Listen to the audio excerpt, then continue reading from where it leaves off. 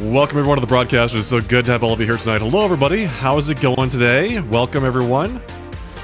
I hope you're having a fantastic Friday and a good start to your weekend. Ladies and gentlemen, I am the sharply dressed man. We're playing some more PATHOLOGIC 3 tonight. The definitive misery simulator. Released out there by Epic Lodge.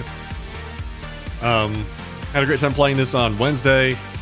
Cannot wait to get back into it today. It's going to be a bit of a longer broadcast, so sit back and relax, grab a drink. It's going to be a lot of reading, so just so you're aware. Lots of reading. Not a lot of voiced text in this game, so it's just me reading for hours.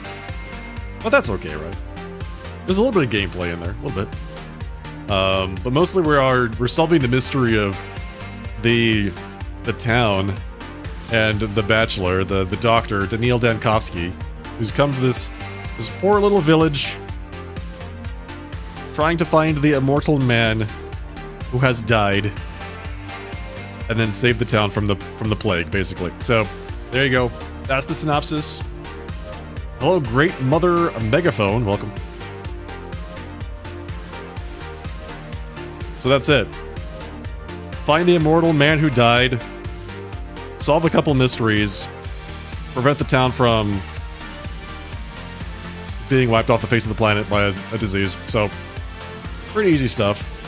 Daniil's a very talented guy, so there's no doubt that he can do it.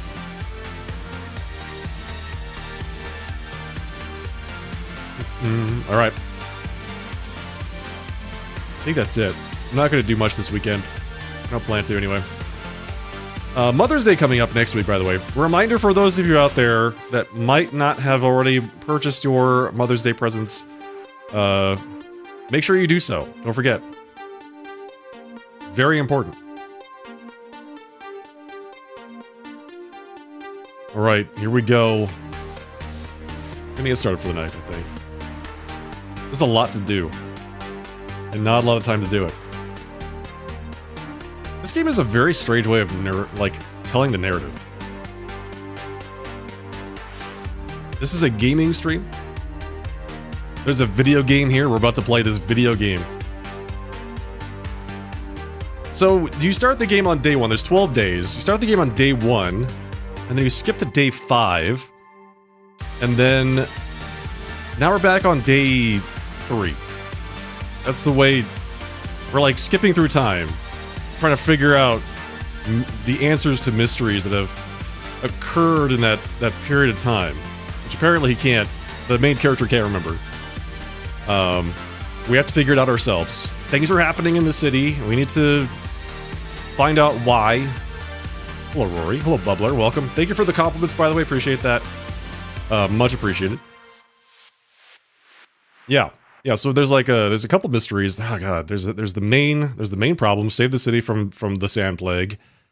And then there's like, who killed this guy? Who, what happened with these people? It's interesting.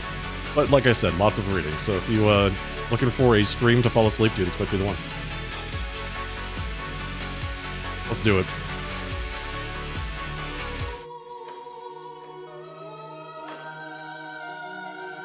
Continue. Oh, and I'm being chased by a giant four-legged bone creature. Forgot about that. Do you have an appointment? I heard there was a gathering taking place. Gatherings are forbidden around here. Half the town has been yelling that there's people waiting for me here. It's a matter of the plague, naturally. Assemblies are forbidden. I'm the doctor. Oh, then come on in. Go on the left. They've been waiting an hour for you already. You've got to be kidding me. Alright, on the left. Hello, folks. Georgie Kane, the judge. Simon's brother. Rumor has it they're twins, but some people say he's half Simon's age. Simon's the immortal man, by the way. The one that's dead. He always saw earthly justice as a reflection of divine judgment, and treated it with the utmost gravity. But at heart, he remained the chief theorist of Simon's ideas, an architect and creator of society, and the world itself. I should have listened to him from the start. Simon has picked you to perform a burdensome task. There are times when matters become irrelevant. Dankowski is a scientist and a doctor. Simon wished to know him. That means he cannot be a useless man. We need him at the emergency command. This town has too many reinforcement ribs. It's not simply that he brandished his accomplishments, begging special treatment on our day of grief. His arrogance is only part of the problem. He is incapable of listening, of learning. Simon misjudged him. This man has nothing to offer our vision. He may be an intellectual, but he is spiritually bankrupt. Oh, jeez, alright. Our vision is not currently under threat. The whole town's existence is on the line. The plague is banging on our doors, and again, Simon said, Dr. Dankowski, you're here. We've been waiting for you. Yes, I am here. Greetings. Finally, I've made it to the town hall. No need to pretend you didn't overhear, but my brother is right. You're a doctor from the capital, which means your expertise will be highly sought after, and we, or I, rather, will have to cope. I shall simply catch whatever you inevitably let slip through your fingers. This guy's a real charmer, isn't he? Why is he so cranky?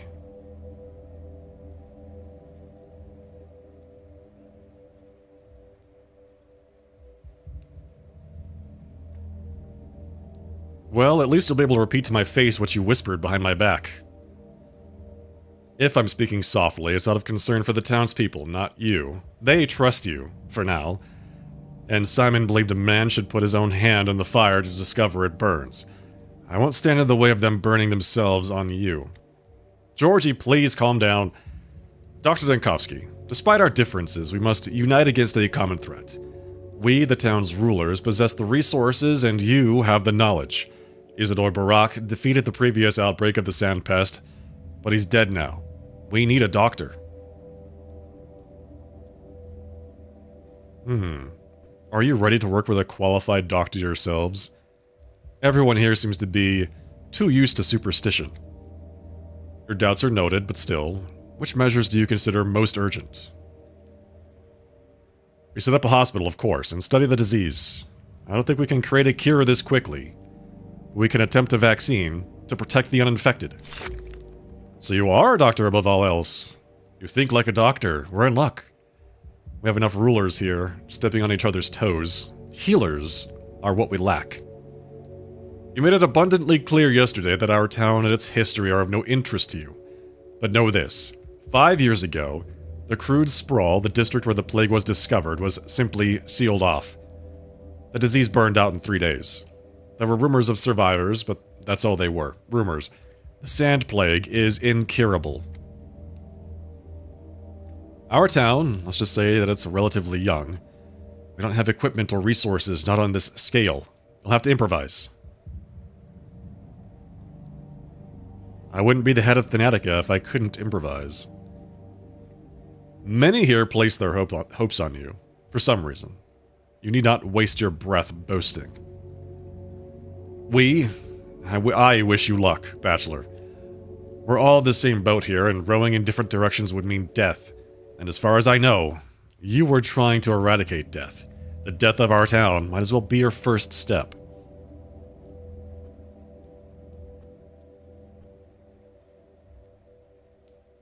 Thank you, Victor. You too, Georgie, for being frank. So, let's talk to Vlad. Vlad Olgimsky, the boss. Owner of the Bull Enterprise, that is, the entire complex of facilities for slaughtering bulls and turning them into food and goods. His belly is as vast as his abattoirs, and his confidence in his own power. Olgimsky managed to bend an entire people to his will, bridling ancient myths into his service. He loved no one but his daughter. See, there it is again. Loved. Like, why is this all in the past tense? Heads or tails? Tails. Always tails. Ah, Bachelor, why are you here? This is something of a family matter. Do you have a family, Bachelor?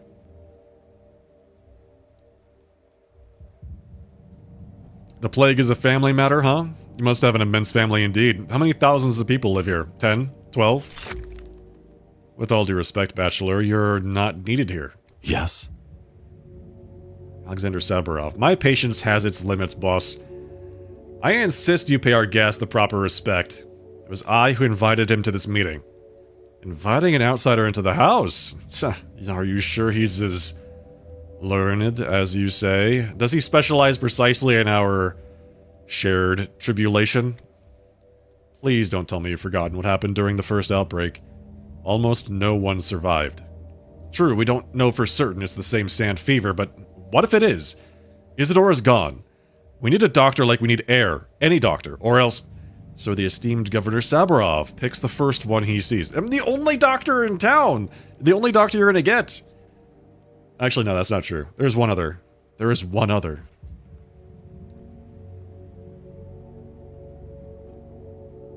Please, enough grandstanding. This town doesn't even have a hospital, and you're looking to be picky about doctors? Enough. This bickering is becoming unbecoming of men of action. Arguments will lead to catastrophe and nothing else. We don't air our dirty laundry here. If he carries a report on our customs to the capital, then we can say goodbye to the town we were hoping to build, to the town where we hope to build something new. Huh, okay. Maybe that's where the plague comes from. Unaired laundry. Leave it long enough, it makes an impressive petri dish. You're forgetting yourself. Don't play the fool with me, Bachelor. We do have some expertise here, if you must know. We've already taken measures. No thanks to you. The termitary is sealed off. The abattoir is shut down. The vaccine is made. We're distributing it now. We have no need of you.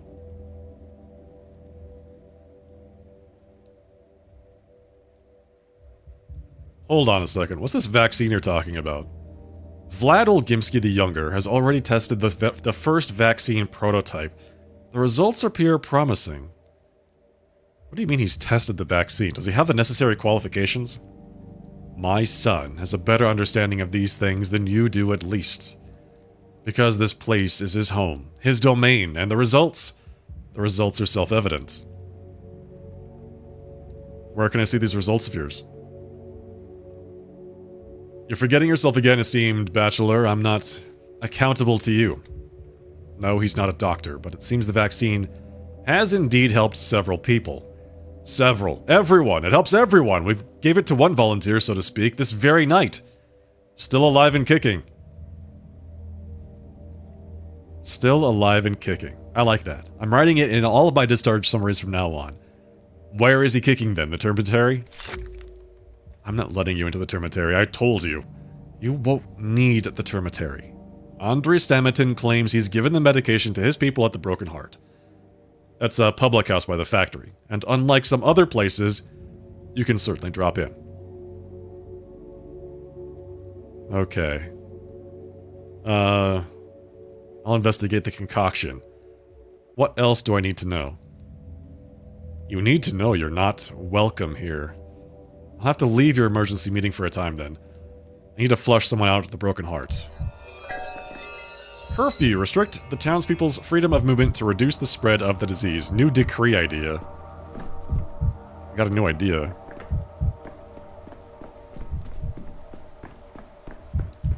Okay. So we have a few things to follow up on. The first is... we have to find Ruben in the warehouses. The second is, we have to go investigate this so-called vaccine.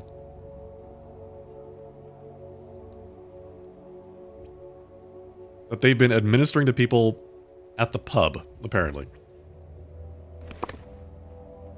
The good news is that the warehouse, there's rioting here.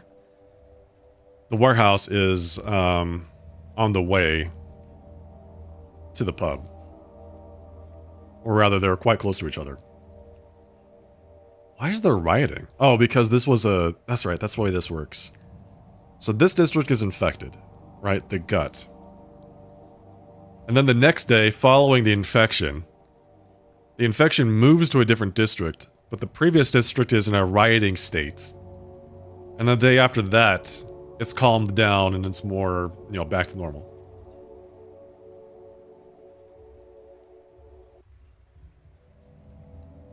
There's some points of interest left unexplored. So we need to go to these 3 places. Stack Reuben, the pub, the polyhedron.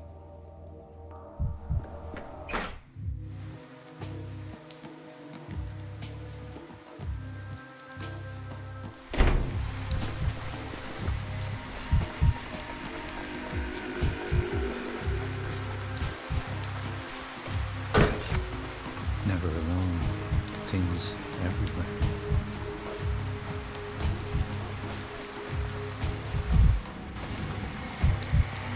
Alright, here we go. We have to make it through 1 infected district, which is not great. We want to go there, and then we want to go there. And then we're going to cut over to the pub after that.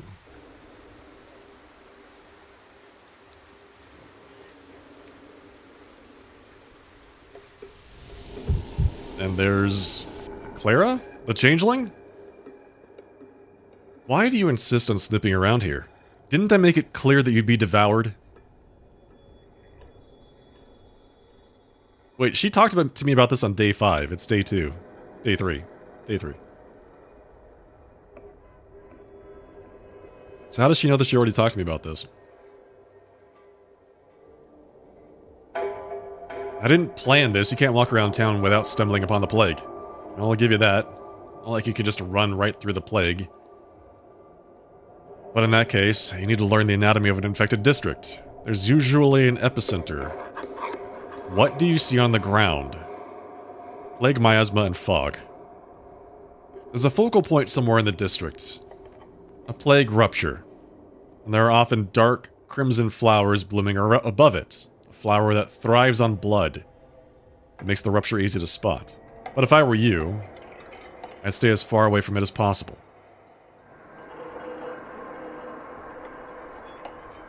A focal point of infection, you mean? That makes sense. Any infection must have a source.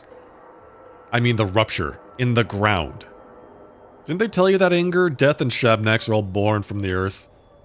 Well, now you know. In other words, somewhere in this district, there's a hotbed of bacteria-ridden dirt with a distinctive flower next to it. I should collect a sample. Are you out of your mind? How would you react if someone went after your mother? Disturbed the earth, and the Shabnak Adig will see only you. She won't rest until she strangles the life from you. Someone once advised me not to take my hallucinations too seriously. So I won't. Wait, how am I supposed to understand the nature of the infection if I don't study it? She's wandered off right now. Maybe you could pull this off. If you find the flower, scrape the dirt beneath it.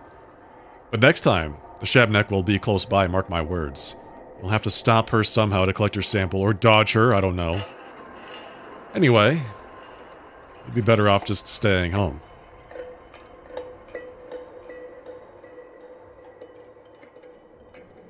The closer to the focus of infection, the more danger there will be. I understand that. Focus infection. There's a focus of infection here that I need to find. The louder the sound, the closer I am. You invented this yourself.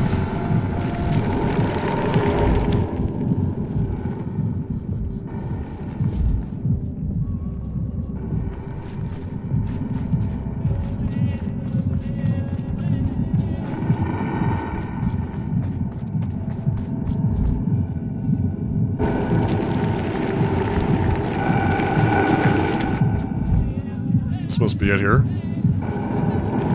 What is this?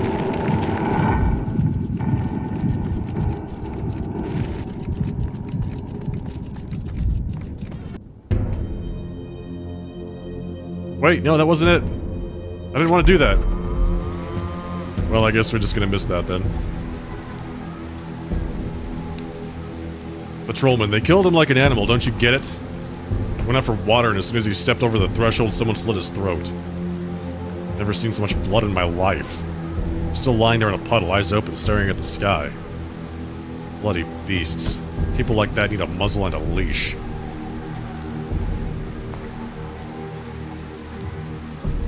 What's up ahead that requires the presence of patrolmen?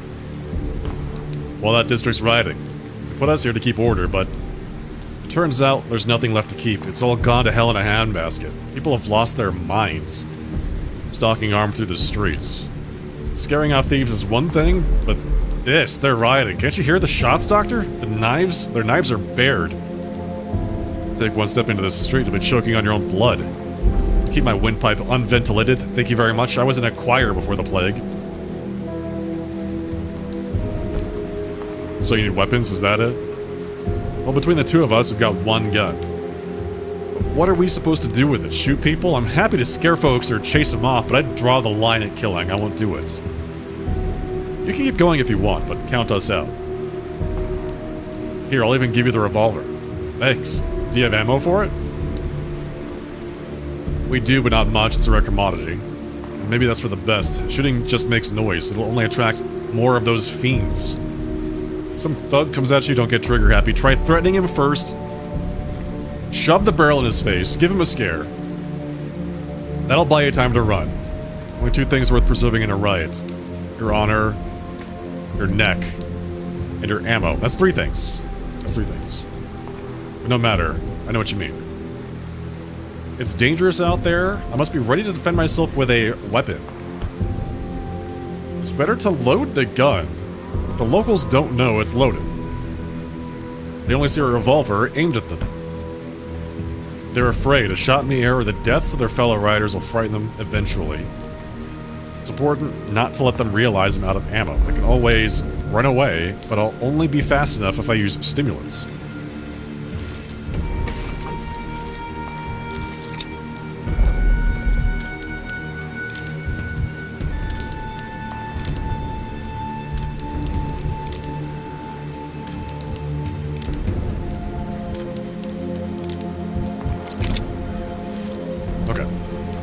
I kind of want to go back to this area. See if I can find that plague center they were talking about. Maybe I'll get myself killed. This ought to be good.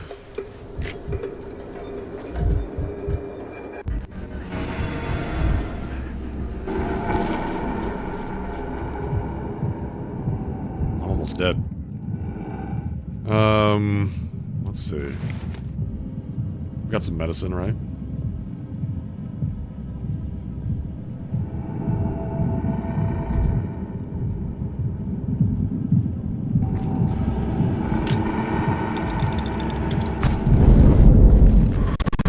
Oh, God.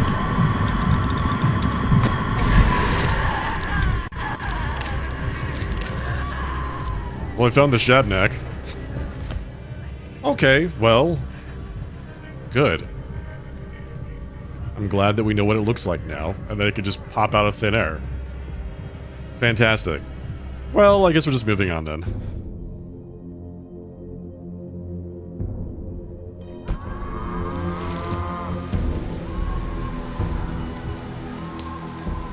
Okay, so we need to get to... We need to get to the south end.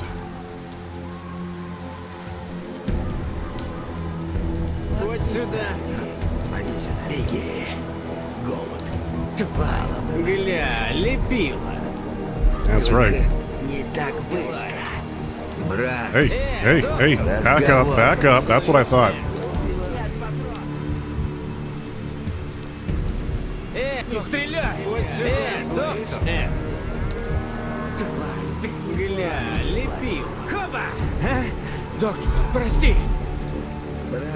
Yeah, that's right.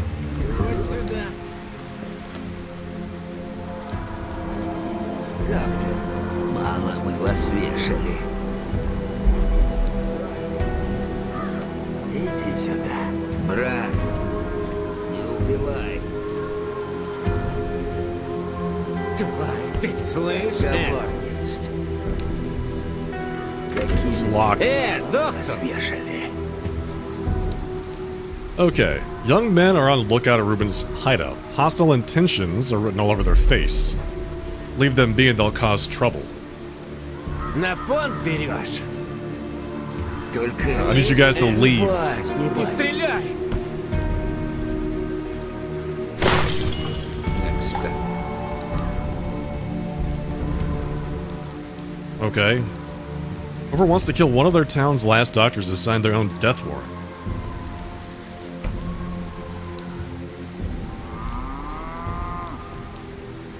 To make sure Ruben is no longer in danger, and if necessary, threaten him myself. Empty. Wow. So you suffer a lot of apathy with that. Holy... Weird. Tough.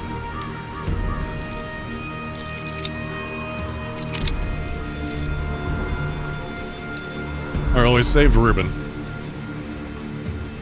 It's time for us to get out of here.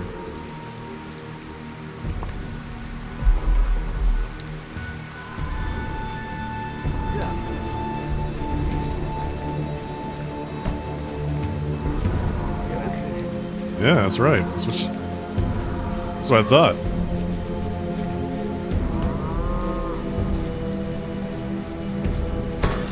Vibrant. Everything's so vibrant.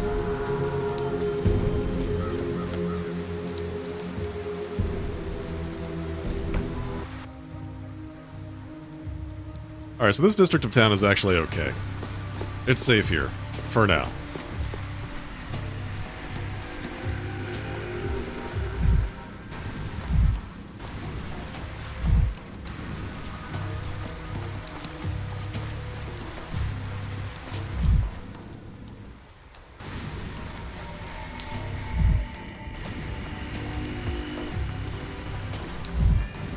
Every creak, like a gunshot.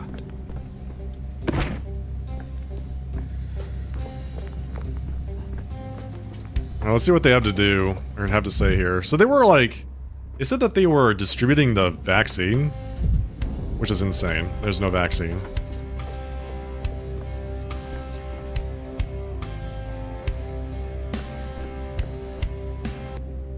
Andre Stamaton, Manic Architect. An architect, pub owner, reveler, and murderer. Andre and I studied together briefly at university. We met during the student riots. I stitched up his gunshot wound myself. An unexpected reunion. Andre always felt confined by dogma and morality. Only a fool could expect him to come to this town and settle for simply pouring Twyrene and nothing more. Why does everyone come to gawk at me?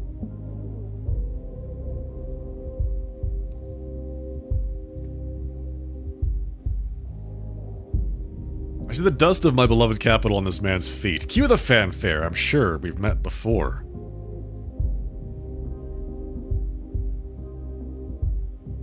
A curious establishment you have here. Some sort of workers' club for the local proletariat? Pub doesn't really cut it. You could call it an artistic den. Everyone comes in for basically the same thing. To drink and to shake loose their wildest thoughts and desires, so they're more easily sloughed off. I call it the Broken Heart. And you're the owner? I am Andre Stamaton, the Downgate, the Alley of Heroes Ensemble, the other stairway around, the House, which earned me an expulsion from the Architects Guild.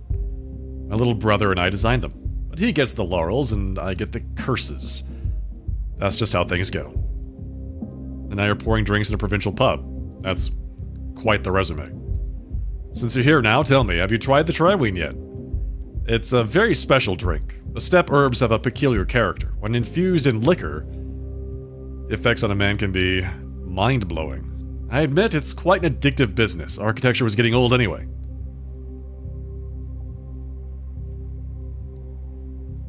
I'll keep my mind unblown, if it's all the same.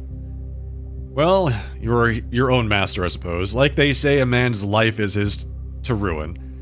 How can I lighten your mood, then? I've heard some sort of medicine is being distributed through your establishment, an alleged vaccine for this devilish sand plague. Why not? No guts, no glory, or so they say. Come on, tell me more. You must have heard this damn pest ran through here 5 years ago, right?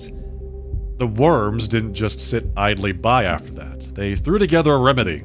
Dead gruel, they call it. The younger Olgimsky came to me and suggested I hand it out at the pub. Clever of him. Dead gruel? A fitting name. Might as well add it to the menu at this point. I wouldn't think you of all people would be scared of something like that. You're a doctor. It's some herbal concoction. brewed with infected blood. There's some entrails thrown in for flavor. You make a tiny cut, rub on a smidgen, and you go to bed breathing easily. A vaccination, if I've ever seen one. What now? You use somebody else's infected blood and you rub it in a wound? That's insane.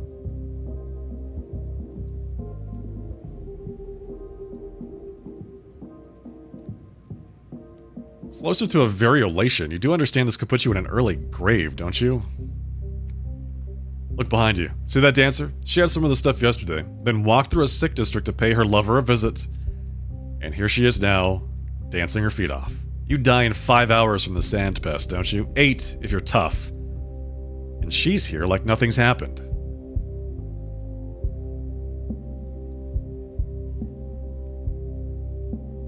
I hope Wilgimsky Jr. began his human experimentation with himself as the first test subject. Don't panic, Professor. The step concoction works. I'm sure of it. I was just about to try it on myself before you came in and distracted me. Okay, I know it doesn't work because the city ends on day 6. There's supposed to be 12 days, so how do you explain that?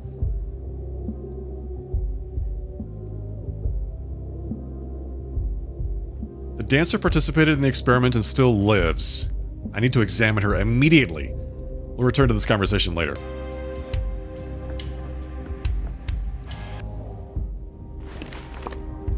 Casebook. Contains information about the patient, their lifestyle, and complaints.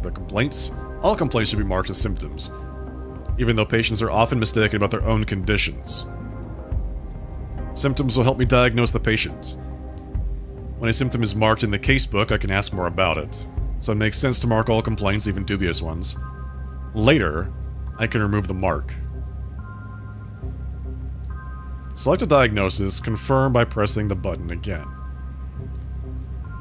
The button next to a disease's name will show a detailed description, transmission types, risk groups, and so on. This will help determine the diagnosis when in doubt. Acute bronchopathy, anemic vasculopathy, Bonkowski's fever, burning fever. There's more. There's a lot more. Oh, I can choose, like, symptoms. Darkened eye capillaries, red eyes, etc., etc., etc. Name is Kulan, age 22, single dancer, 3rd day of the plague, resides in the Skinners. Bad grief is dead.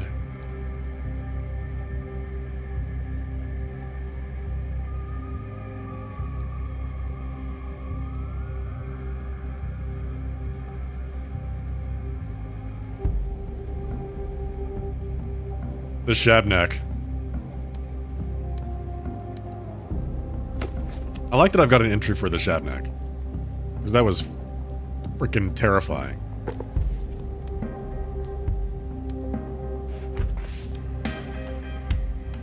Even my brother doesn't know how to build a true polyhedron. Only Okay, let's see. You gotta lay down bones for the foundation. There's a sandpest culture present in Vlad's serum. The guinea pig was the dancer. Did the Argachin send you? Why isn't he here? Why are you here? Who are you? She's an herb bride on top of that. Okay. The Argachin, what is that? I'm getting tired of your step riddles. What do you need, Erdem? I'm a doctor. I was told you traversed an infected district after a dose of dead gruel. I'd like to know how you feel now. Any complaints? If she's an herb bride, then she's basically immune to the plague anyway. I don't know why she needs a vaccine. No complaints, I live well. It's just my heart that aches. The heart, I see. What sort of pain? Stabbing? Burning? Is it constant, or do you only feel it in the evenings? It's sinking, fluttering, like a moth on glass. Someone lives in my heart. Not one of the Katanga. Are you talking about the sufferings of the spirit, my good lady? Okay, well, it's your symptoms that interest me, not your emotions. Please take this seriously. The body doesn't suffer alone, Erdem. If there's a pain, it's everywhere. My heart aches. My legs are shaking. How can you dance if your legs are shaking? No one here knows how well I dance. I used to dance elsewhere, not within the walls. Out on the earth, with my feet, I spoke to Mother Botto. Then the lean year came. I went to the abattoir to pound the hides with my heels.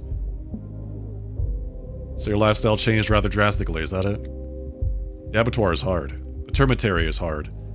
Couldn't live there. Cramped, stony, far from the earth. I left. Lost my shelter, lost my heart. Now I dance within the walls. How long ago did you abandon the abattoir and termitary for the pub?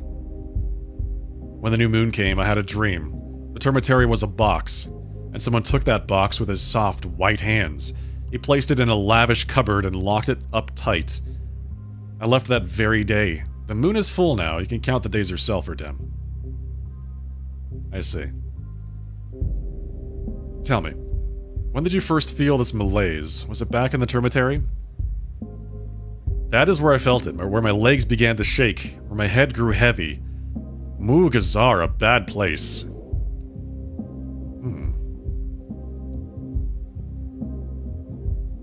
It looks like you were afflicted with something before the young Ogimski's experiments, and before your walk through the infected district.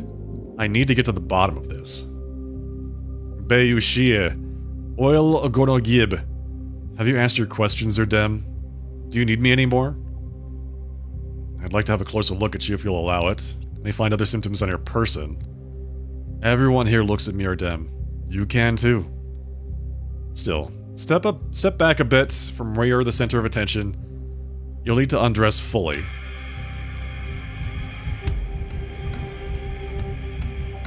The patient's body can provide both clues and false symptoms. Each symptom should be examined more closely by clicking L1. Symptoms found on the body should be recorded in the casebook.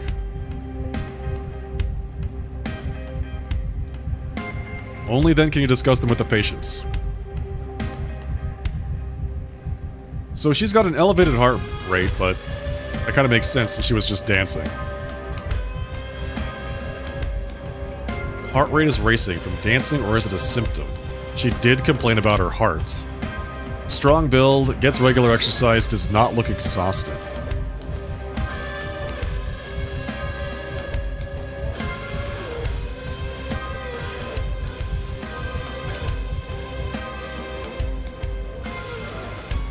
What's this?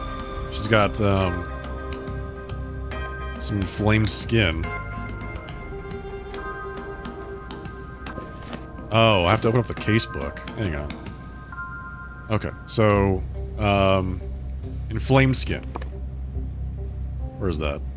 Skin.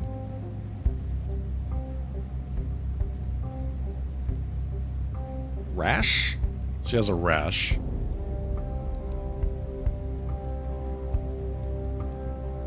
Skin redness? Is it a rash or is it redness? It's not yellowing. It's like pimples.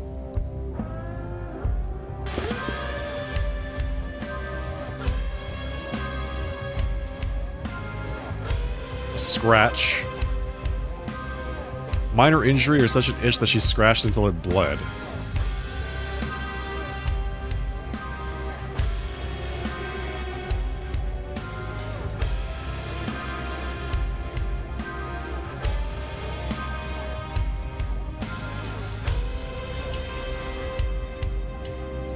Hands look okay.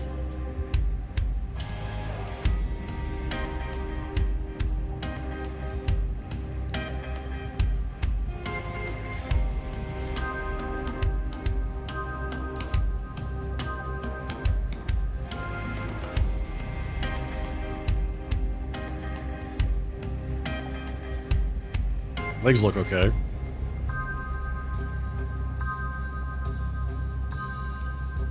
Looks like she might have a bruise on her ankle, but I think that's just the shadows. 10 minutes will be spent examining each body part. Oh, wow.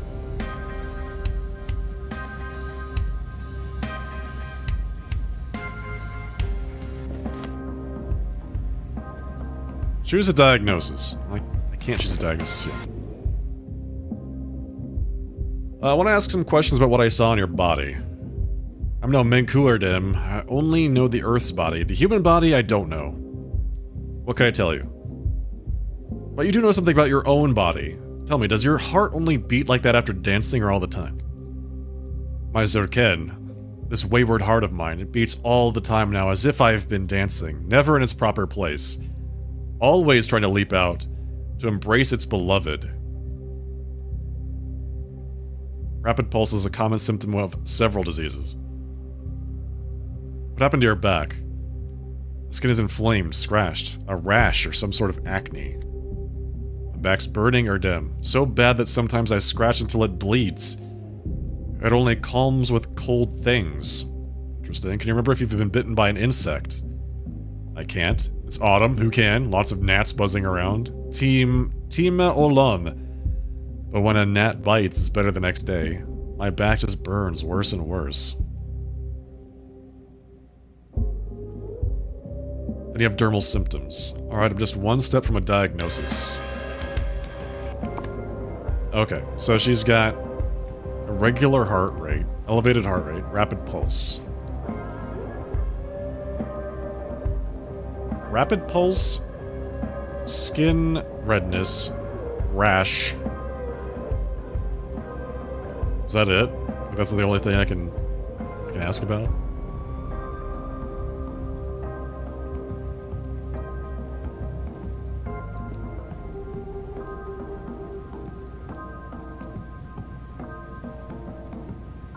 Select diagnosis.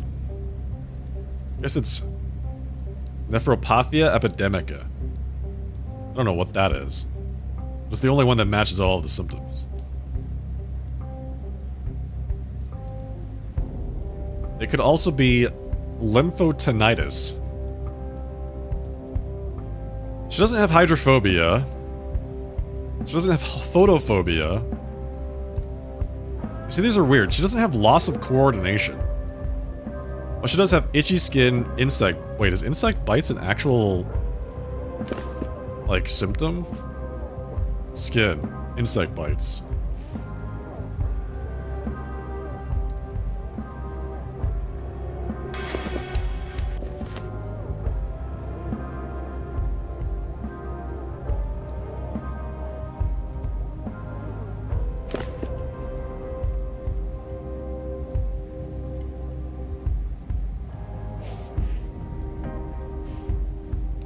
Okay, if we get rid of the rash, then it's lymphotinitis. Headache, loss of coordination, itchy skins, ulcers, and weakness. That's what it feels like. What else have we got? Tularemia? Hallucinations? Nausea? Nope, none of that. There's so many options here.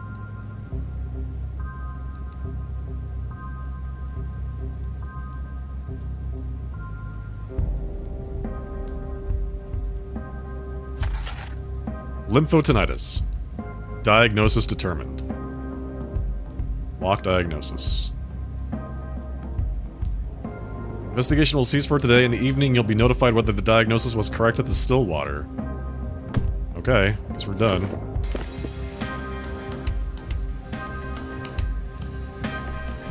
They're gonna give us one for free, right? And that was the easy one. Intercurrent disease. The sand pest could have been suppressed by another disease in the organism of the dancer.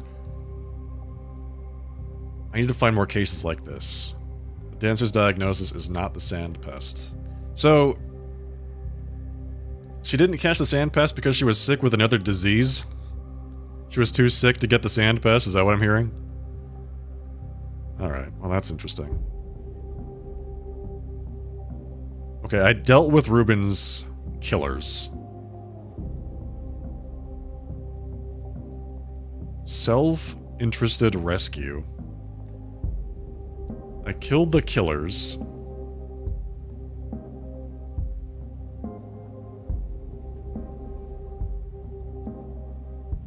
He was planning something. He was afraid of something. So when you shoot somebody, by the way, you experience a huge amount of apathy, which slows down your movement. Which means that the more people you kill, the more drugs you need to balance out your psyche. And the more people you need to shoot because the less capable you are of running away. Alright. So we're already... Okay, I need to see the results. So how do we do that? What a laugh. I'd stock up on hanging rope if I weren't too lazy for that. While we were back there toying with my dancing girl, I remembered they opened some deranged lab in the capital to exterminate death. It was called something funny. Erotica, maybe? Heard of it? Right up your alley. That's my lab. Huh, you're flying high. It makes the fall that much more painful. Quite. You see, you and I are not just fellow students, we're fellow sufferers. My creations are also on the kill list for, what was it, intellectual extremism and anti-humanism. I've been checking in occasionally, curious as to what else they decide to chop up. And I don't just mean the architecture. And here we both are in the wake of those measures. The polyhedron of Damocles hanging over my lodgings.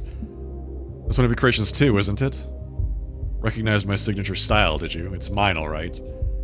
Mostly my brother's, though. He's a genius, a shining brilliance. I should introduce the two of you. Though it can wait for now. Tell me, what did you think of my dancing girl? In what capacity does she work for you, if you don't mind me asking? She dances. And it's hardly work for her, it's their lifestyle. Heard of the herb brides yet? With their bare feet, they touch the earth, and the earth bears the twire. Then I bear it down into a fantastic liquor. Everyone's happy.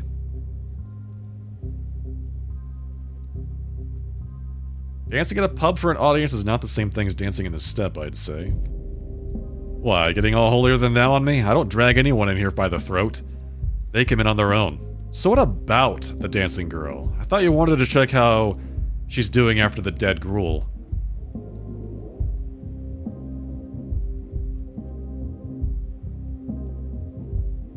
She has a different infectious disease, possibly contagious. She says she lived in the termitary until recently. She must have contracted it there. But it's not the plague. Anything else can be cured. And you're just the man to do it. What do you say? Really, Trador Kulan? Wait. Did you say Kulan? I know that name. She said she was in love, and he wasn't a man of the steppe. Andre, how do I count it? Tomorrow, she'll die of the plague tomorrow. And the next day, I'll meet her lover at the warehouses. Dankovsky, and you're telling me you didn't try Twirine? Maybe you don't need it, with that head of yours.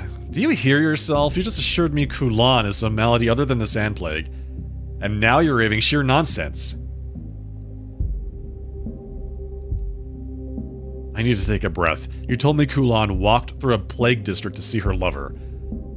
Her lover's a bandit, is he not? He just looks the part, as kind a soul as you're like to find, all bark, no bite. You know what he calls you, medical lot? Sawbones. I learned that word from him. We did meet that guy. We met him on Wednesday when we played this game. He kept calling Dankovsky a Sawbones.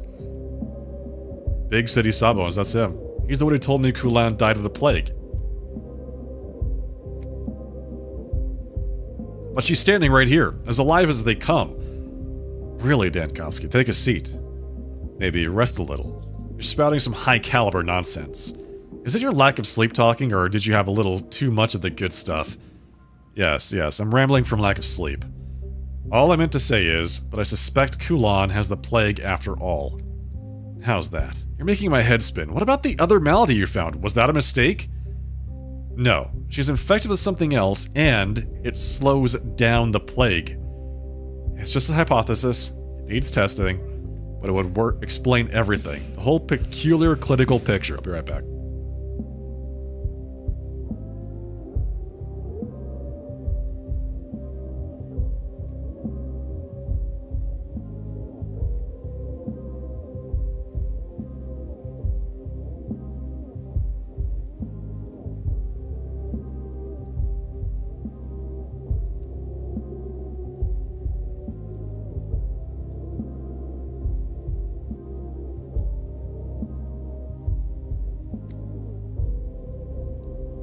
I'm back. Okay. Easy enough. Huh. I figured the healthier you are, the better your chances of survival. Turns out the plague gobbles down the sick more slowly, not to her taste, perhaps?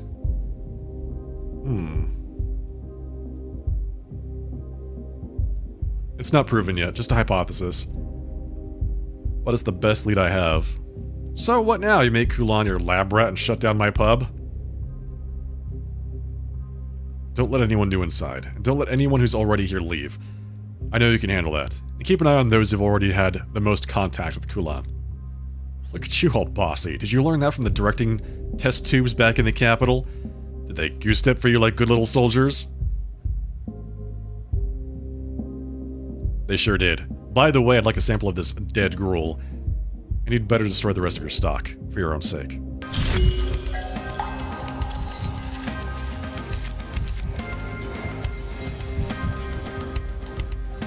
The suspicious potion. We got some of the stuff. Andre no longer has the vaccine. The dancer is being isolated. It appears that Stamatin is no longer in imminent danger. O Sancta Simplicitas. The authorities in the town hall should be informed that Vlad the Younger is poisoning people. You can't stop the epidemic with this folk remedy.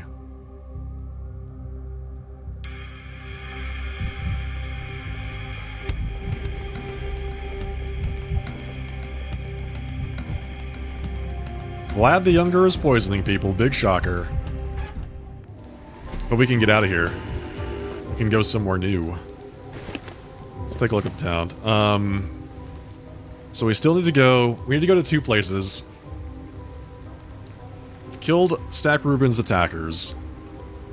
We need to go talk to the dog heads at the Polyhedron. And we need to go back to the town hall. So, I propose we go to the Polyhedron next.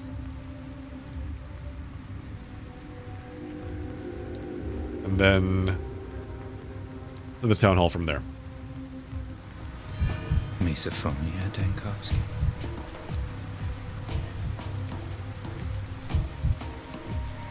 Where am I going? Is this the right way? Kind of.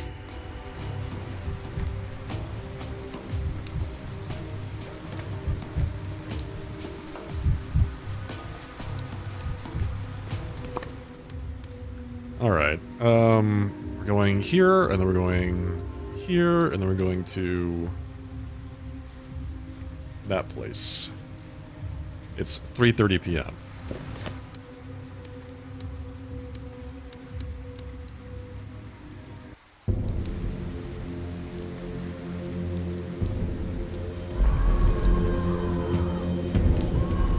Гля, лети вот сюда. Брат. Вот не ждали. So fast. Гля, лети. Договор неделю вас вешали.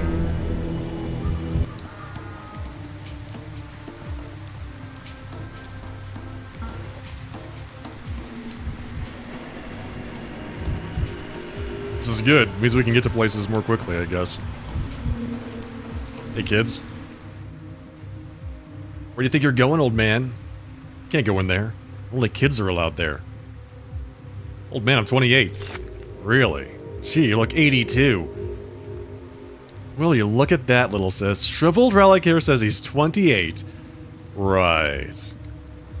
More like 128. Or 228. He's so old, he must have seen the Dinosaurs. Haven't you, old man? Seen the Dinosaurs? Hello, Robert Cherries, welcome. Saurs. They're called dinosaurs. Gee, he's no ordinary old man. He's a grand old boar. Dinosaurs were in ancient times, and we asked you about dinosaurs. They're sofas with giant lizard heads. God. Okay. And are those dinosaurs over there behind you, inside the Polyhedron? Can I take a peek, please? No old people allowed. This is a kid's world, is that clear? You have your old people's world, and we have ours. We don't trespass into yours, so don't come here and leave your old dust all over the place. It takes forever to sweep. What's holding up the Polyhedron? Lots of things. Kind words, poems, ditties, lullabies, tears. Hazelnuts, boogers, beetles, ants, dead folks. Mom's hugs. Dad's yelling, rainwater, gooseberries. Gooseberries? That's not a word, you made that up just now. Is there any chance I could talk to someone older? So you don't know what's holding it up. Oh, come on, we just told you. What, scatterbrain? Memory is not what it once was, huh? Do you need to hear me say it again?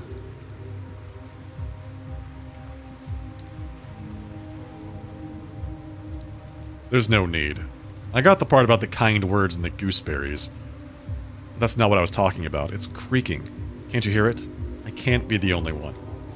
It does that all the time. We're used to it. When we play pirates, we pretend it's a mast creaking in the wind. Yar! And what if the polyhedron falls over? Who built it anyway? I don't suppose it just assembled itself out of straw and sunlight. It didn't. The genie built it. The genie from the bottle, the great genie. The great genie, the king of bottles. Look, I'm glad we're having fun. But I was asking a serious question. They need a demonologist in this game? Yeah, they really need somebody to kind of like rein in all the supernatural stuff that's happening, I guess. Who finds answers and miracles at the bottom of a bottle? A genie. Does he have a name? What kind of stupid question is that? Everyone has a name. Poor old man. Already his brain's not doing good. Here, have a hazelnut. I'll try a different approach. Where can I find this genie of yours? Ugh. And you were off to a promising start. I thought you figured it out. Give the hazelnut back. Where do you think genies live, old man? Wherever there's lots of bottles. The pub, then. But I've already been there. Not a genie in sight, just Andre Stamerton. Sure, Stamerton. That's our genie's name. But he's not Andre. He's the other one. The mirror image. You mean his brother? Alright, I see. Thank you, I'll go drop by his house. Bingo! Bravissimo! Genie us! The old man solved the riddle. Congratulations! Sadly, you didn't earn a hazelnut this time. Here, have this metal spring instead. A consolation prize. It's a pleasure doing business with you. I'm about to frickin' go crazy!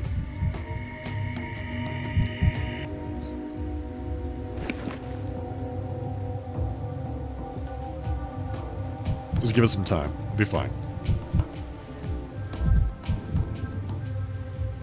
What have we got? We have some glass shards. Does this have any worth?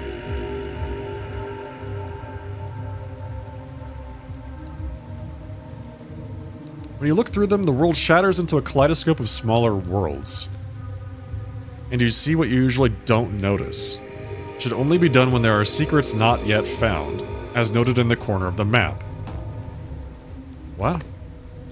There are secrets not yet found, as noted in the corner of the map. There are some points of interest left unexplored. Oh. Oh, interesting.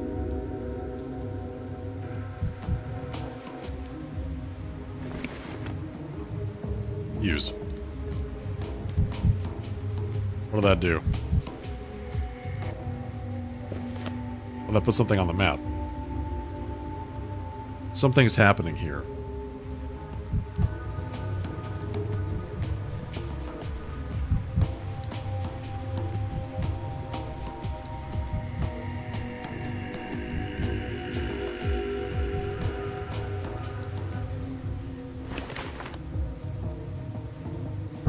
The cinematograph stops.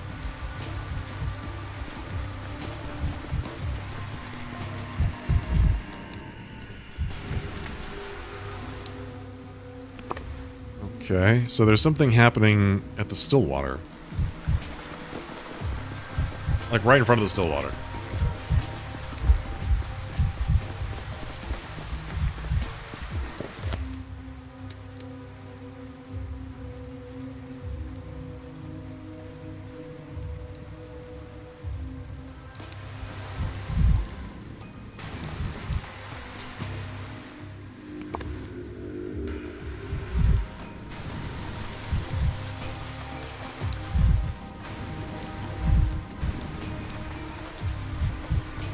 What is this?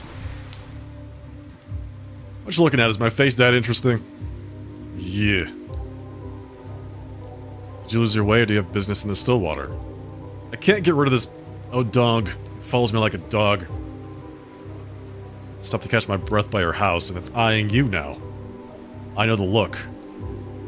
I mean you no harm, Moga-kun. I want only to look. Look at what? Stillwater used to be an observatory, but there's no telescope, so no stars to look at. I want to look at you, Amate. I haven't seen a creature like you in a while. Your gait and your rags. Look at your rags. What are you calling a creature? Have you looked at yourself in the mirror? I mean it with respect. I love creatures, love studying them. We Odonga are simple herders, but Bodho granted me a mind. Onir Holtoi, O Han.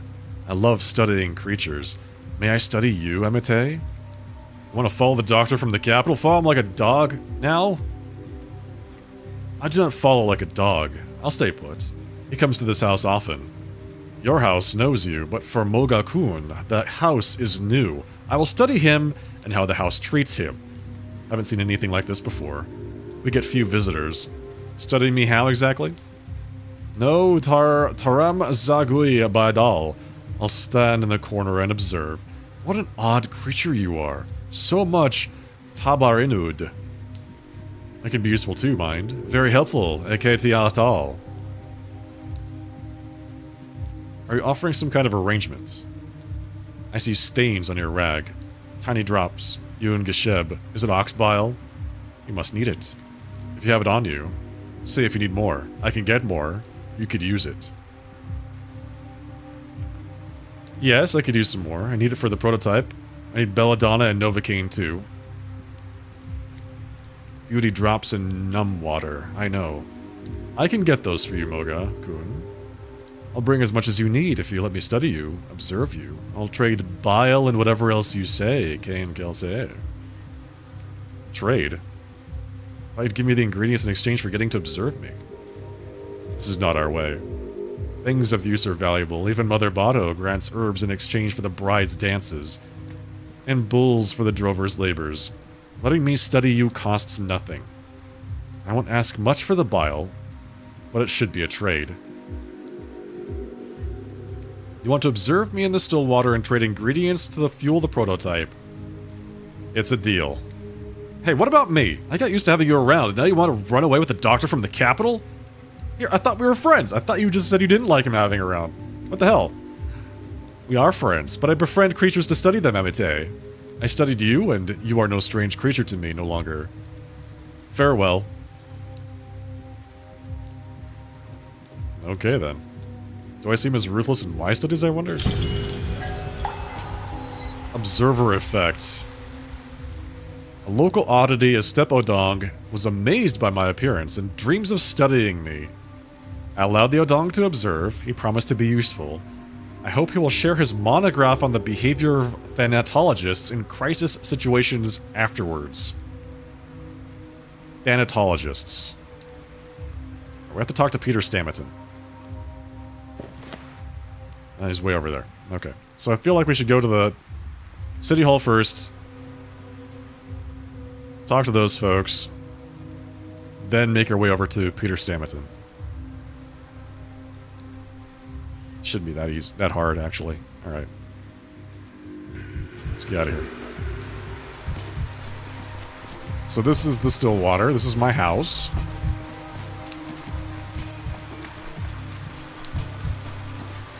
Or at least this is where I'm staying. Okay, so we want to go here.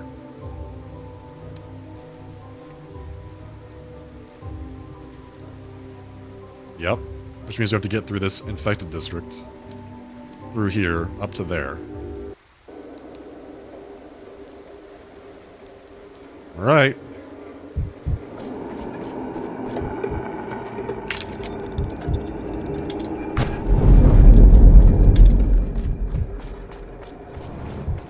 Why am I so hurt?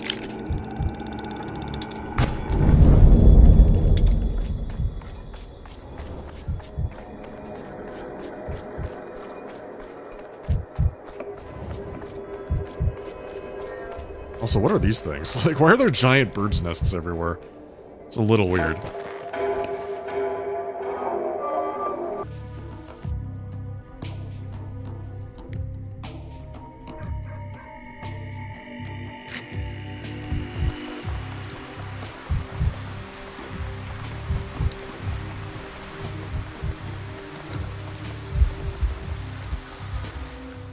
So I get the feeling that when I'm manic, I lose hit points. As the mania comes down, I lose HP.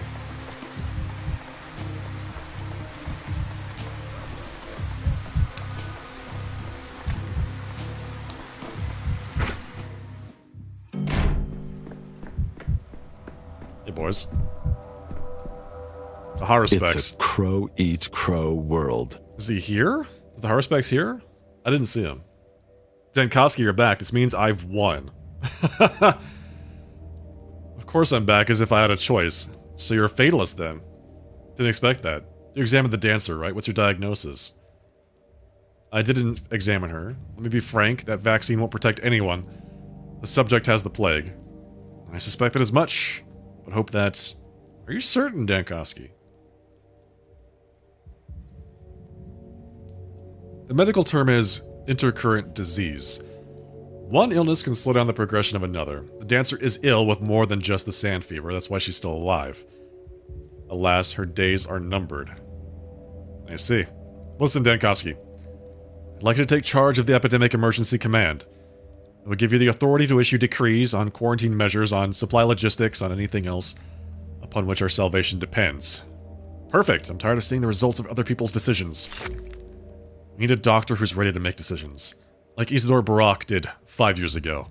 But first, we need to inform Vlad the Younger of his dismissal. He should hand everything over to you. Tell him it's my personal order. I want to look that man in the eye myself. Dead gruel from steppe savages, it could have destroyed the entire town. Make no delay. We'll still need to reorganize the emergency command's operations. Tell me, what will you need to start off, Denkovsky? I need to set up a hospital. I need a space. And I need people. Orderlies, I mean, not patients. I need patients too, but there won't be any shortage of those. I'll provide you with orderlies. We'll have volunteers starting today. Finding a space will be trickier. Not just any building will do, will it? Something spacious with plumbing, or at least access to clean water. Ideally with windows for ventilation. Here's a list of places I can think of. The cathedral, the theater, the termitary, and the polyhedron. All of them are large and can fit many people, though they were built for other purposes. You should visit them yourself to see if any will serve. You can strike the polyhedron off the list. I've been there, and it's beyond precarious. It even creaks. I'll check the other places. So I have to go to the cathedral, the theater, and the termitary. I was just at the cathedral. I was just there. Oh yeah, there's the... That's Artemy right there. The Haruspecs. Look at that guy. Cub Ripper. This man seemed to have as many names as people who knew him. He was a local healer, or Menku, a surgeon, a half-blood, a killer, not liked, but respected. He completely failed to understand what truly made his hometown so fascinating. We were like two people walking the same street from opposite ends. Slow and steady wins the race. It's so weird seeing the protagonist from the second game here in front of me. First I thought that they refurnished the town hall, then I realized the furniture is the same, but it's the smell that changed. A new person. Have I got some special scent? Every person has a special scent, Mshen. You are no exception. What is it I smell of? Your clothes smell of soot and grime. Those who live in the capital and have only just come off the train always smell like that. As for your flesh, you're not drinking enough water. Your body is dehydrated. That makes it smell of pond scum. Your system is telling you it needs water, but looks like you're not listening to it. Diagnosis by smell, that's a new one. This keen sense of smell runs in the family. Father always used to know who was going to knock on our door before it happened. People thought it was some sort of sorcery, but it was just the smell of their dirty, disease-ridden bodies. The very ones he worked with, day in and day out. A most peculiar gift, and one more useful for a hunter than a doctor.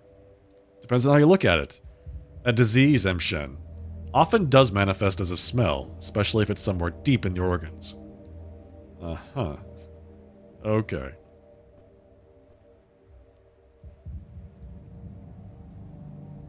Too heavily burdened with my education and my academic degree. You better take that into account if we're to work together. Qui addit scientiam addit et laborum. I haven't spent my whole life here, you know? I've been studying medicine, just returned a few days ago. Ah, of course, you're an educated person, Artemi Barak, the man of two worlds. It's phenomenal how those shamanistic practices coexist with medical knowledge in your head. It might just be what you lack, Shen. You're a stranger here and it's limiting your options a lot. I could help you. Okay. Interesting.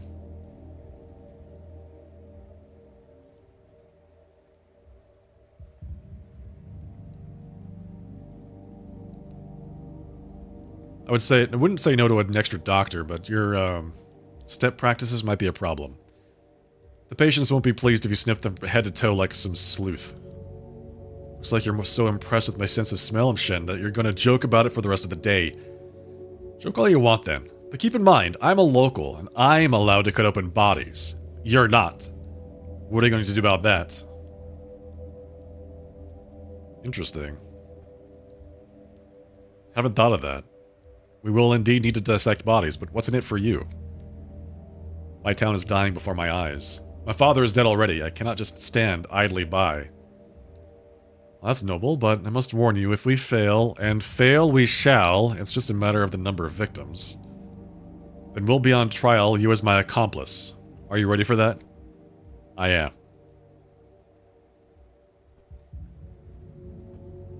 I like your attitude. Paved with good intentions. Sabarov's assignments. Interesting. Acceptance. Me and Barak agreed to help each other in fighting the sand pest. I could find a use for his hands. Vlad the Younger decided to save the town with some suspicious remedy from the steppe people. I need to talk to him immediately before all hell breaks loose. He's here. Okay. Stoneyard Landmark. What kind of services are held at the cathedral? Artisan's Lofts. Go to talk to Stamerton in the Tanner's districts.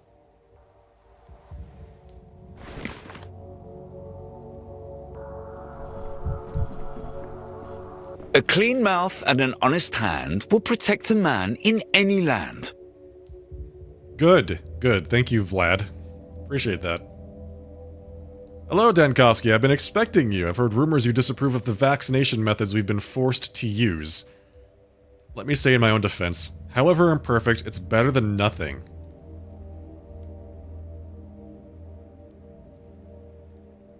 Where does this vaccine of yours come from?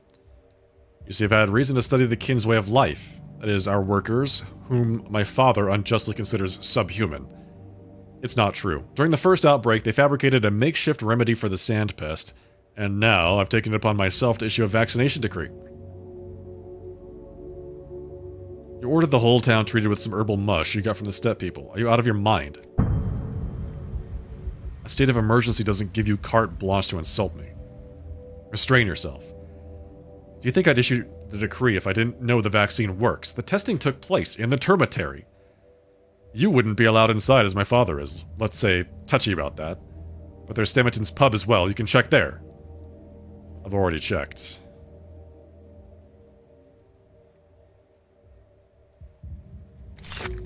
And so, the dancer is still alive because a different illness is slowing down the sand pest's progression. She has a day left, no more. Truly? That's worrying. I've been checking on Kulan every couple of hours, and they keep telling me she's fine. Does this mean the vaccination decree has to be revoked? I sent a copy to the Stillwater for you. Burn it in the fireplace.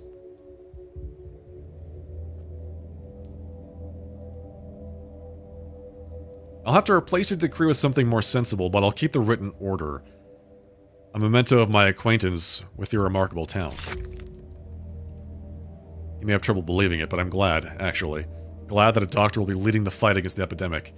I only accepted this position because others were afraid of making mistakes. I hope we don't part as enemies. We'll likely have to work together in the future. We'll see. Return to the Stillwater and I'll arrange to move the emergency command there immediately. You'll be assigned a personal secretary to help with the paperwork. He'll explain the details. From now on, your decrees will decide the fate of the town. Congratulations, Dankovsky, and my condolences. Interesting. You did what you could, which was brave. And like all acts of bravery, it was risky. I am so manic right now, oh my god. Olgimsky is now suspended from the decision-making, and I need to formally take power in order to abolish the deadly variolation. I think we head over to the Artisan's Lofts. Then we have to visit the Termitary, don't we? Yeah, we have to go to Stamaton's place, visit the Termitary, visit the theater, visit the cathedral, and then go back to the Stillwater. Alright.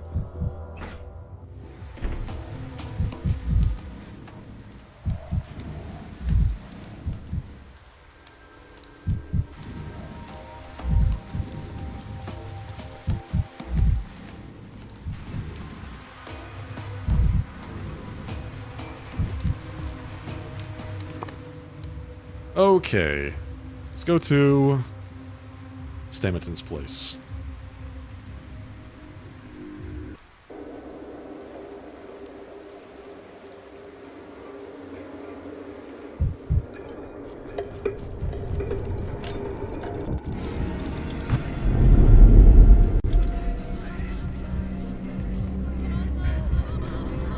Oh!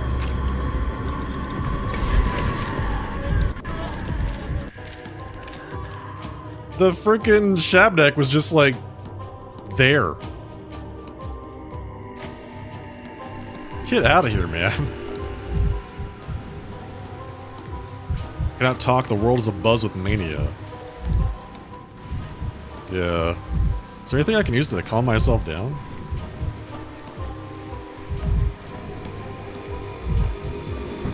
Forgot that there's so much of the world. That's better.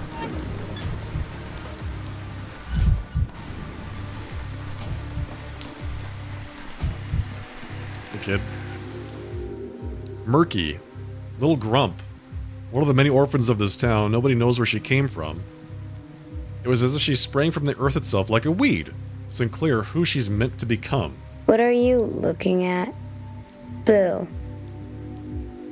Mister, give me a hazelnut. You got any hazelnuts? And another one for me. I want a hazelnut too. I don't have any. Sorry. Really? You're here to see the genie and you haven't brought hazelnuts. What do hazelnuts have to do with anything? No way. If we tell him you're gonna keep all the hazelnuts to yourself, don't tell him, Murky. Come on, mister. What do you need hazelnuts for? Just hand them over. I'm looking for Stamaton. Peter Stamaton. Perhaps you've seen him. I don't know Stamaton. He's talking about the genie. Ah, the genie. Everyone knows him. He's a wizard who turns hazelnuts into stories. How does that work? Like this. You shake it and hold it to your ear. A person's soul is hidden inside. If you can listen, you might learn their name, or even their whole story. The genie's the best at listening to hazelnuts. He tells us their stories. Every time we find a hazelnut, we bring it to him. Okay. I'm a bit of a genie myself, you know. I have plenty of stories. Tell me where Peter's gone, and I'll tell you one. How's this for a test? Here, take this hazelnut. What do you hear?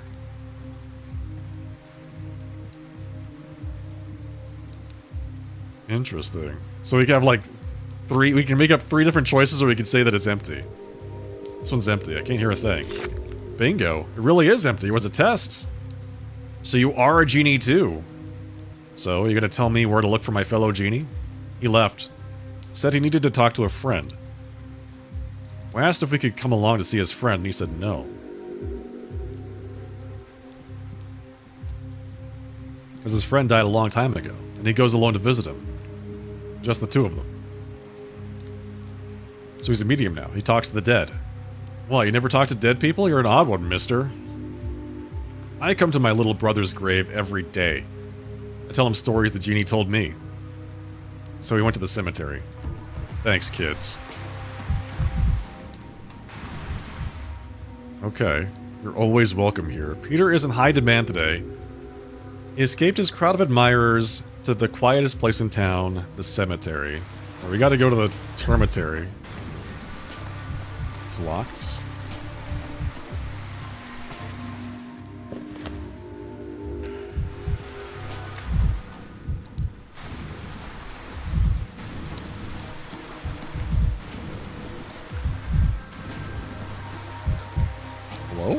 person's just lying on the ground? What's this? I can see the town is like talking to him. That's interesting.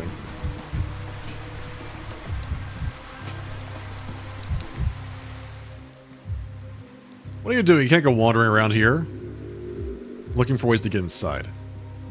No entry. Big Vlad's orders. Do you know who I am? I don't care if you're some important minister or Mara Shabnak herself. Orders are no one gets in, no exceptions. May I at least have your names, brave guardsman? Why do you want to know? For my report, when the town dies, there'll be an investigation. A court-martial. And when they ask me, why didn't you open a hospital? I'll give them your names. What do you mean? What does that have to do with us? I'm trying to save this town, and you're getting in my way. We're not getting in anyone's way, we're just following orders. Riddle me this. What's the difference between a guardsman and a stool? What is it? It's a riddle, you're supposed to guess the answer, not ask me for it. Dunno, a guardsman's alive, but a stool isn't. They won't send a stool to prison for following unlawful orders. What a load of nonsense. Why would someone send a stool to prison? I don't get it. Calm down, no one's going to prison. My uncle is friends with this one guy. They play cards together. If anything happens, they'll just put in a good word for us. And we'll walk away free as birds. Have you ever heard anything about the banality of evil? Knock it off, smartass. I've already told you as nicely as possible. Those are the orders. What's not clear? When you get infected, there's nowhere to treat you. I'll remember this conversation. Okay, we are about to die. We've got, like, no hit points. And, we're still manic. There's no way for us to drop our mania.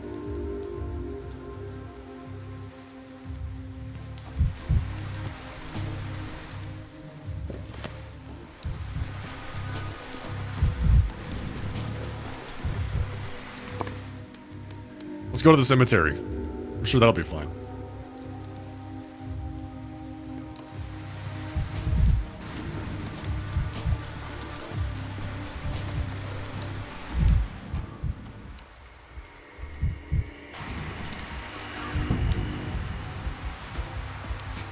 There is no death. No way to endure. We lost some of our amalgam. Okay, so where does that set us back, I wonder? We can just load a new game?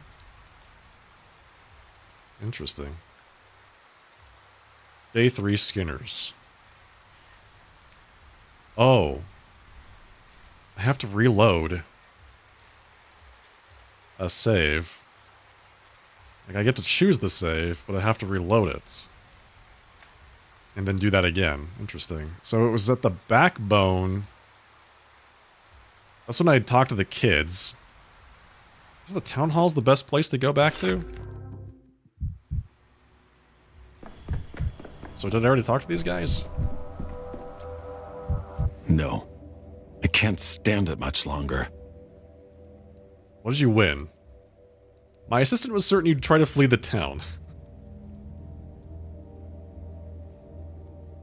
Not this time, buddy.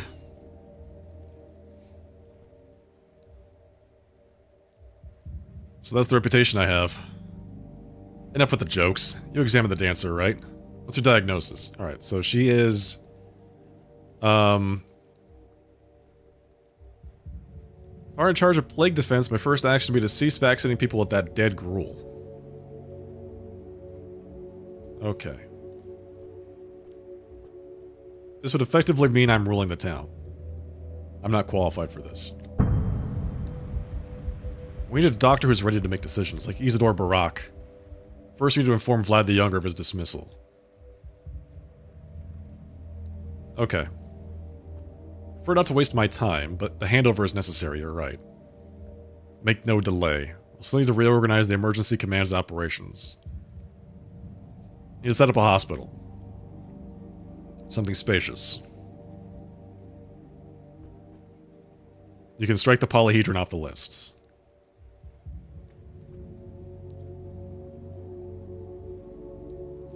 Thank you for cooperation. I'm trying to, like, get options that'll reduce my mania a bit. So I'm not so...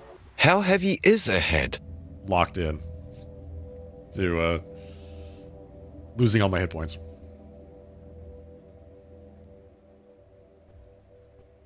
Your father in the town hall is boasting about it. Where does this vaccine of yours come from? Okay, so he, this isn't rhetorical. Do you have a medical education? Please answer the question. Where did you study to be a doctor? Jesus. What? 20, 30, 40, 50. What are you doing? Tallying up how many people you've already killed with your expert decree. 100, 120, 140. Jeez, man. I've already checked. And so the dancer is still alive. That's right, I forgot I already selected that. It gave me more mania last time. Different illness is slowing down the sandpest progression. She has one more day left. That's exactly why I'm here. You need to hand over your responsibilities to me right now. Either one of those gives me more mania. Okay, got it.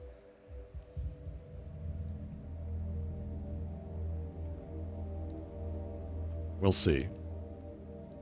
Thank you. I'll head there immediately. It's like we're super manic, man. We've got no things to help us out. We have to talk to the I wasn't ready Haruspecs. for all this either. Childhood is long behind us. Have I got a special sense? What do I smell of? Oh my god. Diagnosis by smell. Most peculiar gifts.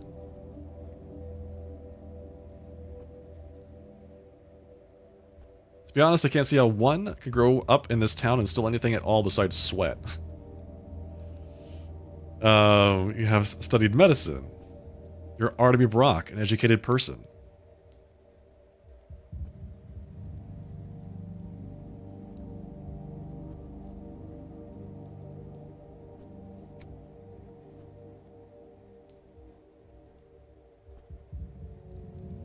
Okay, he's allowed to dissect bodies. That's the big part. Then we have a deal.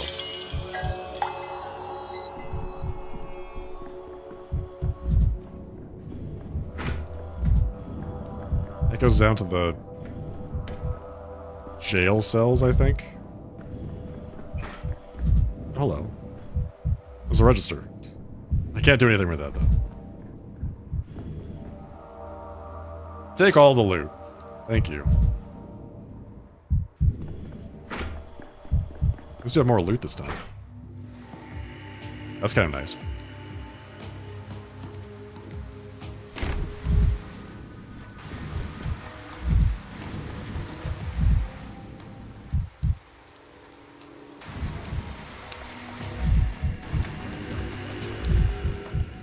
What the hell is that giant? Is that a statue? It's like a giant blob of, I don't know what. Cement?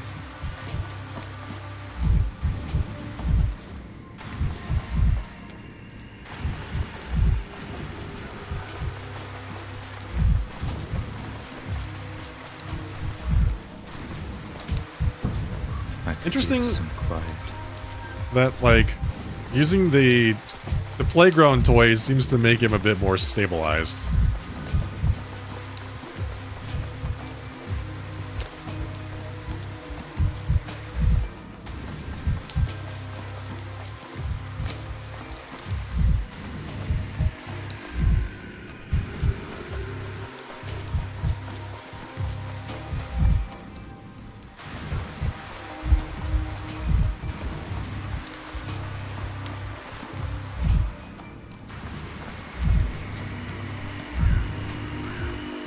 Alright, we should be good.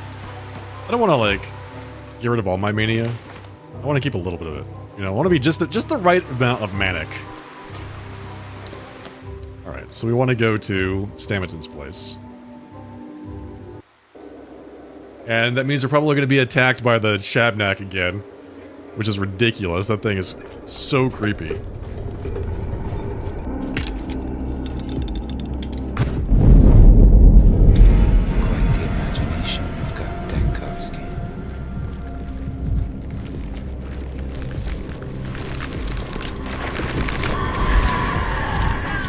What the hell was that? It's like bones growing out of the ground. There's so many weird. Oh my god, this game is so creepy. Alright.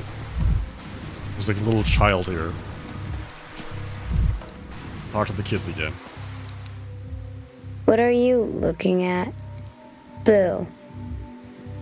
I have no hazelnuts on me. You here to see Stamerton too? Local celebrity, I see. You bought the polyhedron, everybody knows that. So people come here to ask him how he did it. Do you live in the polyhedron? No, not yet. I'm scared of how it creaks in the wind. I keep having this nightmare where it collapses. I told the genie about it, but it just made him so upset he went back into his bottle.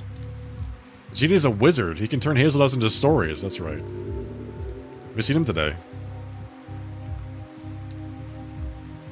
What are you going to do with the hazelnuts anyway? Shake him up. Is that okay?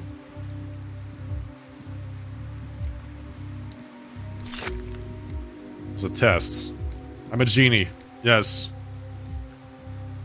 He talks to the dead. Yes. Go to the cemetery. Excellent. Excellent. Thank you.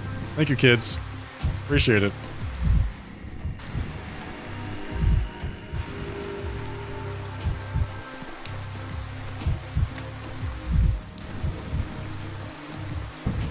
Tired of this noise.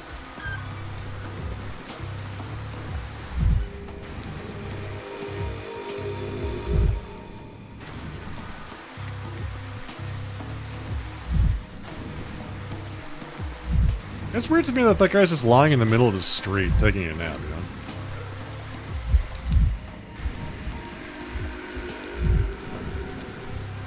Alright, so this is where we have the conversation with the guards, guys. We're talking about, like, you can't get into the termitary. Looking for ways to get inside. Just spoke with them. Do you think we're complete morons? It was worth a try. May at least have your names, brave guardsmen. For a report. Trying to save the town. What if the order of yours is unlawful and following it causes the death of the entire town? At least I'll still be alive? Incredible. Is the world to go to pot, or am I to go without my tea?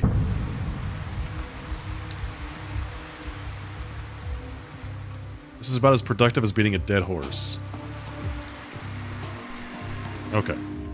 So we are locked out of the termitary, but we knew that. We knew that. Now we have to get to the cemetery. And then to the cathedral. And then back to the Stillwater. Before the day ends! Should be pretty easy, right?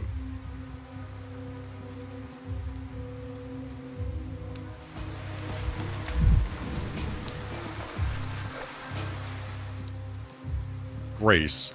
Cemetery caretaker. The graves are tended by a very young girl, transparent as a blade of grass. She claimed she could speak with the dead, and the townsfolk all believed her. Lethargic and with low attention span, I suspected her mother drank heavily during pregnancy. It's all happened before, hasn't it?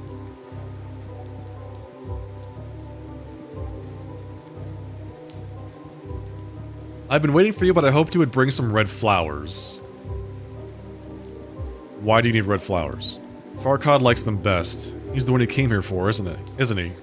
No, I came here for Peter Stamerton. Someone is always following Peter's step. Usually it's his guilt. Sometimes the guilt takes on the shape of a man. Looks like today it has come as a doctor. So he was here. Where'd he go? He only goes to one grave when he's at the cemetery, Farquaad's grave. But he left already. Maybe the king's daughter saw where too. She needed the cemetery today as well. Farquaad. His grave is beautiful, actually. A real work of art. Stamerton's built it as a sign of respect, grief, and remorse. Did they wrong him somehow?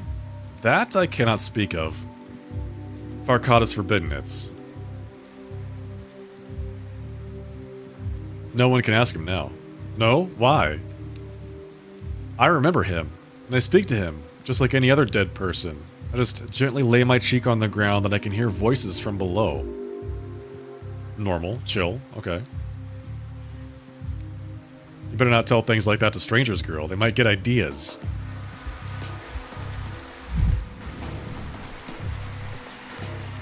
And worst of all, a coward. always been a coward. Oh, I hate it. Okay, Maria. You don't have to be so, dramatic, okay? Sulu, thank you very much for the 66-month resubscription.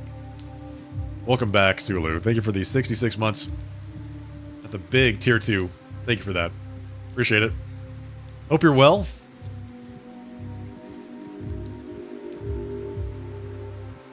It's so disgusting that great people inevitably stir up envy in others. You were envious of the twins, and she was envious of Mother, but the Earth still allows her to walk upon it for some reason. Who is she? My aunt. Oh, please forgive me this petty family squabble. Of course forgiving her would be the gracious thing to do. Being born ordinary, while also being my mother's sister. Of course she envied her. How could she not? But claiming that Simon used to single her out. They had more respect for her than for Mother. Absurdity and vile poison. Hey, Rune. No, this game is, unsettling, yes. It's designed that way, yeah, for sure. Thank you for the compliments, Rune. Appreciate that. I'm looking for Peter Stammerton. Have you seen him by any chance? He was here only recently. I couldn't talk to him because I was being constantly distracted by... Well, Peter left somewhere west.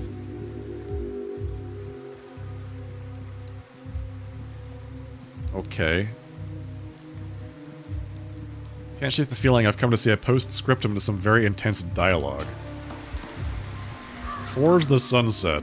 Jesus, this guy is just everywhere. Drunk Peter went westwards from the cemetery to the steppe. They say the steppe is boundless, but I doubt he will get far. So much stuff to do on this day. What the hell? I still have to go to the cathedral. It's all the way across town. It's already 8 o'clock. And then I have to visit the Stillwater.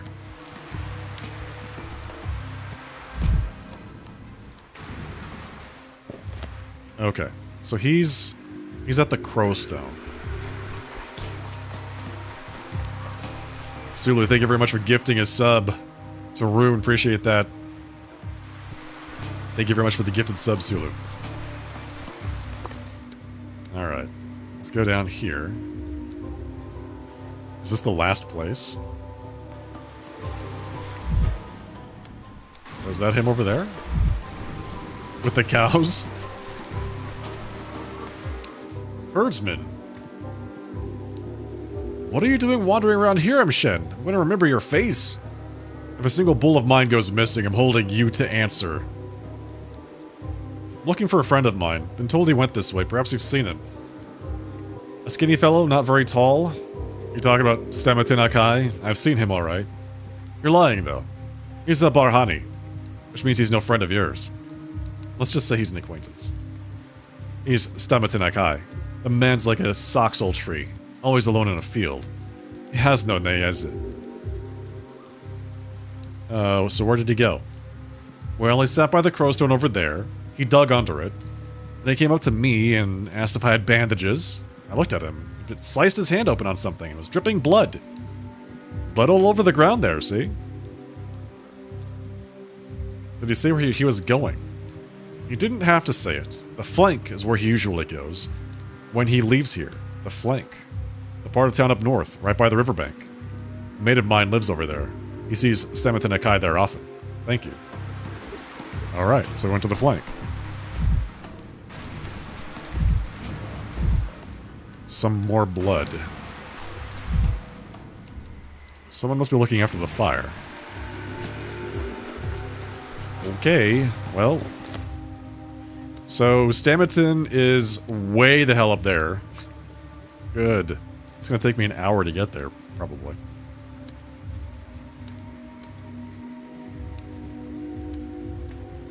We have to get up to the flank. Right.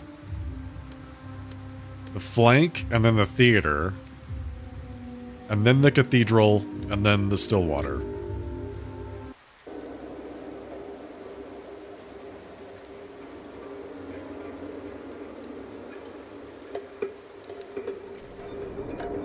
Right.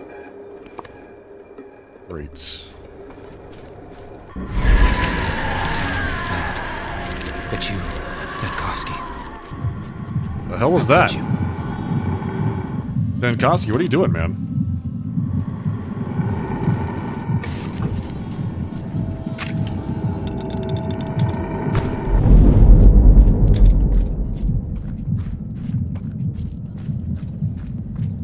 Oh boy, that was really creepy. We have some matches, right? We do.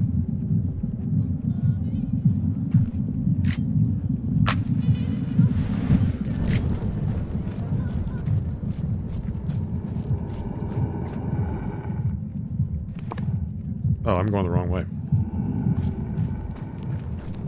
I'm going the wrong way. It's fine, though. Everything's fine.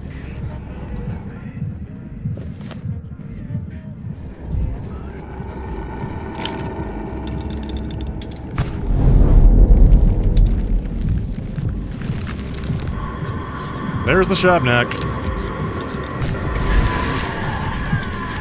Okay.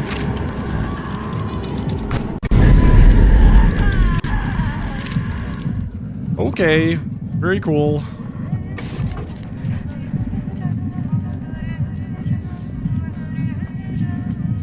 Not cool, actually.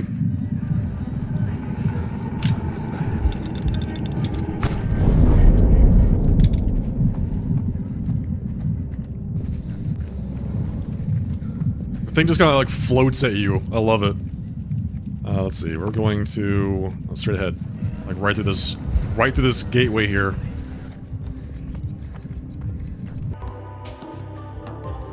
Oh God. The flank. We made it. We're going to just this way, looks like. Is this more blood? Stankovsky's blood. Or Samatin's blood. I don't know why he's doing this to himself. Did I find him or what? Why did it lead me over here?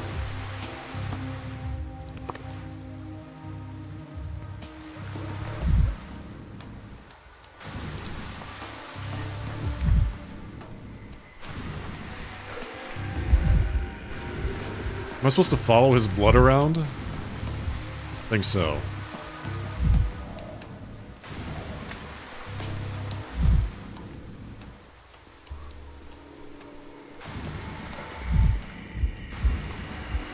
I mean, it says that he's in this area, right? He's right here. I'm right on top of where he should be. Is he in the tree? More blood.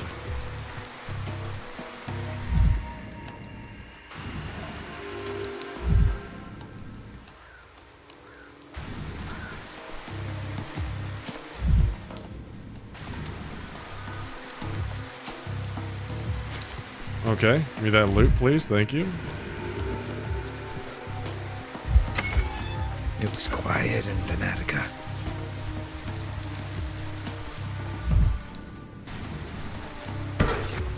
You're too high-strung. Why is it telling me to go that way? His blood is obviously here. So there's another one up here. Okay, so we are supposed to follow it. Not really follow the direction on the map, I see. More blood.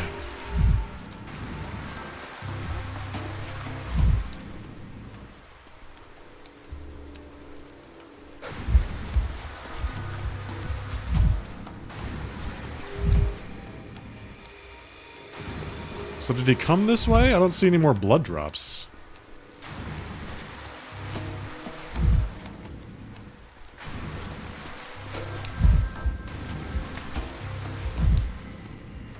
Looks like he might have gone somewhere else.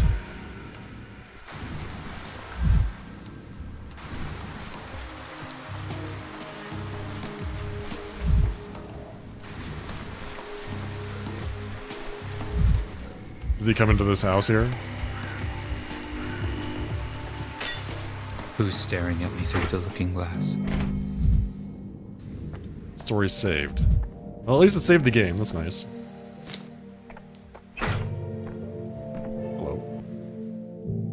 Lara Ravel, the Merciful. I noticed that some young people in the town seemed unable to find their place. Those who didn't follow the king's idea of or the kin's faith. They looked for their own path, but still seemed lost. Lara Ravel thought the meaning of life was to open a shelter. Was it a month ago? I don't remember. You seem to be lost. Can I help you? I'm looking for Peter Stamerton. I believe he must be here somewhere. Yes, he was here looking for a doctor. I'm no doctor, but I can stop bleeding. So I helped him. You and he must be close, I reckon. Oh no, I don't think Peter is a man anyone can be close to. He's always pushing away from the ones who reach out to him. What a peculiar man. They say that when he was a child, he jumped out of a window once, just to escape a visiting aunt who was trying to hug him. That's how much he loathed the idea of being touched. I'm not planning on hugging him, I just want to talk. Doesn't matter. He's like a deer or an antelope. He senses predators a mile away and steers clear. Not a predator, not by a long shot. Right now, though, you may be able to track him down at home. He's very tired and he's lost a lot of blood. He won't be able to go anywhere for a while, that's for certain. You didn't happen to ask how exactly he cut himself, did you? It must have been pretty serious, judging by the amount of blood he's lost. I did ask, but he wasn't very talkative. I have a nasty suspicion that it was no accident, that he maimed himself on purpose. He didn't just come for the bandages, he was heavy with guilt, and wanted my advice. I helped him, I think. What possibly could have been weighing on him if he tried to slit his wrists? The polyhedron has ruined him. Peter hasn't been himself since he created that abomination. I thought the polyhedron was a miracle, not an abomination. The polyhedron is a horrible building. It terrifies me. That creaking, too, like it's gonna fall over any minute. Exactly. The polyhedron was meant to be a victory over fear. Instead, it became a manifestation of that fear. So many families have been ruined because of it. So that's what Peter came to talk about today? The polyhedron? What exactly did you discuss? I can't tell you. I've given Peter my word that I'd take our conversation to my grave. All I can say is that Peter felt better afterwards. He was at peace when he left. I believe you'll find him at his home, if you go there now. Glad to hear it. Hope he'll still be there when I arrive and not gone for a second lap. Yeah, this guy's led me all over the frickin' town, man. Everywhere. Okay. Finally, soft-hearted Lara patched up Peter and walked him home. I must hurry before he takes off on another bender. I still have so many things to do today. There's no way we're gonna get it all done. There's no way. So we saved... Here's what we did do. We saved Stack Rubin's life.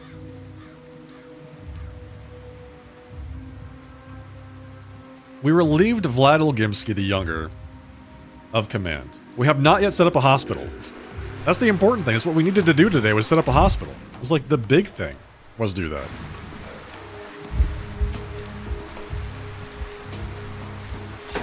As if things are animated. It's 11:30. I think days end at 2 a.m., if I remember right. They did in the last game, at least. So there might still be time, but not a whole lot of it.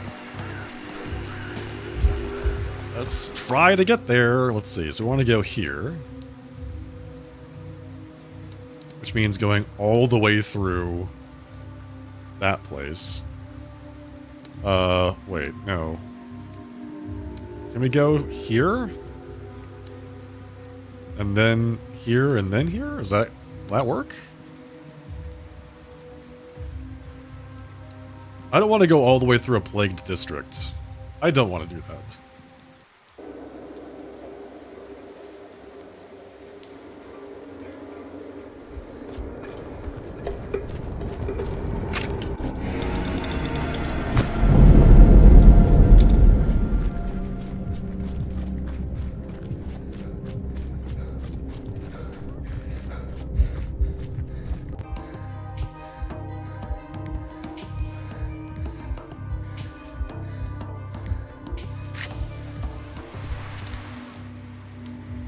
Okay. He should be right here. This is his house right here.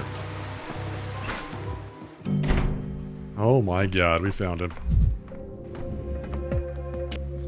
Peter Stamerton, the apathetic architect. You don't understand how much time I've wasted chasing you around the whole city. Peter Stamerton. We were briefly acquainted in the capital. Peter wasn't particularly alert, but he never stared into space like he does now. In this very town, he built the polyhedron and took to drinking, unable to bear the beauty of his own masterpiece, or the thought that he'd never create anything better. Apparently, the polyhedron truly is an unparalleled achievement. Why are you looking at me so funny? Huh? It's not like I told a joke. Ah, Dankovsky. I've been looking for you. No, I've been looking for you. I've been chasing you all around town. Well, looking for me is a bad idea. I find whoever I need to find, when I need to. What are you here for? I stopped by the polyhedron today. It's making alarming sounds, as if it's shaking in the wind. And since you built it, I wanted to ask you about it. Peter, give me a second. I need to rake up these papers so they burn better. Tell me, Dankovsky, what university did you study architecture at? Who was your material science professor? I'm not trying to pry. I wouldn't be doing this if the town hall hadn't put me in charge today. And now that I'm in charge, well, concerns about the polyhedron come with the territory. Now, imagine I came to you and started asking all kinds of questions about cellular immortality. I'd say that, well, immortality doesn't exist, and I'm probably wasting my life. Alright, we're not going to say that because he's going to make himself depressed. What do you want to know? Nobody likes a prying amateur, Dankovsky. What do you care about the polyhedron? Do you have any relevant education? You're like you can ask questions without being like an expert in the subject, right? That's why he came to you. You are the expert in the subject. I'll do my best to understand.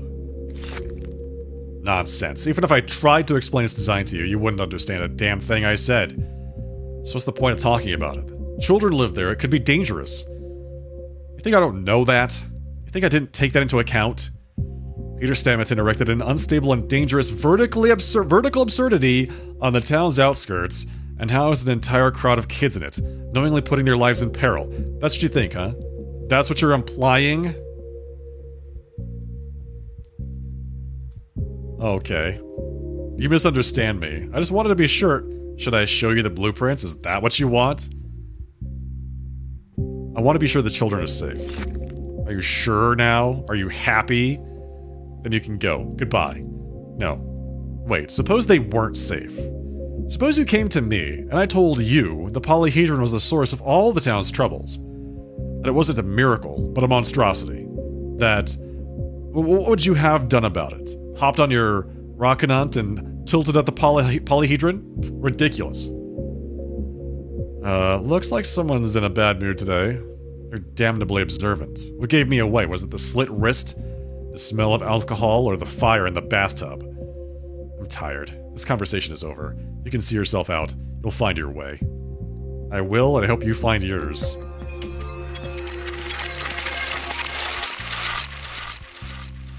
I found Peter in the most miserable state that a man can possibly descend to, but he swears by the polyhedron stability. Okay, so we've got that complete. We have to go to the cathedral. We have to go to the theater, and we have to go home.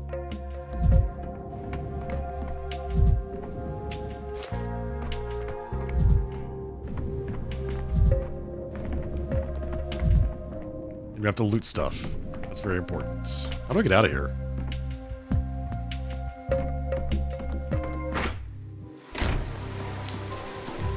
Okay. What's the best way to get where we're going? Probably want to go out of this exit here. Which I think means we can't go in that courtyard. Because that courtyard is a dead end? No, it's not. Alright. I think it used to be. There are all kinds of dead ends in this game.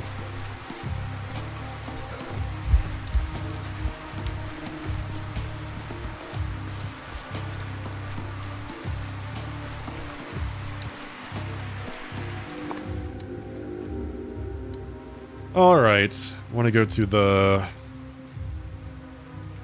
theater. Let's go to the theater.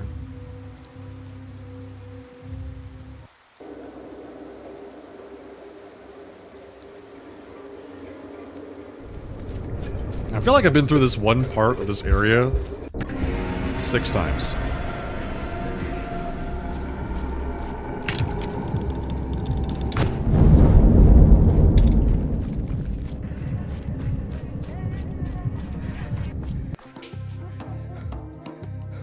I mean, I have to in order for it to, like, get to me where I want to go. Alright, where's the theater? There it is.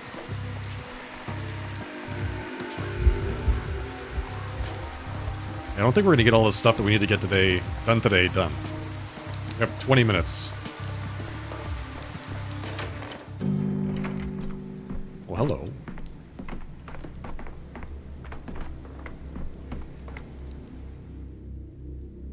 Mark Immortel, impresario, director of the local theater. All the world's a stage and so on and so forth. Clearly a man as educated as he is jaded by his own intellect. Prone to perceiving reality on too many levels.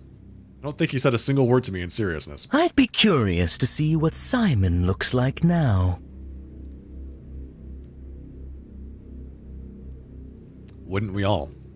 What an honor to have such a distinguished guest at our rehearsal. Or did you count as a participant already? How can I help you, Dankovsky? I've been tasked with finding a suitable location for a hospital. So you decided to drop by the theater. You've got a sense of humor, I'll give you that. Buildings are a lot like actors. In dark times, they have to learn to adapt to new roles.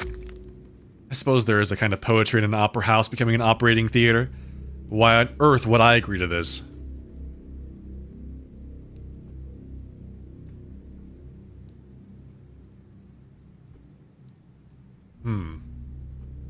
Imagine the immersive performances. Spectators lying in cots instead of sitting in chairs while Death herself stalks between the rows, rolling the dice to find her newest players.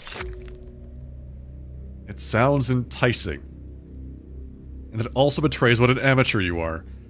People come to the theater for a fantasy, Dankovsky, to be safe and make-believe. The audience only loves death when it can't hurt them. And if the blood that soaks the stage is real, then who will come here at all? But if today there's no hospital, tomorrow there's no crowd. Make an investment in your audience. If they don't rest here, they'll rest in a grave. And then who's all this for? The angel that presided over my birth said, "Little creature formed of joy and mirth, go love without the help of anything on earth." What? What does that mean? Hello? Wide flew the crowded gates of theaters, and a pale, frightful audience, with their souls looking in perturbation through the glare of a convulsive laughter, sat and shouted. What else can I say when even the prompter is frozen in silence? To hell with it, Dankovsky, go on, open your hospital. Welcome to the stage. It's not my hospital, it's ours. Our hospital. Alright, we did it. We found the hospital. Report at the town hall. Okay.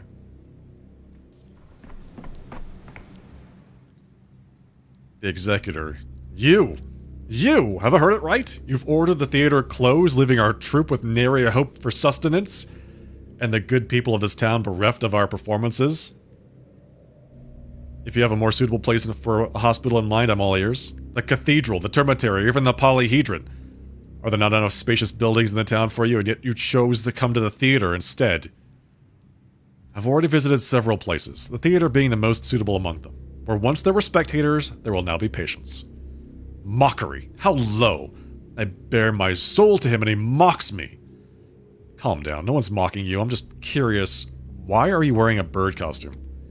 A prop like any other used for performances. You don't think we walk around like this in our everyday lives, do you? The fabric has a very dense weave. The beak can protect the respiratory tract. And how many do you have? The costumes. It's not a beak, it's a claw. Consider it a pointing finger. We have enough of them for a crowded scene. Excellent, that's exactly the kind of scene I need. We'll use these costumes for protection against the plague. It wasn't enough for you to take our theater, now you're taking our props too? Poor guy. Like, Dankovsky just wants to help out, and everyone's just getting in his way constantly. Become an orderly then, and you won't have to part with your beak or your claw.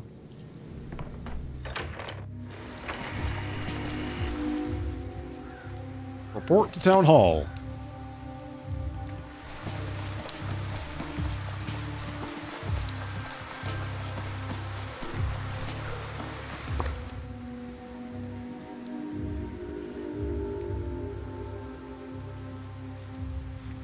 Yeah, we're gonna run out of time.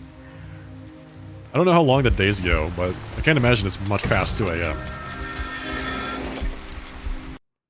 Yeah, 2 o'clock. The end of the day has come, in which a scene unfolds. So we're teleported back to the Stillwater. Just automatically. So then we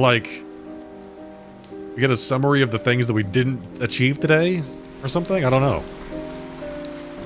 That seemed like a lot of stuff. Smart, almost too much. Intelligent, logical, but so very fixated on whatever he deemed important. We wouldn't even allow the possibility that he could miss something. He failed to understand what kind of place this is, what soil. He only noticed what was convenient, so we mostly left him alone. I sympathized. I need to be in 2 places at once. 3 places. Otherwise, it's all for naught. Can you hear me? Can you hear what I'm saying?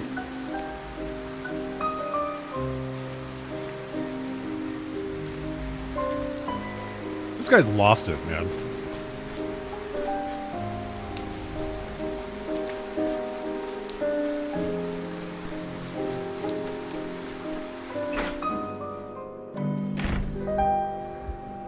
So we're back.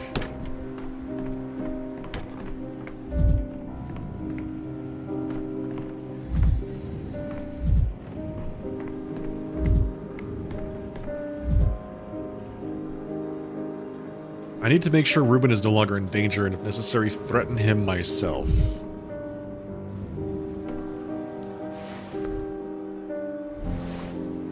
Okay, loading the prototype is not available at the end of the day.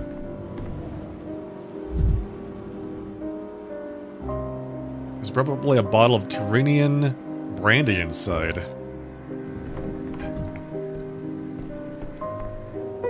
Boiling, cracking, screeching. Daniel. Living. Another day awaits you. Hello, Eva. 5 years ago when the disease arrived for the first time, people feared the unknown. Now they fear what they know all too well. What do you think is more frightening, the unknown or the inevitable? The unknown. You're a visitor. You didn't see the first outbreak. You're frightened. But you don't feel the doom that haunts those who've already faced it. They all believe that if you take the helm, we'll slip through the reefs. They shouldn't. I can't do everything alone. I told the governor myself that setting up a hospital was our first priority, but I never managed to make it happen. I'm forgetful too. The more important the task, the more certain I am to forget it. But you're different. You'll be mad at yourself because of that. I will be. I already am. It would have been so wonderful if you'd arrived earlier. In summer or even spring, we'd gaze at the stars, reminiscing about how the Stillwater never became an observatory. We'd wander the streets, I'd show you my favorite yards. But you came in autumn, in time for the plague, so the stars in the yards will have to make room for business. I didn't take all the necessary measures against the epidemic I could have, a day wasted. Time travel is now available today through all clocks in the town. Interesting. What does that mean?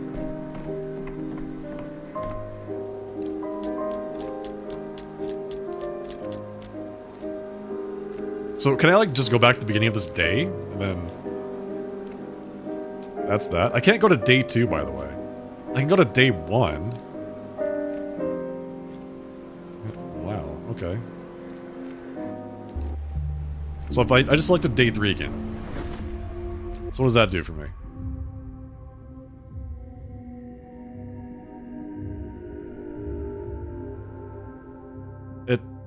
Did it put me at the beginning of the day? Interesting. So now I can decide to either change these things or not change these things. So I want to keep all the outcomes I have so far. Right? But I also want to make sure that I achieve the other things that I didn't get a chance to do today. Swears by the polyhedron stability. So I found Peter Stamerton. What's this? Okay. So if I change this event, then this changes, and then all of that changes. Right? I decided to work with Barack.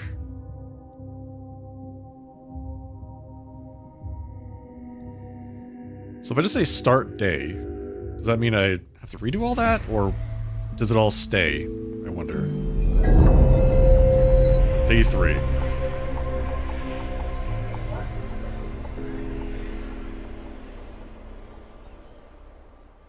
does reset everything. Wait. Today, day 3. Why is all this different? This is kind of different, actually. Oh, this does stay. Certain things have been changed, but most of it has actually stayed. Like all the information that I discovered about the test subject, finding Peter.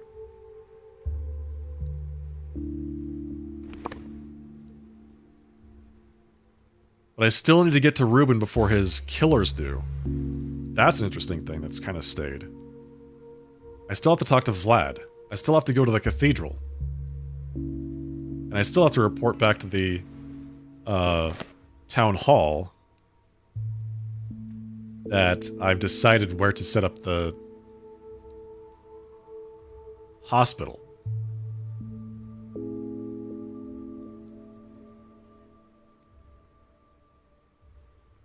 So it seems like a lot of the actions that I've taken carry over. The knowledge carries over, but there are certain other things that don't carry over. For instance, I need to get to Ruben before his killers do. I've already figured out about the polyhedron. I need to go talk to them about the cathedral. It looks like I need to go back to the theater. You know, I wonder if it's like things that are completed stay completed, and things that are still pending are reset. Interesting. I'm not entirely sure I understand exactly how this mechanic works, but I do notice that I can go back and I can change, like it says, change the outcome of some of these things. Like if I was dissatisfied with having allied myself with Barack, for instance, I could change that and then reset that piece of the day, allowing me to go back and make a different choice.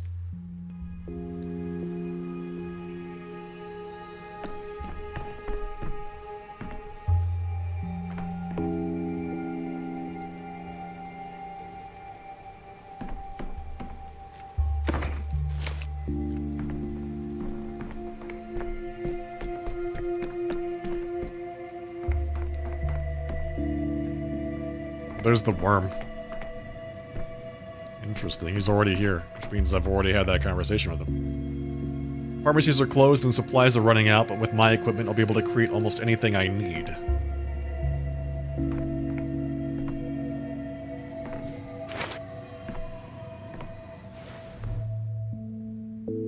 Here I can create medicines from found materials. I won't be able to create anything complex, but I can put something together from 2 or 3 ingredients. The main thing is not to act thoughtlessly. If I make a mistake, I'll lose everything I was working with. Better to check the recipe notebook.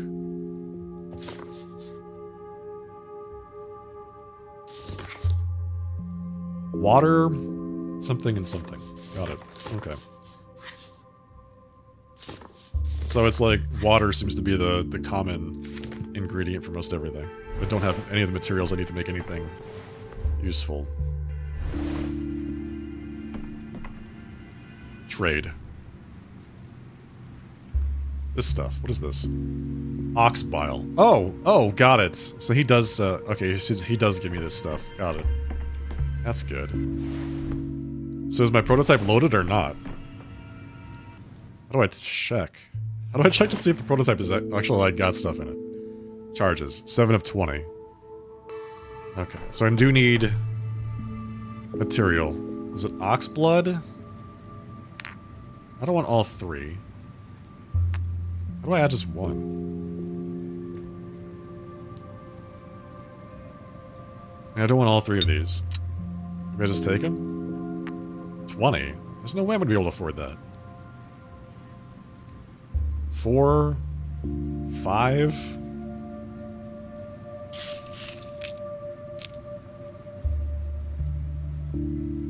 How do I trade just one thing?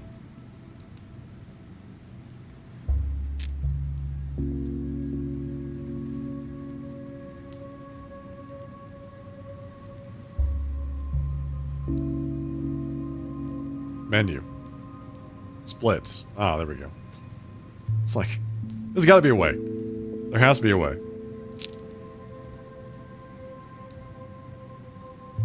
Split stack. Okay, so, was this marbles or 5? This is 5. 2 marbles. There we go. Trade. I might as well take some matches, too. I've got 10 matches. We're good.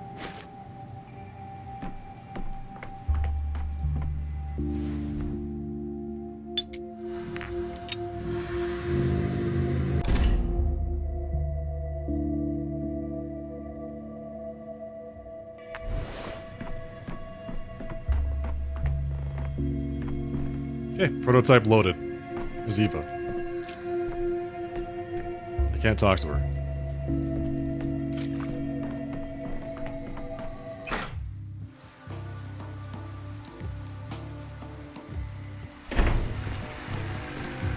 Why are you sleeping in the rain on the ground? Are you sick? A man lies here. He's brought you time. Accepting his gift will be an act of mercy. Who are you? Look at all those keys he has around his neck. He's the cathedral caretaker. I watch over the cathedral and its grounds. So what are you doing here? You need to take away this man's time. His name is Leonti, and his hours are numbered. He's clinging to them tooth and claw, but he won't be able to keep them. There are medications that can help him release his grasp. But what is he doing here? He was looking for healing, but he's collapsed at the threshold. His time is all but up. Time this, time that, you just keep repeating the word. A man is suffering because he's holding too fast to his last minutes. If you relieve him of hope and pain, he'll die peacefully and those minutes will be yours. To relieve someone's pain, I need the correct dosage of medicine, no more no less. The cathedral's machinery is working. I have some medicine on me. Take it. The machinery? The cathedral produces time. It also allows someone to capture it. You know by now there's a lever inside. It allows you to mend amalgam vessels when they're broken. Amalgam vessels? A body has blood vessels and also amalgam vessels. The former carry your scarlet past, while the latter carry your silver future. Didn't you know that? Didn't you know that, Chad? Did you learn about that in high school biology class? I think I missed that biology lesson. I only explained mercy to you. You don't have to show it. If euthanasia is not just merciful but also useful to me, I should certainly consider performing it. You can find dying people in plague districts. They're lying on the ground, grieving their fate and refusing to accept it. Find them and take your time. Take their time. Do you do that too? No. Succinct. I got some taurine. Some valerian extract. Take their time. The suffering of those afflicted with sandpest is unbearable. With a precise dose of drugs, I can grant them peace. Whatever remaining time they have becomes a mine. Apathy-inducing drugs draw me closer to my goal. Mania-inducing drugs push me further away. Euthanasia must be carried out before the pulse reaches 200. If I administer too many apathy-inducing drugs, the patient will die in agony. Administer too little, and I won't alleviate the patient's suffering. I must find the right balance. Like, what the hell, dude? Okay. 5, 10, so that's 10, 20, 30, 40. or so. So I guess I give him this. Administer.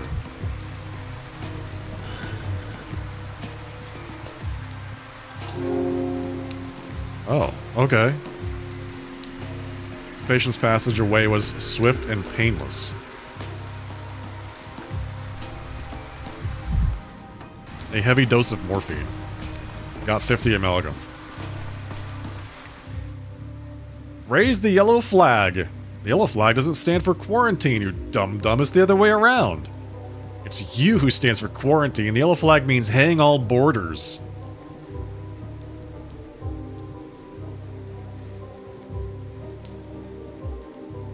Say what? A yellow flag means plague on board, so it's correct. Get us our boat, mister. That boat used to be my hat, you dumb. That's because your head is so small. A matchstick head. Uh-huh, okay. So this boat is a headdress? He won't get you the boat. His head is ill-fitting. He thinks in mere 3 dimensions. He won't do, mister. Leave the boat be. You think all this tridimensionality suits my head? And I'll get the frickin' boat. Heck, what is it made of? A toy ship. Okay. Well, never mind. I didn't want to get your stupid boat anyway. It was quiet in the night.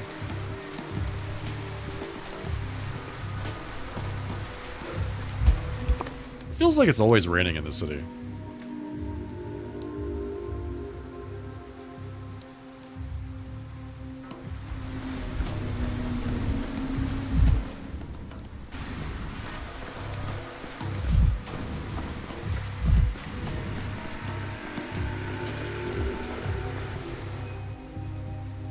This is the caretaker again. Greetings, Daniil. The cathedral is open to the public, but there are rules.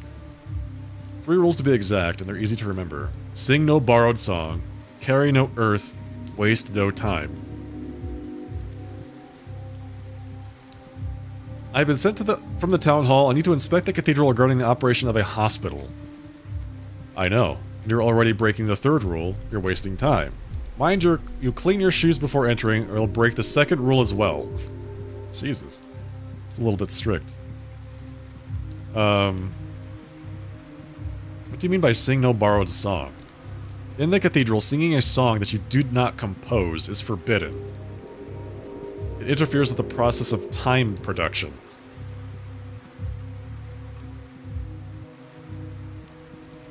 What happens if I sing a borrowed song? Simple. You'll be swept from the cathedral with this very broom, and you will no longer be allowed to enter.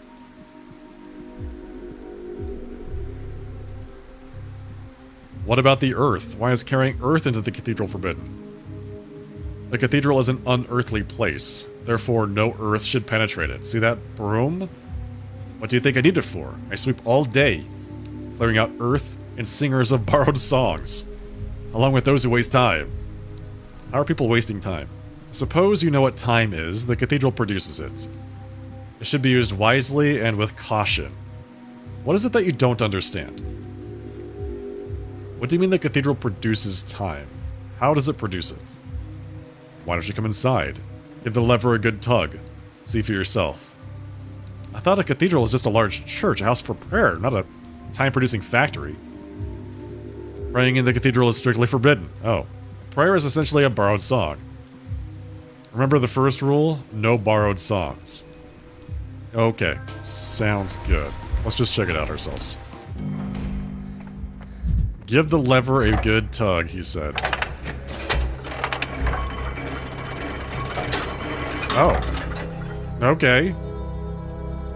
So it fixed the thing. It fixed it. It gave me the time it produced. Worth trying another day if there are any days left. Why is it raining in here? Why is it raining inside of the cathedral? What the hell?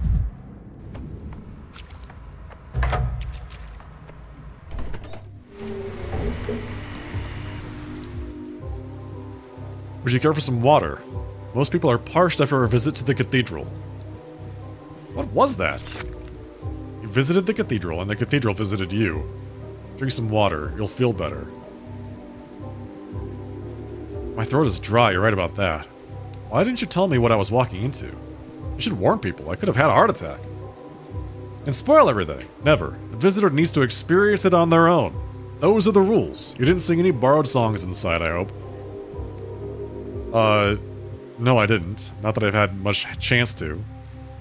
You did well. Some people are so terrified they pray and call upon their gods. And that's singing borrowed songs. Strictly forbidden. This town continues to astonish me. The polyhedron, the cathedral, the still water. What other wonders do these buildings house? I'm just the caretaker. That, you should ask the Arnerotects. What Arnerotects? The Arnerotects are the team of architects who made the town. Farkad built the cathedral and the still water both. Yulia Liracheva planned the streets. Their leader was Simon Kane. So you knew Simon. Why aren't you answering? The visit to the cathedral has exhausted you. That's to be expected. Don't forget to drink some water. Unfortunately, almost all the Arnerotects are dead now. Only Yulia Liracheva remains. Liracheva it is then, thank you. Thank you. The cathedral has stood closed for days, singing its grief. I'm glad we could finally open its doors again for the few who wish to enter. Why was it closed? The cathedral is mourning the death of one of its creators, Simon Kane. During that period, it's closed its doors to all the living. It can just do that? Why did it open for them to, open for me today? I'm alive, aren't I? I cannot know that. Perhaps the cathedral saw something in you and decided to let you in. I didn't understand any of that, but thank you anyway. New decree idea, stopping time, halt the town's clocks. Okay, so that would be really helpful. Just stop all the clocks. Go talk to Yulia Liracheva. She might know something about the cathedral. Alright, so I have to go talk to Yulia.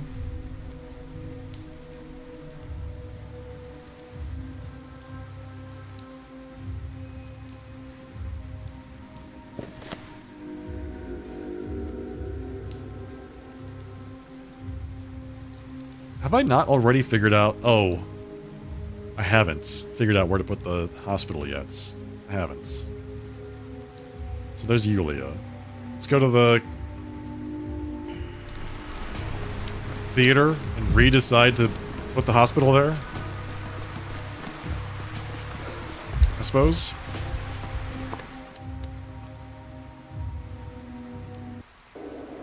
I gotta say, man, traveling through the diseased districts, especially during the nighttime,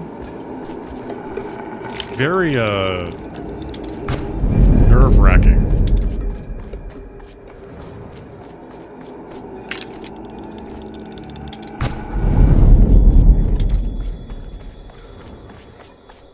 Particularly when I can see the, Shabnak.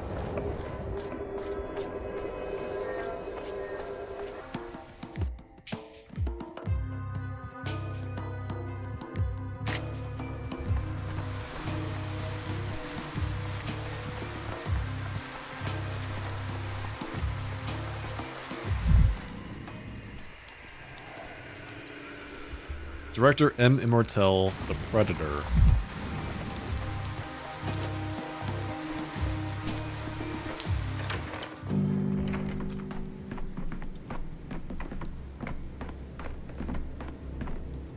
Oh, there's Mark up there.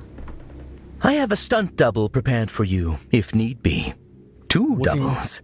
Looking for hospital. Buildings have to adapt new roles. Imagine the performances. Okay, there's not gonna be a crowd. Do the thing. It's not my hospital, it's our hospital. Indeed. White. Who might you be?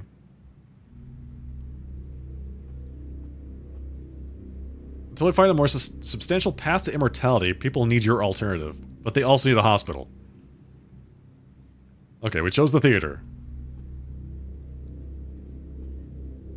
I've already visited several places. The theater is the most suitable. Calm down, no one's mocking you. The Fabric has a dense weave. How many costumes do you have?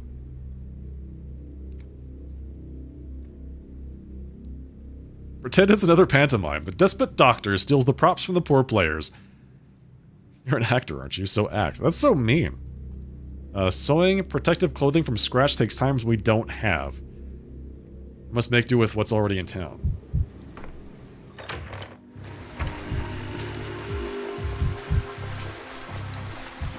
Okay. We decided where to put the hospital. We have to report it to the town hall.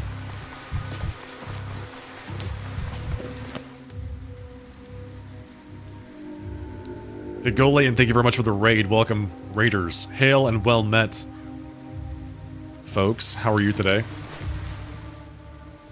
Hello, everyone.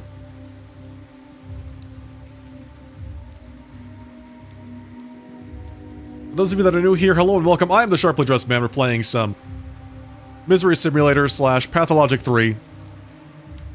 Today, I hope you're having a great night. Had a good time with Esoteric Ebb. Hello, Dell. Hello, Brent. Hello, Gigolian. Welcome. We're trying to, So, I discovered that the way this game is designed, it's impossible to do everything that there is in a day without doing the day more than once. And also, you can time travel. So, there's that, too.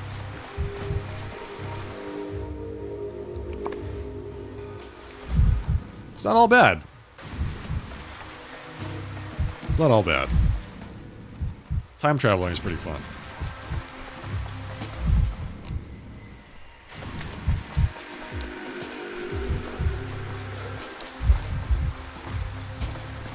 Delving deeper, stream was good, and you're making progress.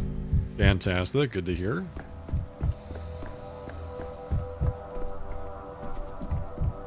They say, the first blow is half the battle.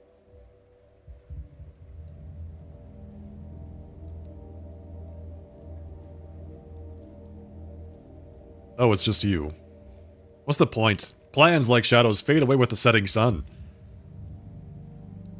Your sudden pessimism is misplaced. Immortel agreed to give up the theater.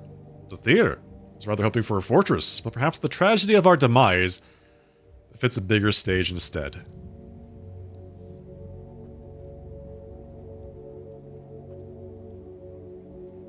We agreed that I would be the one meant to make this decision. No objections. I was the one who told you to consider it in the first place. The theater it is, then. Tell me what you need. We need people, the more the better. Recruitment of orderlies is already underway. Some volunteers experienced the first outbreak, which I suppose is an asset. We're also looking for anyone with even minimal medical knowledge in the hopes of finding competent assistance for you. We spent so this is the second time I'm doing day 3. We spent most of the first time doing day 3 chasing a drunk around town until we found him. It took quite a long time. And by the end of it, I didn't have enough time to do the rest of the stuff that I wanted to do. We also shot a couple people. That was fun. But we had a good reason for it. We had to save a man's life. Yeah. He was just drunkenly staggering around town. We started at his home, and then we chased him around the city, and then we ended at his home. Let's see. The disease needs to be studied. I need patients who don't succumb to the sand pest right away like Stamaton's dancer. They look relatively healthy, but they carry the plague. Isidore developed a simple test for the sand plague way back when. Yes, I'll find orderlies who are trained to administer it. You'll have your patients. I'll try to organize everything by tomorrow morning. Anything to stop this. I just hope it's not already too late. What do you think? We're already too late, but there's no other choice but to stand and fight. Day 2 is now available. We opened the theater. Opened this hospital, actually, in the theater. Now we can go back to day 2. Which is better than it was before. Previously, we couldn't get to day 2 because we hadn't opened the hospital. But there's a lot of stuff to still do in day 3. Okay. Got that. Simon is the key to fighting the sand pest. It's all about Simon. Sabrov's assignments. We spoke to the dog heads. They told us to find Stamatin, which we did. Eventually. Vlad the Younger decided to save the town with some suspicious remedy from the steppe people. I need to talk to him immediately before all hell breaks loose. Did I not do that already? Ugh! Ugh! Alright, sounds good, Gecko. Father in the town hall, let's see. I do disapprove. We've already had this conversation. I've already checked. I take it that in this case tested means inflicted upon unsuspecting strangers. If you, a luminary from the capital, are so opposed to vaccination, then go ahead and revoke my decree yourself. We sent a copy to the Stillwater for you. Burn it in the fireplace. That's exactly why I'm here. You need to hand over your responsibilities to me right now. Zabrov's orders and everyone, including your father, will have to accept it.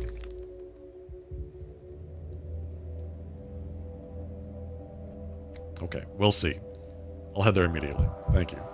We're like super manic right now. So we gotta balance ourselves out. And an honest hand will protect a man in any land. That's not true. You're lying.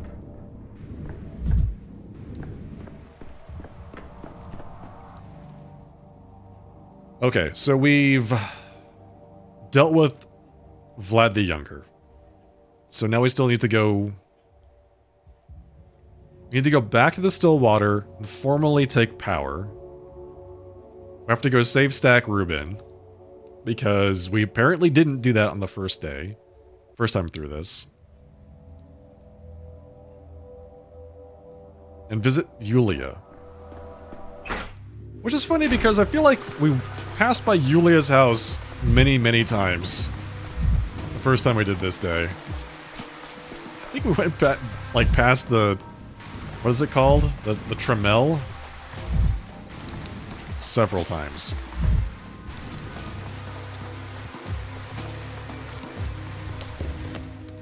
Yeah, that's right. She lives in a plague district.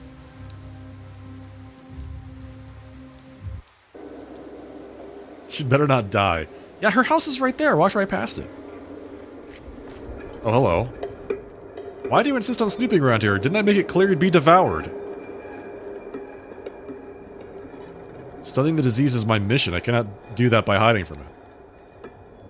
It's certainly noble of you, but in this case, you need to learn the anatomy of an infected district. Oh, this is the epicenter talk. Okay. Plague miasma, a rupture, where does it come from? So it comes from the ground. How am I supposed to understand the nature of the infection if I don't study it? So the Shabnak is not here right now. So I should spend the time to find the epicenter.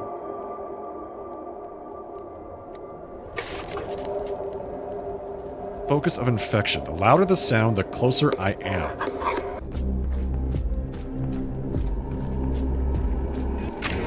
I don't like this.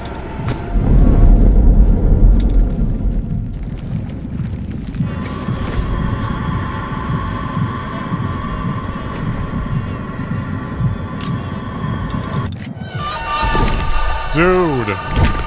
Let me go!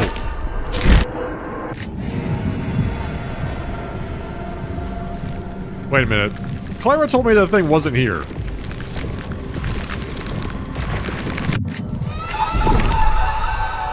Well, I guess it just died. Oh, it just did damage to me. Like, a lot of damage, but still. We're alive. Where am I? I don't even know where the hell I am.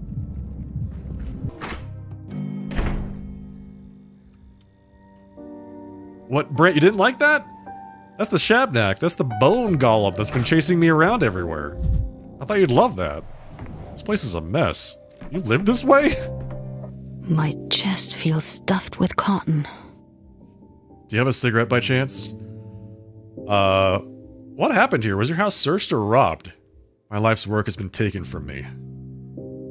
You guess she's kind of cute? Yeah, you know.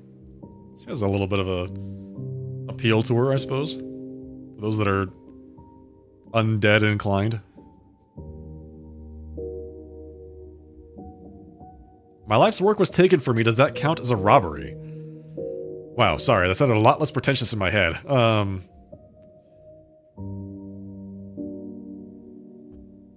Believe it or not, I understand completely. I'm going through the same thing right now.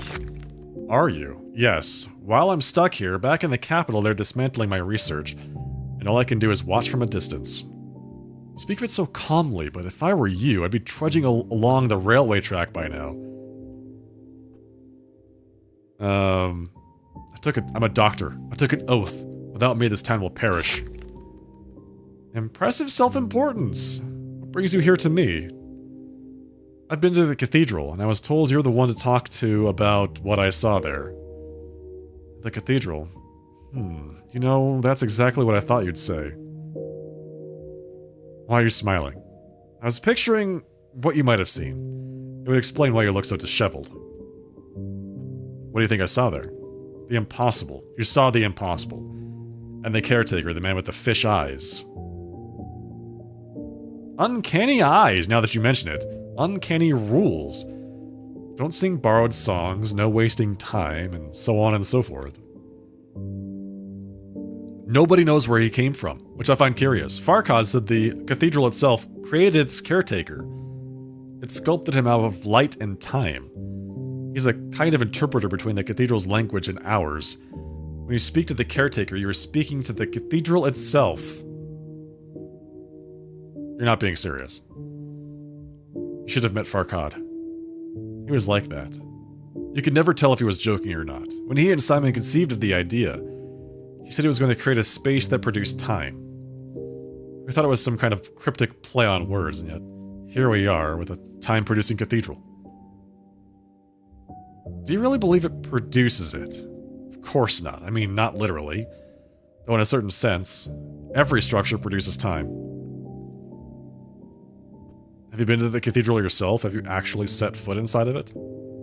I have, and I saw nothing. No miracles, but I'm an outlier. Farkad said it was because I lacked faith. Consider the caretaker. According to Farkad, he simply appeared at the cathedral one day. We talked about doing an experiment where we'd tie him up and drag him out of town to see what would happen, separating caretaker from cathedral. So it seems there's no way the cathedral could house the hospital. You can give it a try, but it would be like throwing a party inside a steam engine. The first 5 minutes would be fun, but before everyone started to boil alive. It's just not designed to house people for extended periods. Was it the Canes who asked you to scout out the space for hospital? They must be completely out of their minds if they think the cathedral is an option. It was Samarov. You don't seem to like the Canes very much. I didn't expect that. I imagine you were hired to do what you knew would be your life's greatest endeavor. You devoted many years to it. Now imagine that your patron comes to you and says you've made a hash of things without explaining what specifically is wrong. They just show you the door. That's what happened to me 3 days ago. Cruel indeed, you have my sympathies. I relate more than many others would. They gave you no explanation at all? Supposedly they wanted me to, and I quote, rise above myself, which I was supposedly incapable of since I was too rational. I'll concede that they rise above themselves all the time. It happens when your head's up your ass.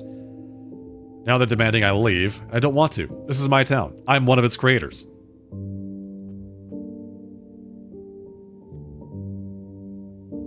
I've only been here for 3 days, and my diagnosis is that the people who built this town must have been insane. But you don't come off that way. Quite the contrary. Why is that?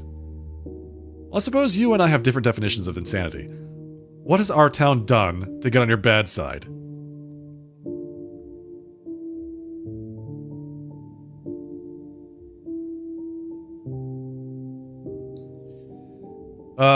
Let's see.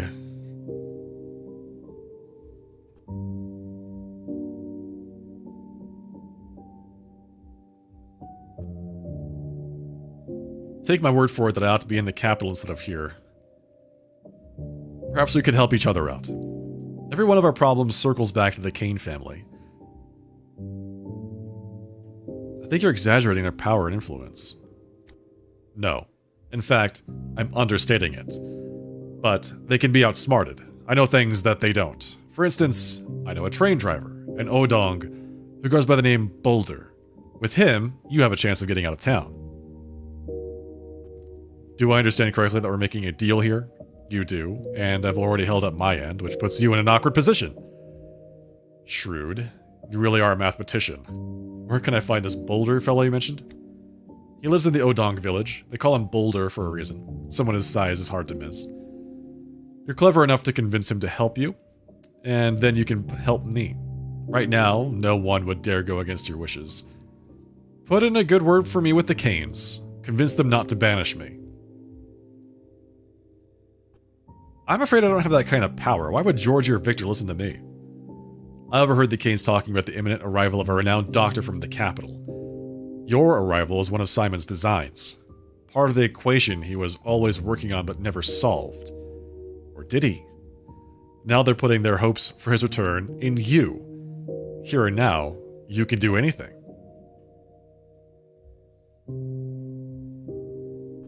So I'm a celebrity. Well, I'll try to capitalize on my status. My decisions echo in the future. What does that mean? I made an imprudent promise to Yulia Liracheva to plead on her behalf before the Canes. Oh, so that was like a bad thing to do? Also, I'm super manic again. How do I keep doing this to myself?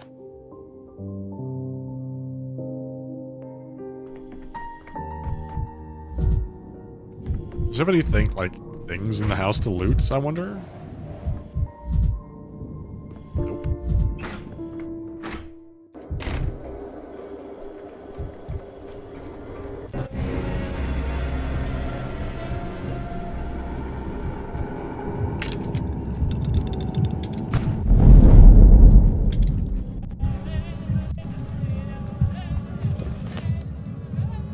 Okay. Well, still need to go save Stack, and we need to go back to the Stillwater. I think saving Stack should be pretty straightforward. We've already shot those guys once. I'm sure we can shoot them again.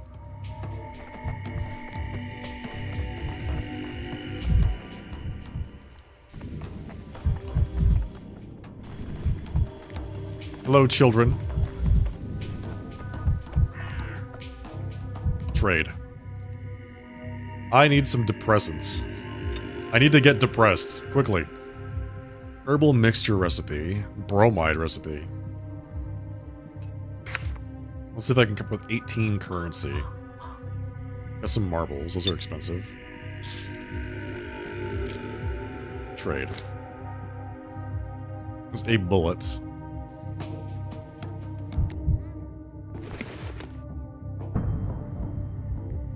Okay. 2 recipes learned. Pretty good.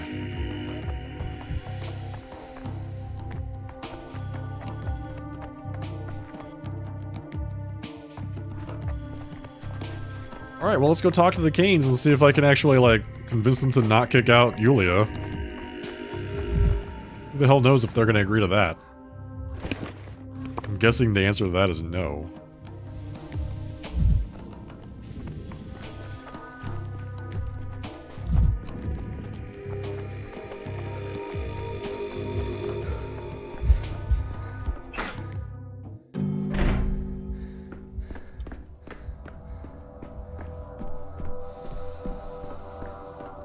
Time flies? Never. I prefer time moths. Time moths. It does not fly. That sounds like a Gregorian style pun. Denkovsky, it's you again. How can I help you? I've been to the Tremel, spoke with Yulia Liracheva. She said you wanted to expel her from the town. Expulsion is too strong a word. Oh, you're back. Hey, Gego. How's it going? We simply no longer require her way of thinking. She is free from any obligations to us, and thus she has no reason to stay in town. What if she doesn't want to leave? She wants to stay. I understand. It feels very bitter when desires clash with reality, but reality is a stubborn matter.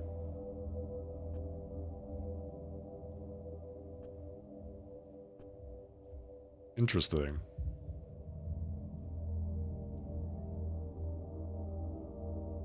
Reality is a stubborn matter, but it does always have a place for impossible objects. Yulia was building those for you, and this is how you repair. You seem to forget where you are and who you're talking to, Dankovsky. I've made my decision, and nothing and no one will make me change it. Is that clear? Taking out your frustration on a woman, that's petty and unbecoming, don't you think, regardless of her offense? That woman of yours has caused 18 people to get severe mental issues and with what she's constructed. And I'm not saying that metaphorically. Those are literal medical issues. What does this mean? I'm not telling you anything else, Dankovsky. All I'm saying is you're walking on thin ice. Very thin ice. Think carefully before you take the next step. So what are you going to do? Expel me from the town? Really, Dankovsky, what is this all about? As far as I know, you have a lot to do today. I'm not sure why you're wasting your time on a pointless discussion. Is there nothing more important than Lyracheva's request? She's no relative of yours. Forget her and do some actual work instead.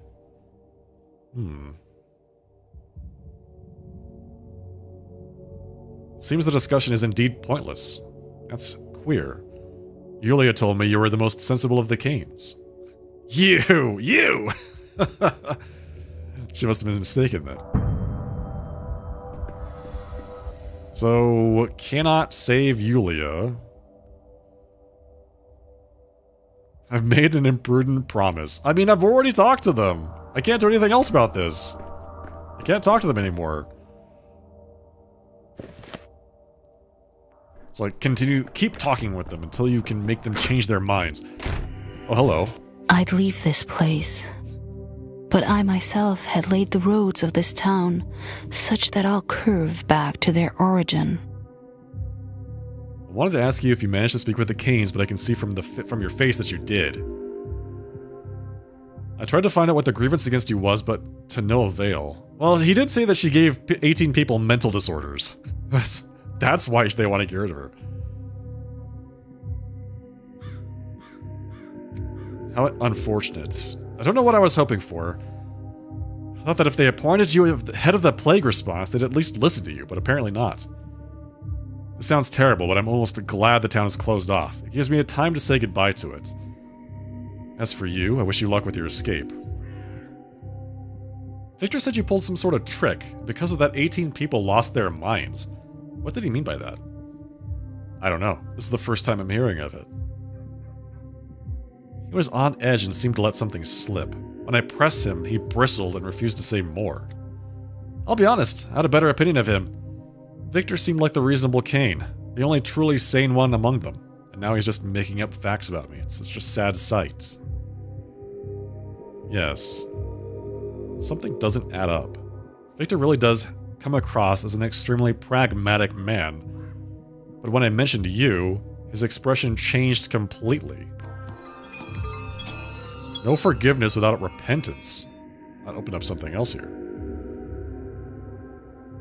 Fatalism. Yulia didn't really believe I could succeed, but she's grateful that I've tried to help her. The Canes flatly refused to forgive Lyracheva. Maybe I didn't try hard enough. I need to break it to Yulia. Alright, well. We did it. We are now... I don't know. We did something, so I hope it was the right thing. Now I have to get down to Ruben before his killers do. It's 4:30. I don't think it's too late, but it might be too late. I might have to start this day again.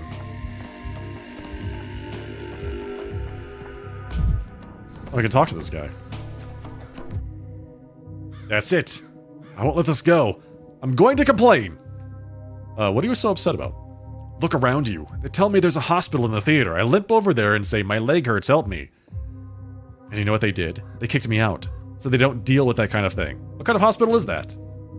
They don't treat people, they study them. It's an emergency hospital. Its purpose is to study the disease. Don't mess with me here. If they don't treat people there, call it something else, like a lab or an institute. I want them to help me with my hurt leg. I want to hang out with all these disease-ridden people so that they can cure my leg.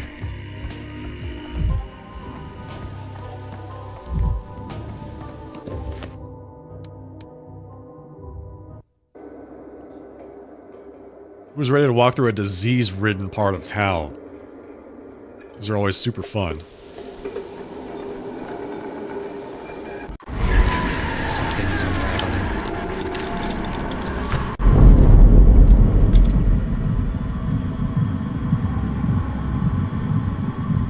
Hmm. 10 to 35. 30? So if this lands on higher end, it's just gonna kill him outright. Yeah, I killed him. Well, too bad. Goodbye. Agony? The patient died in agony because of me. Sorry. I'm sorry. So sorry. What the hell is that? What is that? It's like a shadow. Oh, God!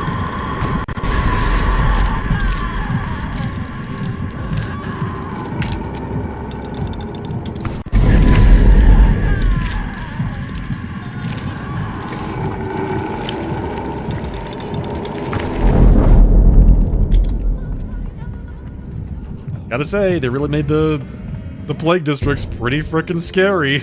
So, yeah. I want my gun. Alright, here we go. Let's go save what's-his-face. Stack Ruben. Hey, boys. Yeah, I'm coming through here. That's right, back up.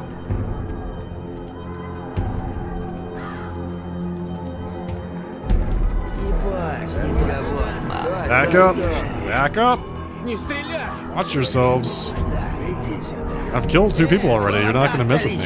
Yeah, you. Back up. Back up. Whoa, whoa, whoa, whoa. Boys. Keep your hands to yourself. I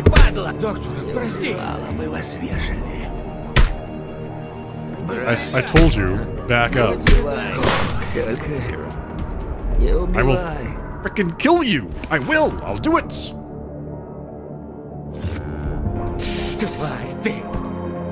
I shot your buddy. I'm gonna shoot you too. How do I get where I'm going?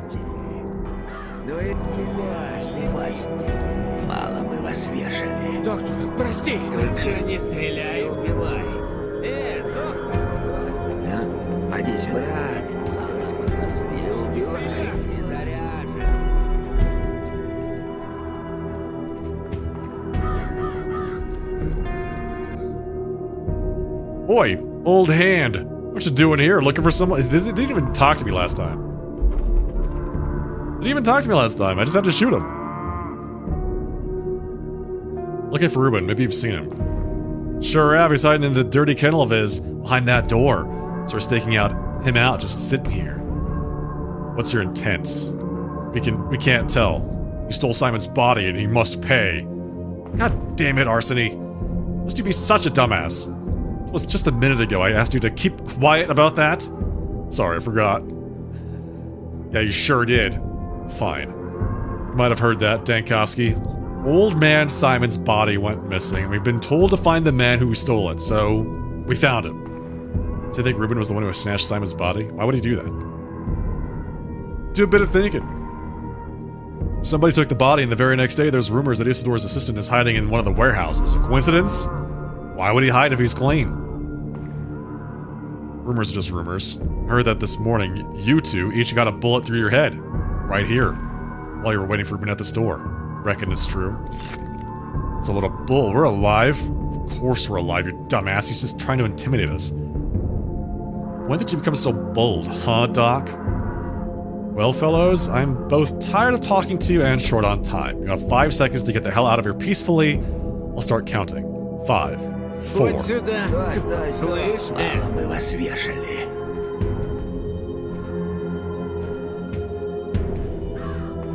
На понт берет. Да он пустой. Гля, лепил. Разговор. Доктор, прости. So easy.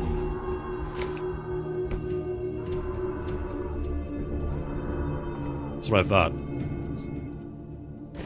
Do I have any drugs to help me? Nope. I don't. Who's there? Get lost. It's me, Dankovsky. How about you? So I saved Ruben, but I forgot to talk to the door.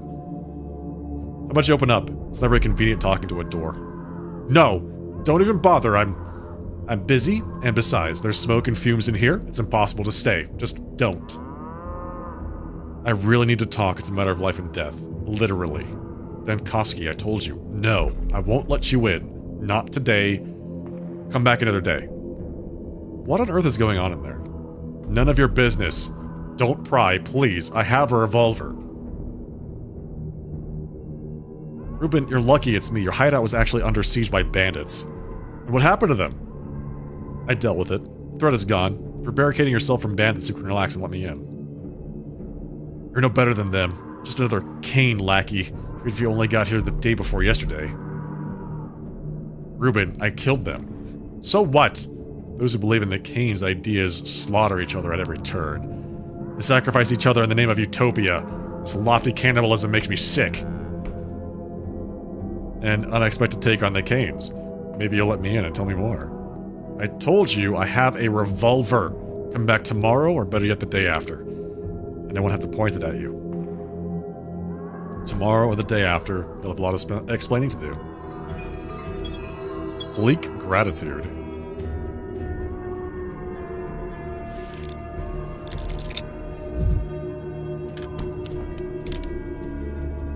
We're so slow. Quick. Alright, we need something to kick or something like that so we can get our mania back. Mania? Manicism? I don't want to go through all those guys. I'm moving as fast as I can, by the way. It's like ridiculously slow. Shooting a guy, apparently, gives you a lot of apathy. Oh my god, this is not gonna work.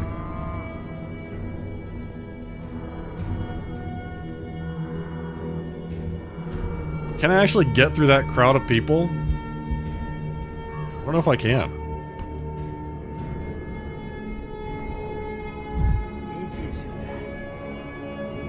These flags will make me angry.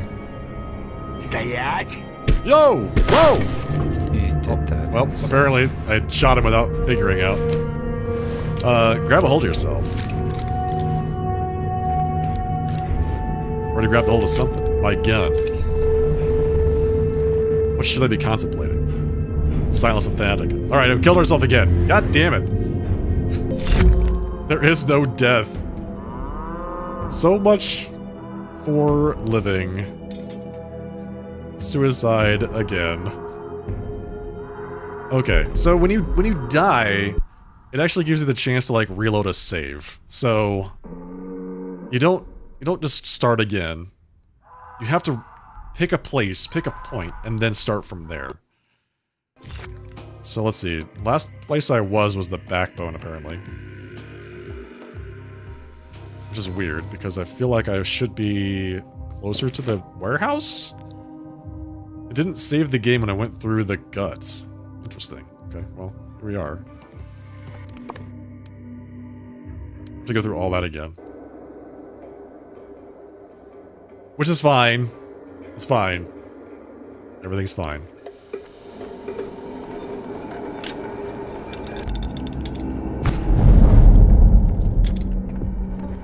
What's going on with my nerves?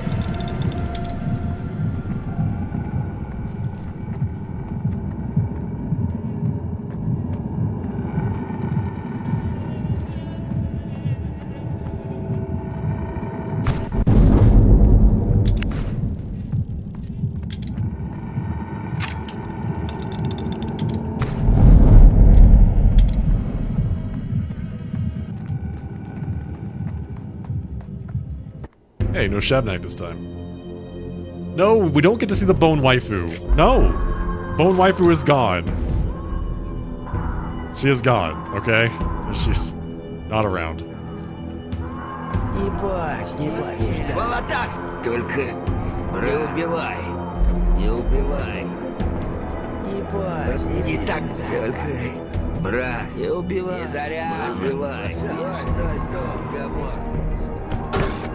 The town dribbles. Они сюда. Не стреляй! Мало мы вас вешали. Только не убивай. Мало мы вас вешали. Тварь ты. Мало. Stay where you are. Какие люди. I've got bullets for everybody. Не убивай. Брат. Доктор, прости. I have enough bullets for everyone. Опачки. Брат. By the way, it's not me turning my camera. It is the game turning my camera towards the guys. It does that automatically. Let's see. Vaccine for the sandpest. You guys haven't seen it, have you? Holy cow, I know you. You're that doctor from the Capitol. Dankowski. I never sign autographs, no offense. Got a minute to help us out, though? We're staking out a colleague of yours, Ruben. Because a little bird told me he might be hiding here. I think that if you call him outside, he might just open the door. Have you tried knocking? He's locked himself in there. Barred the door, seems like. So we sat here to think about what to do. Arsony here came up with the idea of setting the warehouse on fire, so he smells the smoke and comes dashing out. But I think that might be a bit too much. Though I might change my mind, sure enough, it's been a long and boring wait. Spark! Spark! Light the flame! Dance and shiver, play the game! What did he do to make you want to burn him alive? You can't tell. Stole Simon's body. You're so stupid. Sorry. Yeah, so you think he stole the body. There's nothing around here but buildings made of metal and stone. You're aware that metal doesn't burn, right? Don't teach me how to torch things, Dankowski. I know my onions and doing things. Arsony, give me the matches. Ain't got no matches. What do you mean you haven't got any matches? How are you planning to light the kerosene? You're disgracing me in front of the doctor. Doc, you got any matches on you? I've got a revolver. Will that do? Get lost while you still can. Доктор! Не стреляй! Мало мы вас вешали. So which one do I shoot? I'll shoot this guy. Worthless. Thank you.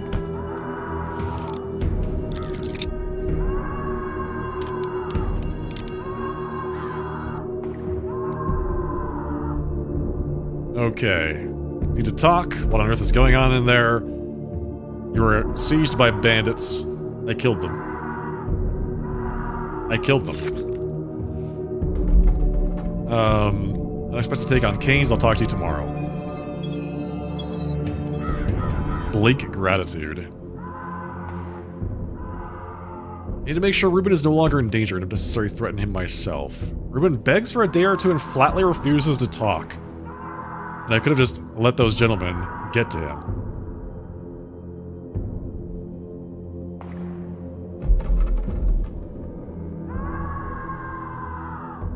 This is the last thing to do today.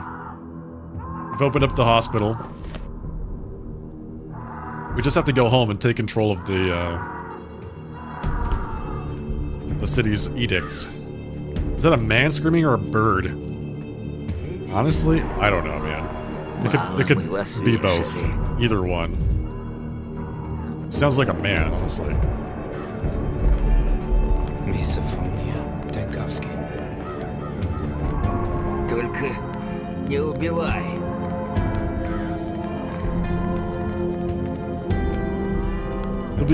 You'll sit there while I warm myself by this barrel, won't you? Sir? Не бойся, не бойся. Доктор, прости. Oh, I think both of you want to sit there while I warm myself by the barrel. Не заряжен. It's fine by me. Вот сюда. Everyone's like, I want to rob him. Прости. Вот сюда. Oh, he's got a gun. Oh, I want to rob him. Oh, God, he's got a gun. Oh, I want to rob him. Чё, не стреляем? Он пустой. Не стреляй. Слышь? Are you getting brave? You getting brave? He's getting brave.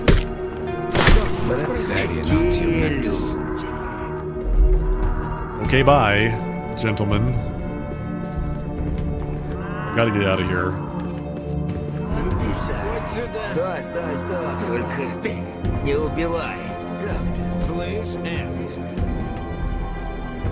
He's gotta stop shooting people, man. Alright, let's go home. Going home is very dangerous, but we have to get home. It might be birds. It's probably birds. Because we're right next to the step at that area, right? So All kinds of weird noises.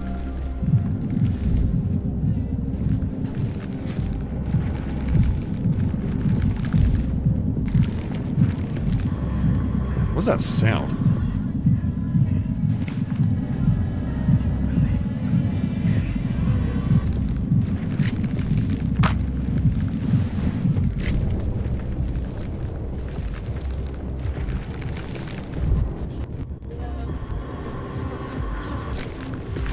Oh, you know what? That's the bones. That's the Shabnak coming after me. That's what that is? That's what that sound is. Oh, yeah. Who are you, Scarecrow? A masked actor, perhaps? Where am I going? Lefts.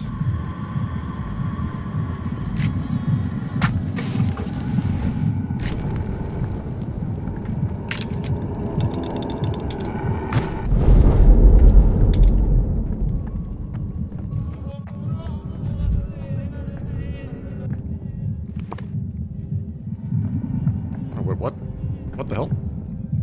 It's supposed to be a... Oh. It's supposed to be like... I turned right because I expected there to be a street and there's a house.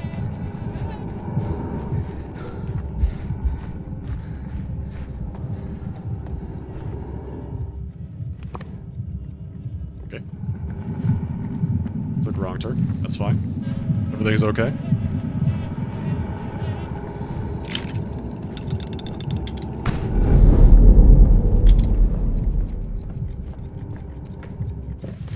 Did I take another wrong turn? Maybe.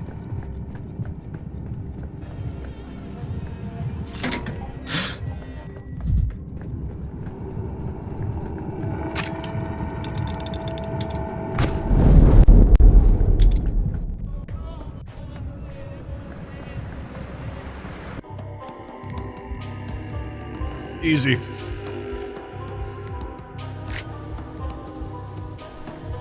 Okay, so we're back at the Stillwater. Made it.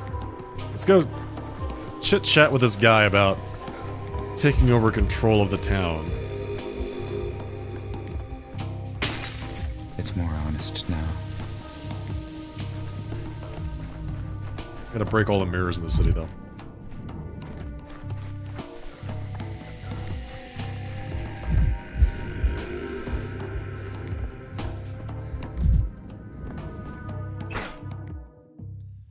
So they said they were sending a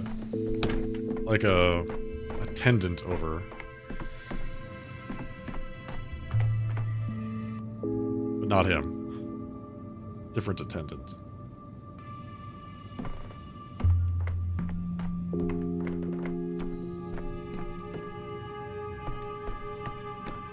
He's upstairs. Heron. Pedantic secretary. Excellent. The more pedantic, the better. Ilgimski's forced his assistance on me. He received visitors, handled the paperwork, and, of all things in the Stillwater, loved the inkwell most. At first, it didn't occur to me that what his true role really was. Spy, obviously. I was told you've taken it upon yourself to rule the town and save us from disaster. Let's assume that's true. Boss assigned me to help you. In an organizational sense, so to speak. What are your orders?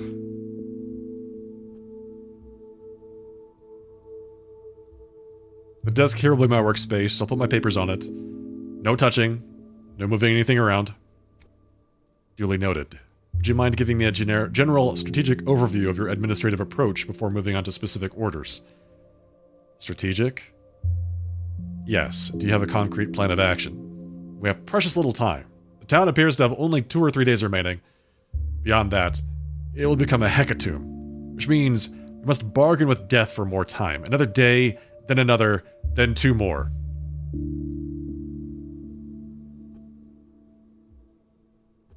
In other words, you currently have no concrete plan of action. You intend to improvise and edit your decrees on the fly?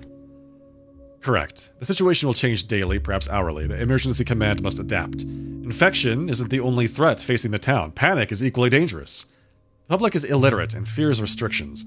If our medical measures are too draconian, they'll put our heads on spikes. Interesting. You're speaking like someone who has experience dealing with emergencies. Is that the case? I've seen how students behave during a riot. The most intelligent people lose their minds in the face of death. Sometimes they work against their interests. That was a different circumstance, though. So we have 2 epidemics, one of plague and one of fear. I've written that down. Well said. We must balance this seesaw. At times we'll need to lift quarantine measures to prevent unrest. At other times we might need to distract people or amuse them. We must find a way to suppress discontent. Otherwise the town will fall to flames rather than miasma. Distract them? You may find there are multiple approaches to solving the same problem. What matters is balancing the levels of discontent and contagion that allow us to live to see another day. I'll draw ideas and inspiration from anything. I'll contemplate the decrees constantly. And I'll sign them right here at my desk. And through this, you'll have full control over the town's condition.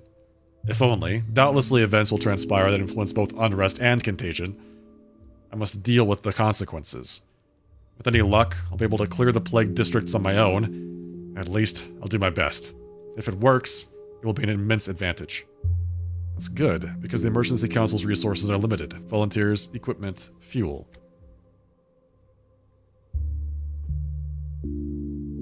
I'll have to change the decrees often, adapting to the situation. Offsetting one thing for another. You should be prepared for that. I've written all of it down. And of this I assure you. While you hold power, your every word will be law. The law of heaven, not merely of earth. What's that supposed to mean? Like, what a weird way to say that. Any order will be fulfilled immediately. You won't have to worry about who fulfills them or how. Everything will run like clockwork. In your town, I find any clock-based metaphor questionable? Anything else? Yes. Right now I'm going to analyze the medication young Vlad has been injecting people with. It's dangerous on its own, but it might lead to other findings. And he'll send an orderly to the pub. I need samples of the dancer's blood. They'll know which one. Written down. And that disastrous decree about dead gruel vaccinations must be taken down. I'll do that myself. Use the desk and remove the vaccination decree. Town management takes place at my desk. New decrees. If the town lives, I live. To ensure this, I must keep the contagion and the unrest within acceptable limits with decrees. Better yet, I must seek other ways as well. I was granted the authority to enact up to 3 decrees each day. The more I study the town, the more ways I will find to influence it. Variolation of the population. Change decree. Task Force, 30 orderlies, resources minus 600 equipment, effects plus 200 contagion. Actually makes things worse. That's great. The search. Ideas for new decrees will appear if I carry out tasks for the locals. Halt the town's clocks. Alright, so we definitely want... Probably want curfew. Protection from Shabnak. Place frightening scarecrows in uninfected districts. Quarantine. Find the relatives of the infected people and put them in quarantine. Minus 70 infection. Plus 180 unrest. So what happens if I do this? Curfew. Quarantine. Oh, I see. So it changes, actually changes the bars. Interesting.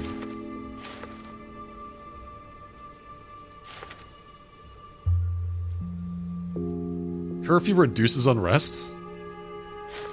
Why would it do that? I feel like that would be really unrestful. Stopping time. Stop the town's clocks. 5, like, very low in terms of needed resources, reduces contagion and unrest. Then we need... So the Shabnak is minus 30 contagion, so quarantine is the most effective at controlling contagion. If you notice, on day 5, it basically goes from, like, nothing to everybody's dead. That's crazy. I don't know how we're gonna stop that. So we want to quarantine, and why can I not curfew? Oh, we're out of resources. Requires 20 patrolmen.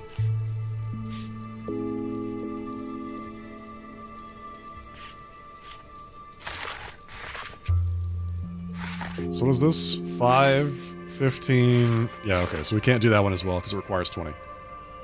But it reduces unrest, and that's all it does. Protection from Shabnak. Minus 50 equipment. 5 patrolmen.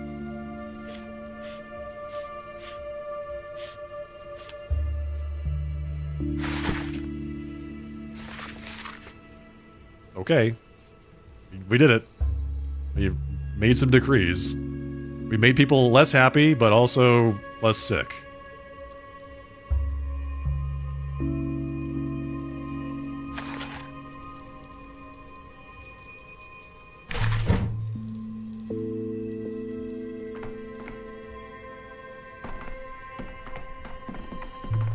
What's this? I hereby decree tomorrow is free ice cream day. Yes, that'll definitely make everybody happier. The pen is mightier. The pen is mightier. Only stories told in full are included in the interrogation report. If a story is abandoned halfway, it must be retold from the beginning. Quid pro quo. I can't take Vlad's vaccine from the town and give them nothing in return. First, I'll examine its composition in my lab.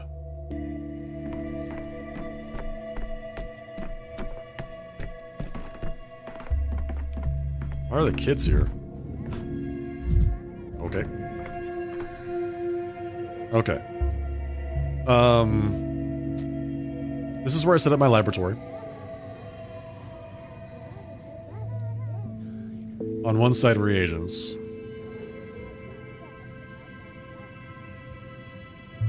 A set of reagents for analysis.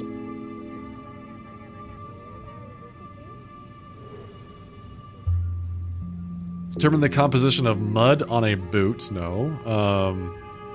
Study the compound that's killing the town.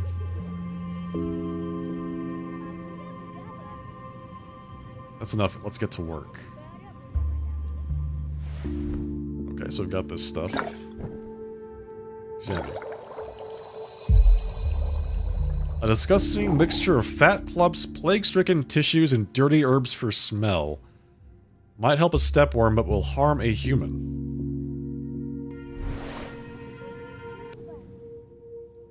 Greetings, esteemed doctor. Adrian's my name. How did you get into my house? Heard you were looking for volunteers, and I was the first to sign up on the spot. As an orderly mind, not a bruiser. I want to mend, not break. Asked Heron to send a volunteer to the Twirene Den. Is that you? I've just come from the pub, doctor. No easy feat to get there. Stamanton's barricaded the place like he's expecting a frontal assault. Which has happened before, I'll mention. I'm glad you got that, Gecko. Yes. Get to the point, please. You may describe your misadventures in your report. Did you get samples of the dancer's blood? Just yesterday, Kulan cavorted like a weak half, but now she's not feeling well at all. Shivering to her very bones, fever spiking sharply. I harvested her step blood with all possible precautions. Poked her poor arm all over. Won't matter much to her soon anyway. That is wild, so she was sick. Was Kulan isolated from other visitors? How it's transmitted is still unclear. They locked her up tight in the back rooms. Here's her blood. Still warm, too.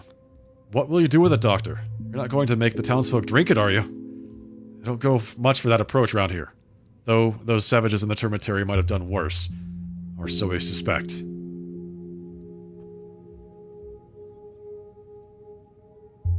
No need to take your shoes off. I'm on the brink of a major breakthrough and I'll be signing an important new decree soon. To enforce it, I'll likely need everyone available. Organism that fought. So we've got Kulan's sample. Her antibodies are what the town needs. Time to brew a real vaccine. I do that right here. Alright, is that what this says? Mix the medicine? Got stuff to mix medicine, but definitely... Why are matches one of the things? Reagent. Plant-based dye. Used in a microscope. Okay, so what do I use to study this stuff? Is it the microscope? Do I use that? Craft vaccine. I wish it was that easy. Vaccinate the population with the experimental drug from the Emergency Plague Committee. Experimental model. Authority in the right hands. Okay. Vlad Jr.'s mistake was giving people either a placebo or an unattenuated bacterium. Whoever gets lucky. I received the samples from a sick herb bride. Her antibodies are what the town needs. Time to brew a real vaccine. What's this? I am the law. I've taken power. Now I will decide how the town fights the epidemic.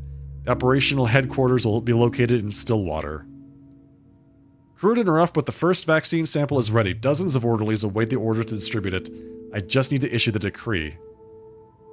I'm told the new remedy against the plague is already saving lives. We're on the right track. Wow. Denkovsky, you're such a genius. You've already solved the sand plague and it's only day 3. How brilliant are you, sir?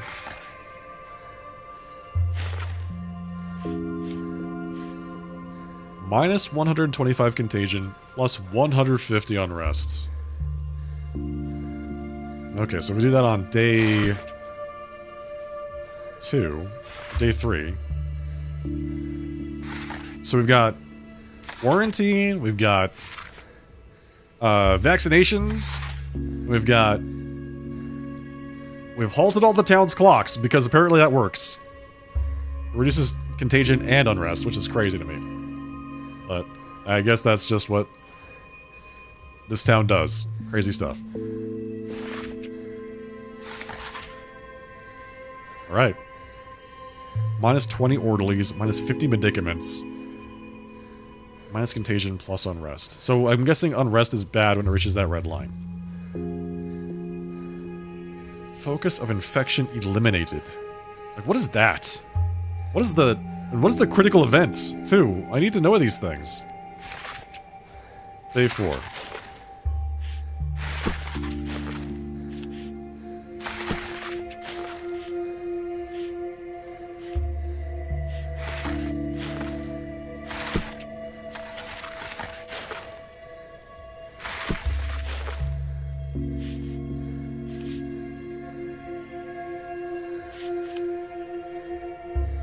Oh, it's additive per day. Got it. It's additive per day. Minus 30 contagion. That's just free. Oh, we are bending the curve, though. You see that? Like, the dot on day 5 is coming down at the end. That's really good. What's this? Stopping time. Protection from Shabnak. Quarantine. Yep, it all works out for me. I've got the first attempt. The vaccination. Alright. We did it! We finished day 3. It's done! We can go do day 2 now. Finally.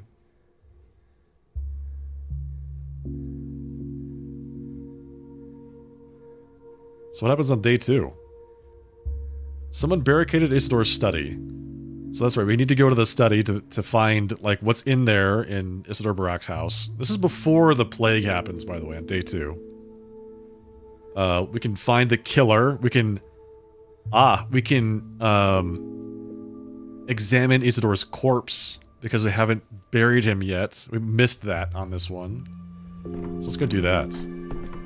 We can go do day 2. Now that we've finished day 3.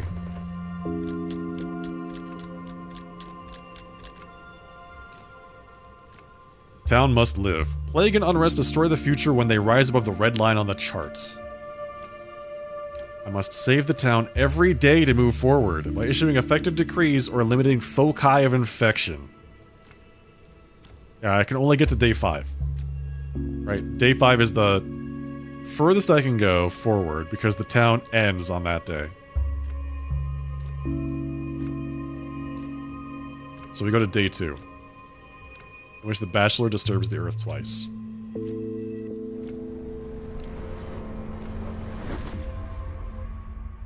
Alright. A doctor means a teacher. Whom have you taught? Would you be so kind and grace me with your signature, Honorable Bachelor? Right here on this line, if you please. Why? It's just a formality. Proof that you're speaking with me of your own free will, by your own desire, dare I say it. That you volunteered to tell me your sorrowful tale. Is this some extra way to humiliate me, by pretending I wanted all of this myself? But didn't you want to tell me about the second day? Just a reminder, I wasn't asking about it. It's you who insists that the events preceding the plague outbreak are crucial for understanding it. Uh-huh. They are, but making it sound like I wanted this interrogation. You're making it sound like I wanted this entire interrogation. Don't you? Don't you care what kind of impact Bachelor Dankovsky had on the nameless town on Gorkon? I do care about that. Wonderful. Now then. Day 2. According to witness testimonies, Bachelor Dankovsky desecrates the body of the deceased town sage and healer, heightening social tensions among the local populace. As a doctor, I don't desecrate anyone's body. It's called research. As far as I understand, it was in Isidore Barak's house that you discovered the first signs of, they called it the Sand Plague. It doesn't matter. You broke in. Don't interrupt. Fine, I'll rephrase. You entered Isidore Barak's house. With what purpose?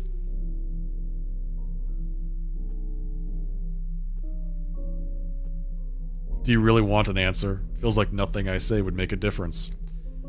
You're so intent on seeing me as an enemy. I'm a scientist. I pick enemies of a significantly higher caliber than a middle-aged Homo sapiens with an unhealthy liver and pancreatitis. Further aggravated by, if I may venture a guess, significant exhaustion and cardiac insufficiency. Ah, what delightful tricks. Even my pancreatitis. Well, it's not an uncommon problem in my demographic. Still, color me impressed. Do you pull rabbits out of hats for your patients like that, too? I love how these guys, like, spar with each other. I'm merely observant. A living organism holds no secrets to a keen-eyed man. We are all depressingly similar. Enough. You're wasting time. Have it your way. I'll close the report and pretend I know nothing. Tell me what you did on the second day. And what interests me most is not your detective games, but the origin of the plague. I hope you don't think I killed Isidore Barak. Of course not. That line of inquiry was the first I crossed out of the report. The murderer was suspected to be Isidore's own son, Artemy.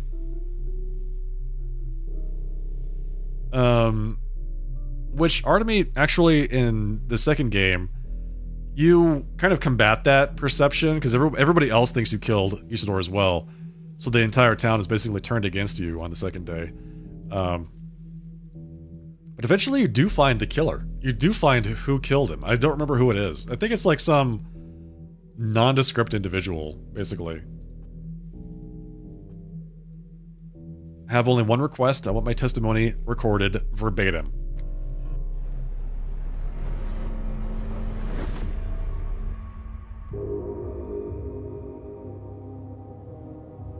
Okay. Buried secrets. After burial, Isidore's body is inaccessible for examination. To exhume it means to bring both the wrath of the entire kin and the town authorities upon myself. Alter.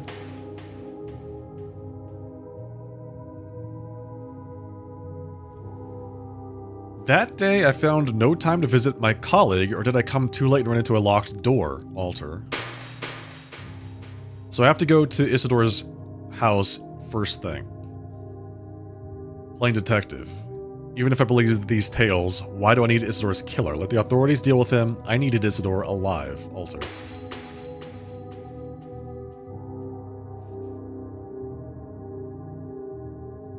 So we're basically altering all of the events of the day.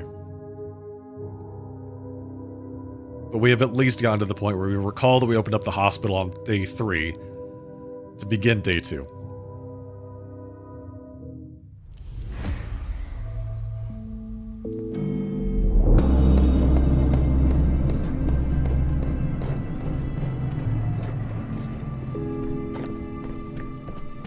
New decree idea. Denial. Prohibit dying. I'm sorry, what? What now? We're gonna just, like, say you're not allowed to die? Is that the plan? Really? Prohibit dying? What do we do if they don't abide by the decree? Do we just, like, resurrect them?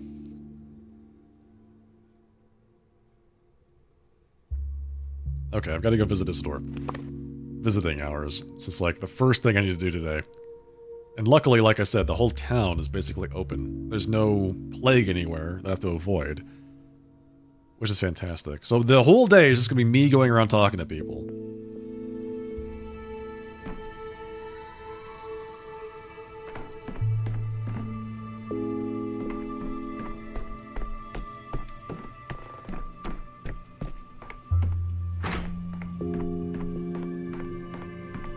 Where is Eva? My chest aches. It's probably nothing, I'm sure. See? So how's that seesaw in your head? Are you getting used to it? Remember what we talked about last time? Did we talk about it yesterday? I didn't say yesterday. I said last time. I don't understand. Alright, never mind. I dreamed last night that we have 3 seasons here. Makes sense, doesn't it? Everything else comes in 3s. 3 ruling families, 3 mistresses, 3 parts of the town. Just 3 feels like more than a half dozen at least. You're thinking of the districts. Each has its own character, but broadly speaking, the town is divided into 3. The stone yard surges forward, the earth clings to its roots, and the knots bind one to the other. 3 banks separated by branches of the Gorkon, you're right. But that's just another way of talking about ourselves. After all, one cannot live without the other. The town is indivisible, a single organism. I've noticed the animal symbolism, but your town doesn't seem whole to me. It's more like a chessboard broken into squares. You don't see the town as a unified whole. Why? Because it's horribly planned. What do you mean, why? It's just is that way. Not for everyone. For instance, I can walk along the entire bank of the Gorkon without pausing to catch my breath. But you say you keep stumbling whenever you cross from district to district. That's how you see the world. Why? Interesting. She's saying that the city is complicated because it's a reflection of myself. Are you hinting I'm fractured myself? Not at peace with myself? Not a unified whole? There's a grain of truth in that. But I think for many, the town has fractured without Simon and Isidore. For many, but not for you. Not for me. I rarely leave the still water anyway. What does Simon have to do with it? Others will tell you that his authority kept people in check, and without it, they went mad and conflicts arose. But I don't think that's it. Simon wanted this fracturing. And the fact that you see it is a part of his grand design? I don't know. But I think it's important. And in the end, it will help you, not hinder you. Then I need to gather myself into a unified whole. Got some amalgam. Good. Now we can die again. Good. Looking forward to that. Cliche, Victorian setting, kitsch. Apparently, Daniil does not like the art.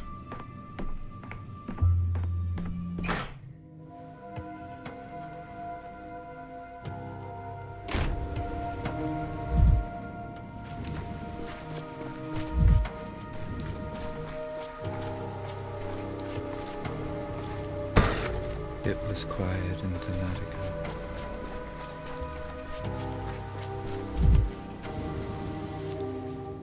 Okay, we need to go do a bunch of things today.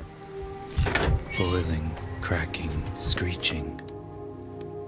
Living. Make ourselves manic. Let's go to this place and go check out Isidore's house.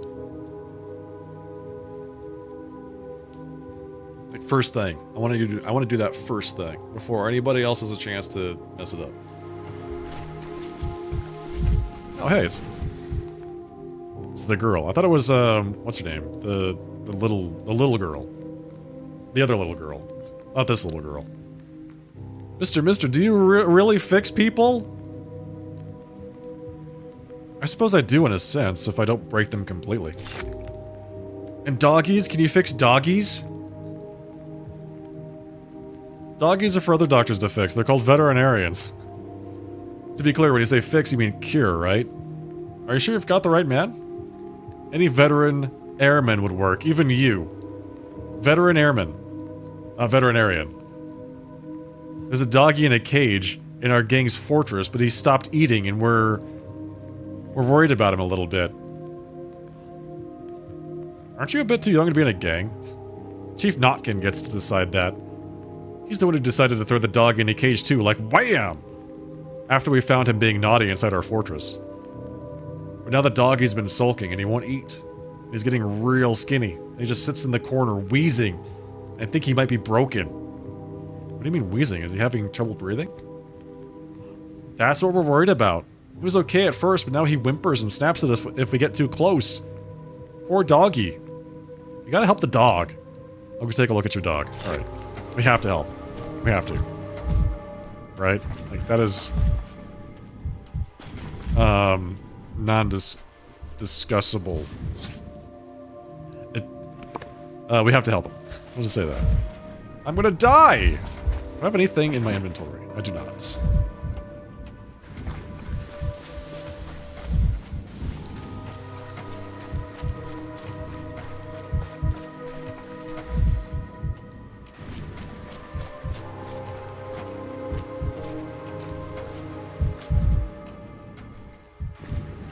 Your fingers I want to use your... are in every pot, and your feet always running around. I want to use your swing set. The big head yet. What are you talking about? Stop talking. Non-negotiable. Thank you, Brent. Yes, that was the phrase I was looking for. Non-negotiable. Non-discussable. Not doable. I don't want to talk to you. Grandpa Isidore said I don't have to if I don't want to. Isidore Barak was your grandfather? Are you stupid? That would make me Bear's daughter, and I'm not. I'm my own person. But you knew Isidore, right? You don't call people grandpa willy-nilly. I didn't. He just taught us things, is all. Taught us. So there were several of you. No, there weren't. I don't want to talk to you. Go away. You don't have to talk to me. Just tell me one thing. Have you seen anyone here, for instance, a very small boy with a very large head? Like a Sticky figure? I haven't seen anything. But Sticky was out and about here. So did you see him or not? They're laying Grandpa Isidore in the ground today. A friend told me that the ground won't take him, and he'll keep falling back out. But Sticky won't let me go watch. So I'm sitting here by the house. A friend told you that. My friend? You kids in your games.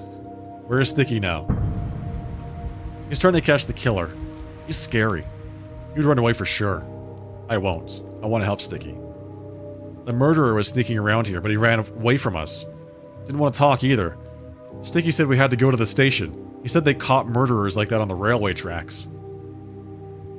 Is the killer planning to flee the town? That's smart, especially since it will soon become impossible. Okay. Okay, got it. Isidore's wards.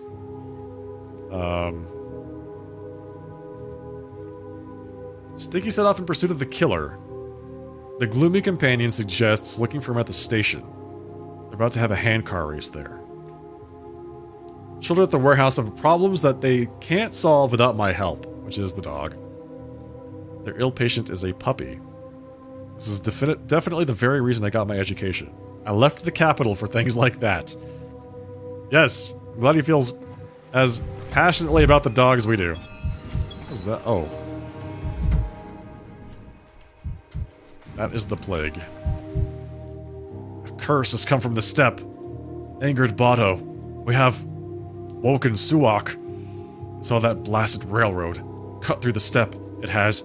Every engine picking at the wound anew with its wheels. Stop wagging your tongue, missus. The tracks have nothing to do with this. Have you seen how much soot they discharged from the factory vents yesterday? That's where the filth comes from. They'll poison us all with sulfur and lead, the murderers. What will we breathe, eh? Lead and sulfur. It's not the fence, mister. Sar Eke Berkesiel. Big sorrow, big... Granny told me, the sorrow happened very, very long ago. 5 years ago. That was a long time. Began with muck on the walls, too. To find out what that muck is, I need to take a sample of it first. Use the scientific approach. How would you take it, my good man? It's all the way up there. Only Boulder can reach that high. Ishamda Bata Beker Kalineb. So that kid does not look like a step kid. You know? You out of your mind? Don't touch this muck. Just burn it. Be done with it. I should look for more foci inside the house and take a sample. Onlookers. Locals sense trouble and refuse to help. Too high, I'll try to see if the growth manifests inside. I need a plague sample to show the town authorities. Isidore's house is covered with a creepy substance. Neighboring houses are still clean.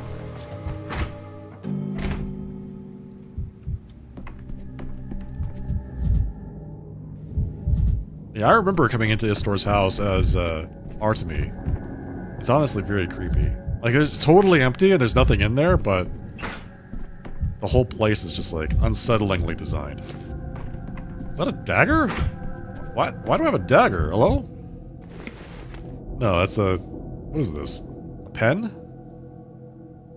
Signs love letters and death warrants with equal disregard. Cigarette case. A nice thing to keep close to one's heart. Will protect from a bullet. I'm gonna get shot?!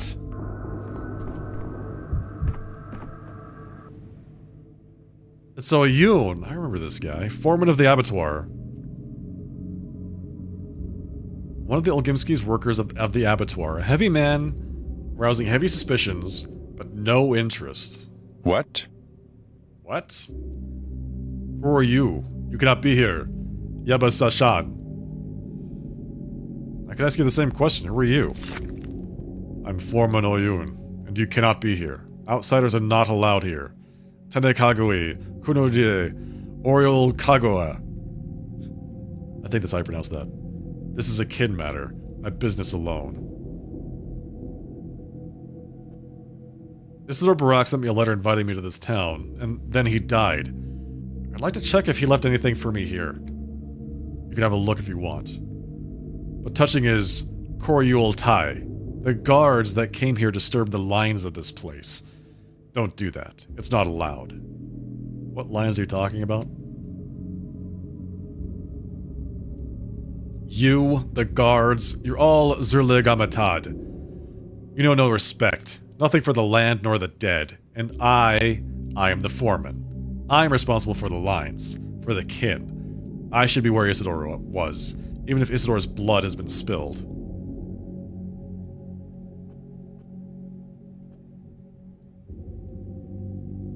What do you know about Isidore's murder? I know that he was killed. I know that he will be committed to Earth. I'm here to keep vigil over his blood. Wait, was it... Actually, now that I think about it, wasn't it Oyun they killed him? I'm trying to recall, like, the events of the second game.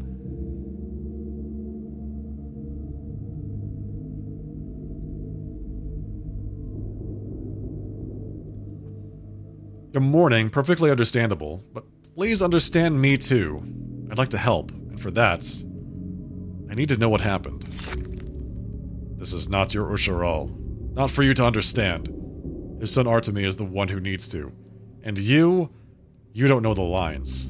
Taneg Dagui Kun. But Artemy isn't here, only I am. And I need to inspect the crime scene.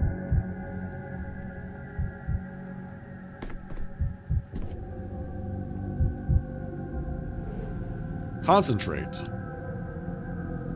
Murdered in his own study. By evening, the study will be sealed. I assume this gentleman will be the one to lock it up. Doubt I could stop him.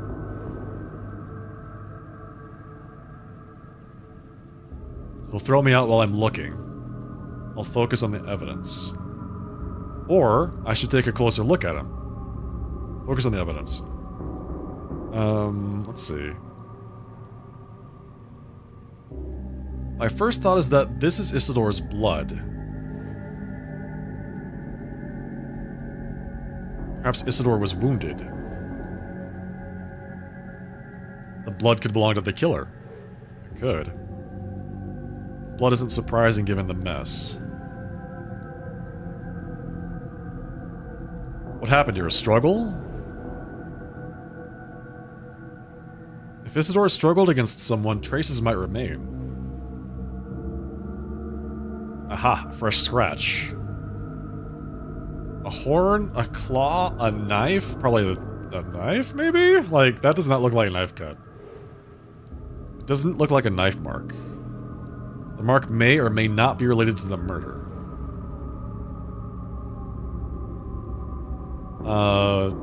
Was someone... Oh, wait, a search. Were they searching for something? Was the killer looking for something? There clearly was something on the windowsill. Oh. Oh, there's something missing here. A horn? A horn's blow could have left that scratch. Keep this as my main theory. Consider other possibilities. Sure. Someone covering their tracks.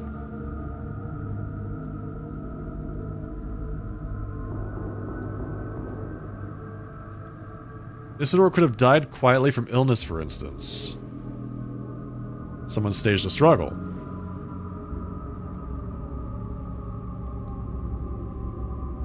And here, fresh trash.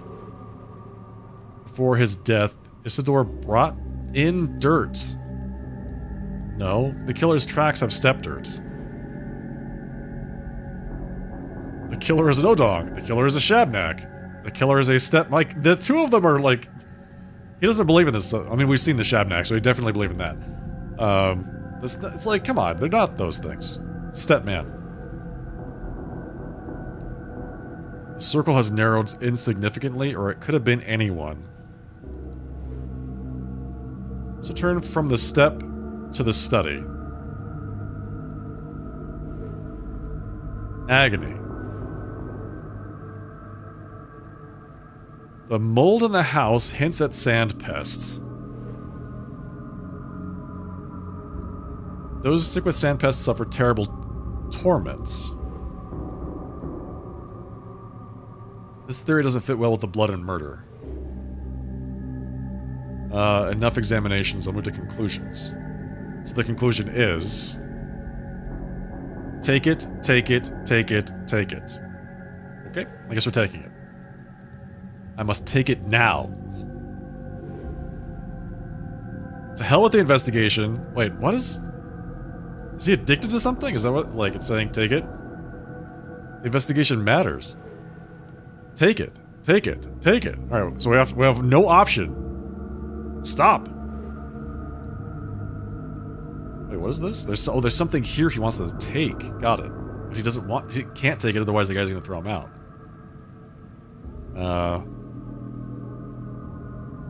This is a very strange bundle. It draws the eye. Somehow I feel like it was left for me.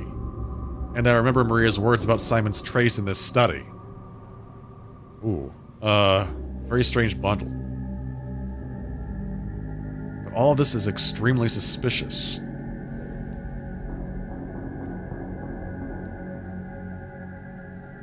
I feel like Isidore was killed by a person. Most likely that's the case.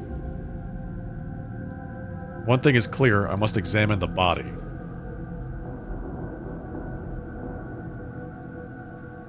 There's mold outside. I must find it, study it, show it to the authorities. It could be behind any object on the wall. I need to search the second floor. And I need to hurry.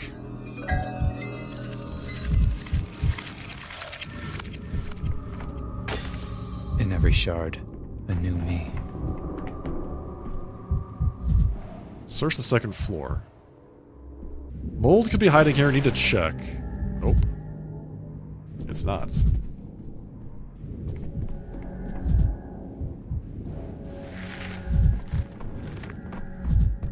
So we're just gonna go around tearing stuff off the walls, trying to find the mold.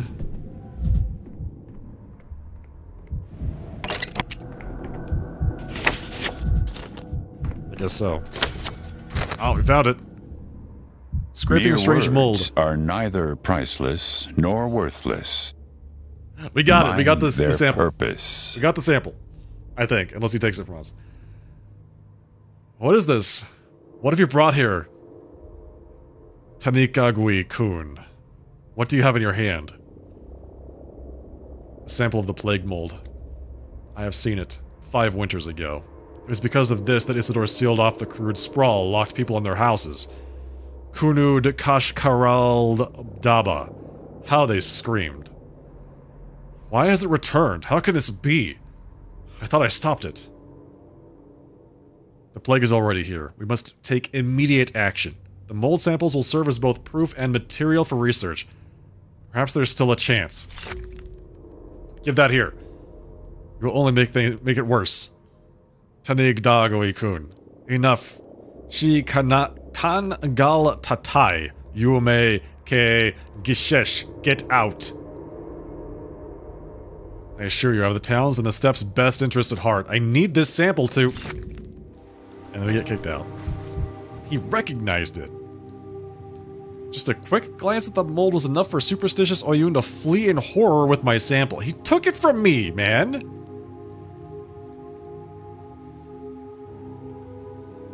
And he threw me out too. I can't inspect anything this way. The mold got inside the house, so I need to be... I feel like I need to change this. If I can get out of the house with the sample. Although... like, is he gonna stop me every time? That's interesting. Huh. Maybe there's more than one place where there's a sample. The bundle on the table strangely draws my attention. This butterfly. How often do you encounter blue morphos in the Gorkon? So we can change this outcome without changing this outcome, by the way. He suffered. I examined everything I could. The evidence doesn't connect with the mold outside the house at all. Could there be any inside? And there was. I can't inspect anything this way. Alright, well, that's too bad for me, I guess. I definitely need a plague sample to show the town authorities. But I can't get it.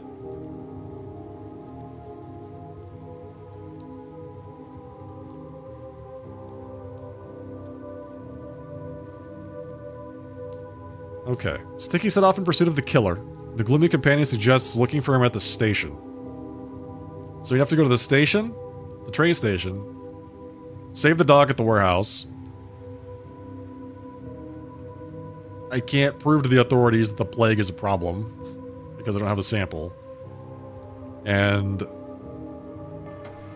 go to Isidore Barak's funeral.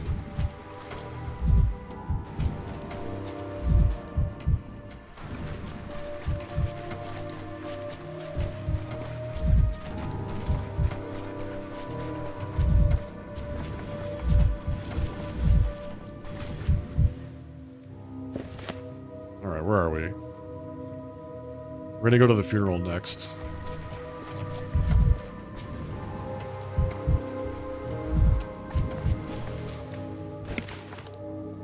Don't have anything to heal myself, I have nothing to cure my mania, so... we might just die. We'll see. What's this?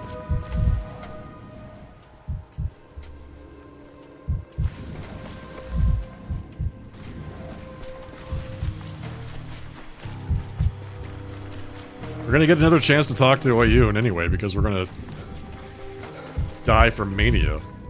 Our heart's gonna give out, basically. You're too high strung.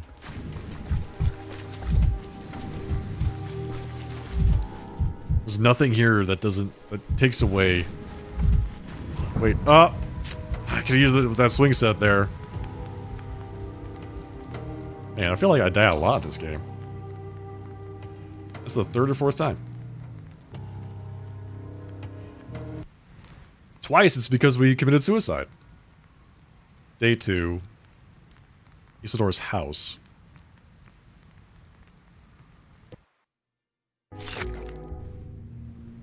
Okay, so we're back in the house. So I have to go through the conversation with Oyun again.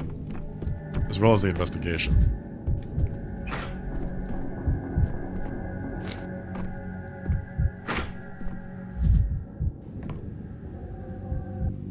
Hey, buddy. From the turn of the screw, we will learn what is true. I need to inspect this house. I'm Foreman Oyun. I'm Daniel Dankowski. I'm in charge of this town now. Not yet, Daniel. You're not in charge of the town yet. Is it a job or a nickname? It is Zaya Amedral. You can look if you want, but do not touch. If you don't mind my asking, what are you doing here?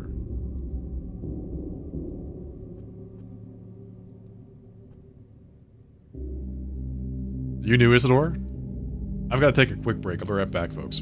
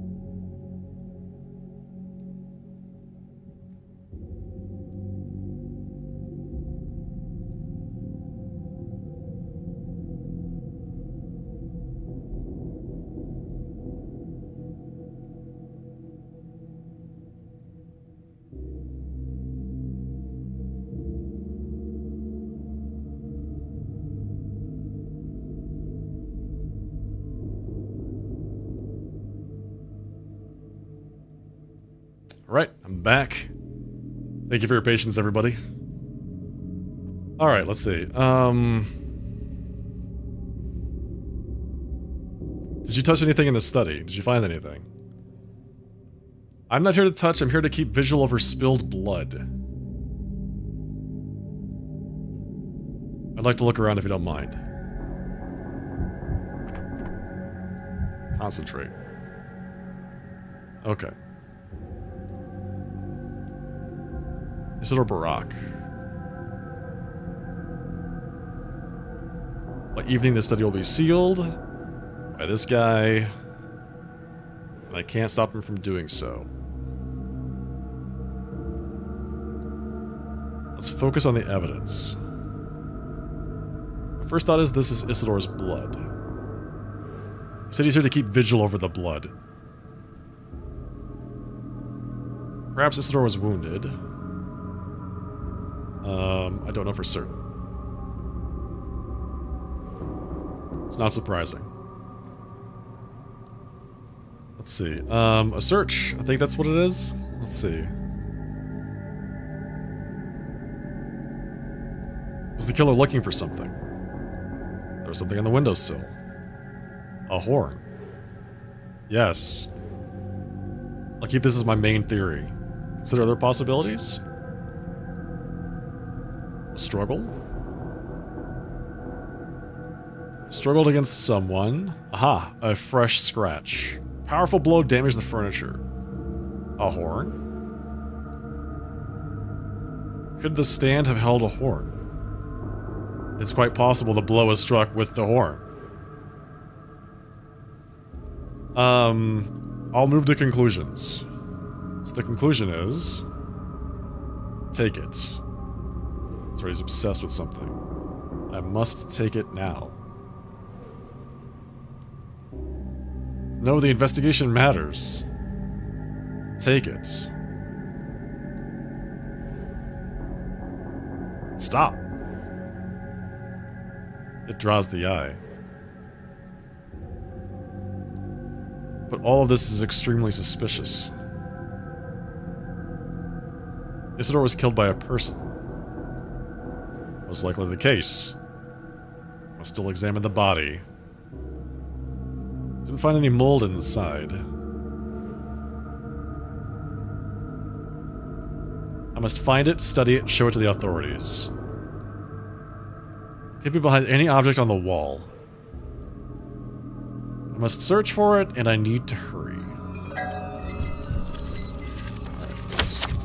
It was there last time, behind that thing.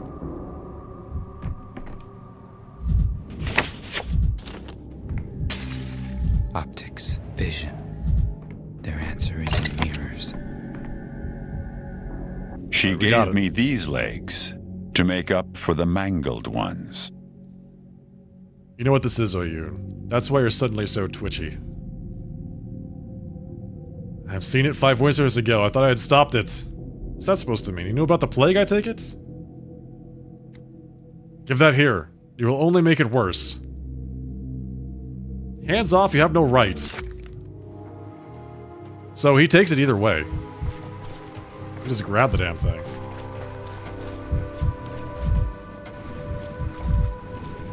Oh, I wish I could use that swing set to help myself out here. So I don't die for mania before I can save the game. Where is the main road through this place? I feel like I remember there being a playground nearby.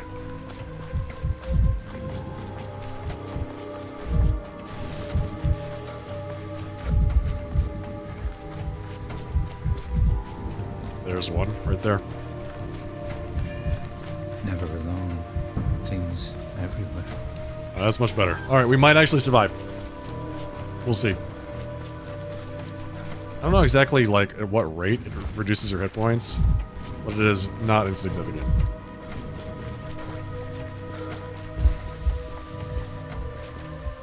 Hit this to reduce my mania. We're gonna leave that. We can't examine this, though. Because this was just a slight balance. There we go. Slight.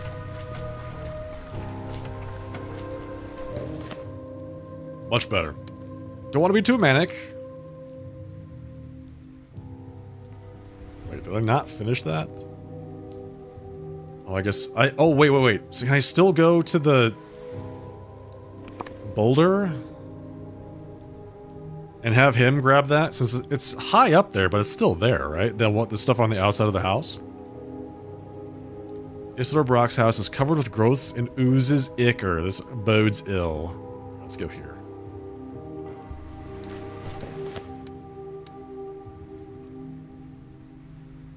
The funeral.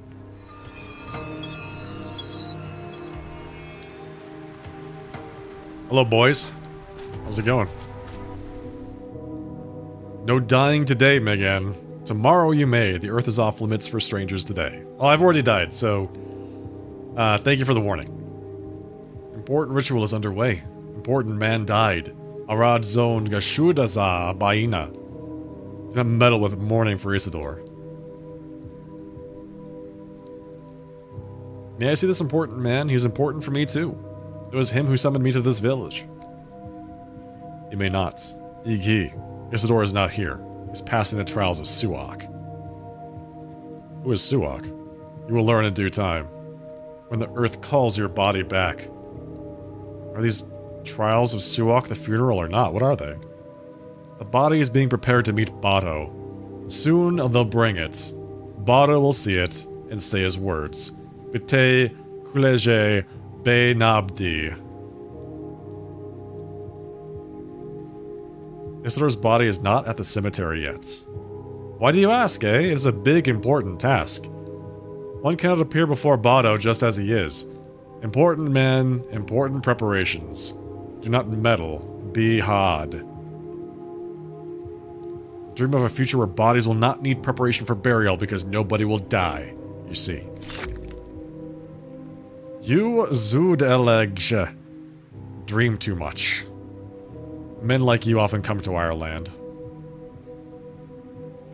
Don't know why yet. Okay, so I cannot... Wait, I just started the whole conversation over again. Thank you anyway. Sounds good.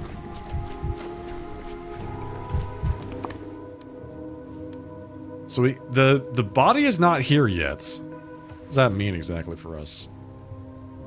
Cemetery is closed in the morning. I can try again later, in the middle of the day. While I was getting off the train, Isidore was being killed or maybe already dying. Examining the body would help find a connection between these events, if there is a connection.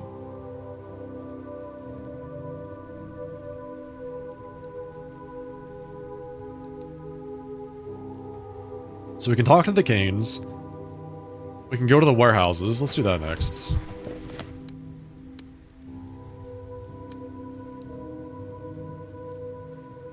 Seems like a long, weird walk. Why don't I just walk down the rail?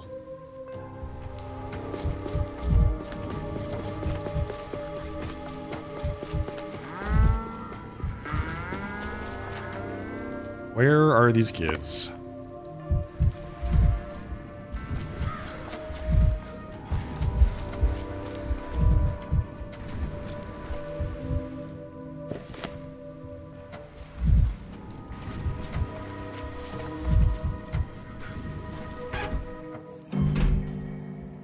Oh, what? It's one of the dog heads. Notkin, Soul and a Halves chieftain. There were two large gangs of children in the town. The Soul and a Halves kept animals and called them their halves, which supposedly understood them better than any humans did. Every soul and a half had such an animal companion, though never saw a single one. Half men, half boys. No more knives, no more toys. Your problems, little imp, are caused by the tower. You've completely lost touch with the earth up there. I used to be like that too. Remember when we all used to play together, but now the games are over. Doghead captive. Don't go soft on him, Chief. If he's turning up his snout at food, let him. Ah, so the doggy was a doghead all along. I should have guessed. He violated the treaty. He stalked around our turf and broke into the warehouses because he wanted the lanterns. Our guys are going to give him a thrashing after they caught him, but I wouldn't allow it. See, Doctor? There he is. Unarmed. He's just refusing to eat for some reason, which is why we sent for you. What does he need lanterns for? It's not like we haven't tried asking him, but the pup won't speak. He knows he violated the treaty like the dirty fleabag he is. Not only trespassing, but stealing from us to boot. That's like spitting in my face and rubbing it in. It's personal. I can forgive a lot. But if I let this kind of foul play slide, I'd lose my own gang's respect. So I think he's been punished enough. Perhaps we might let him go.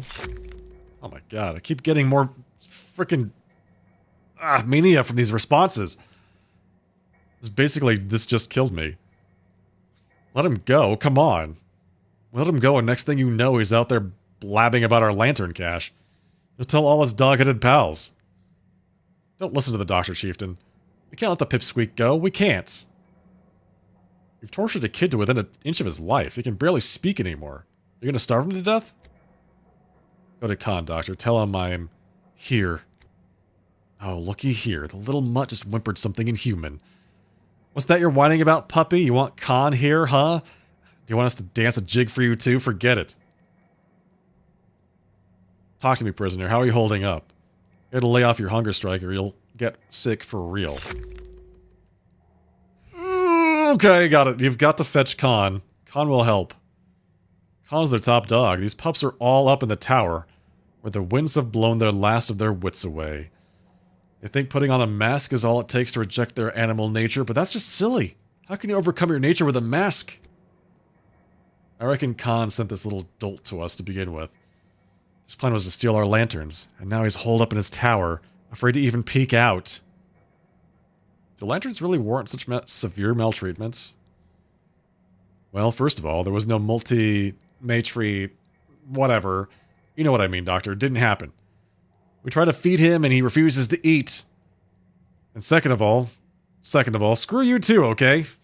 I told you, Doctor, it's not about the lanterns. He violated the treaty.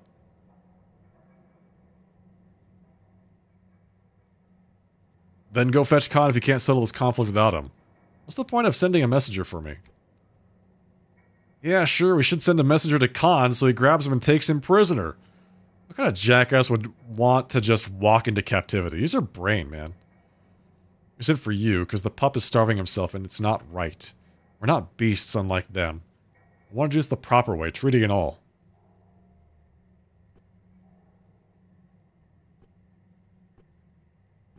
Okay, I'll go talk to Khan. And we're going to die because we don't have anything to cure ourselves. Well, that was fun. Nothing in here either.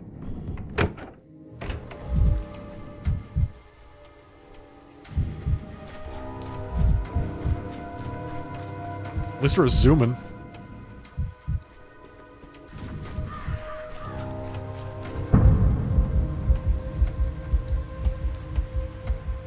So the dog was actually a kid. It turns out.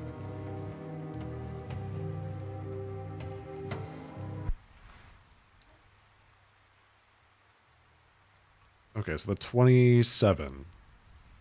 41 mania, 27 hit points. It's probably this one's going to be the best load. We have to go back to the hindquarters, go to the cemetery, try to avoid all of the answers that cause mania, and then head to the Solanath Fortress. Yeah, I don't know how we're going to do that. That's going to be really hard.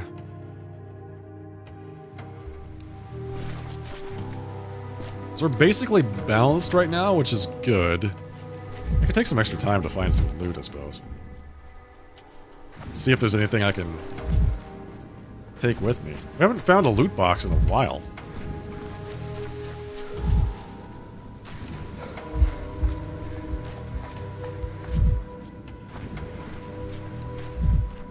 There's a bunch of junk everywhere. Hello, madam.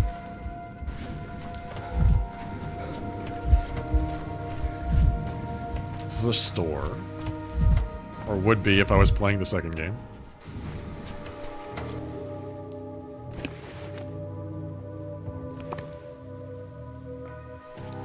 Yeah, day 2 is kind of tough, gotta say. Got no money. No resources.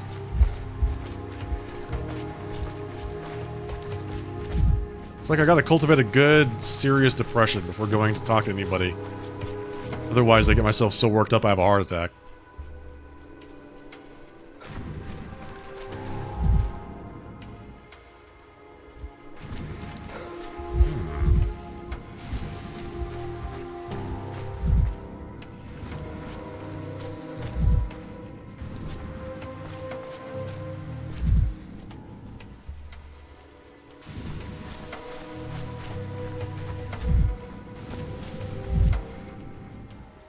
Where this thing is leading me.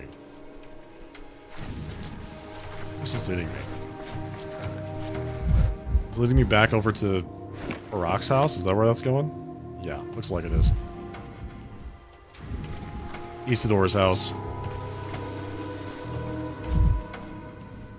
Yeah, there's like nothing here to loot. There's one thing I can click on to reduce my mania. That kid is not sitting on anything. Sir, that is not right. You should at least abide by the rules of physics here, okay?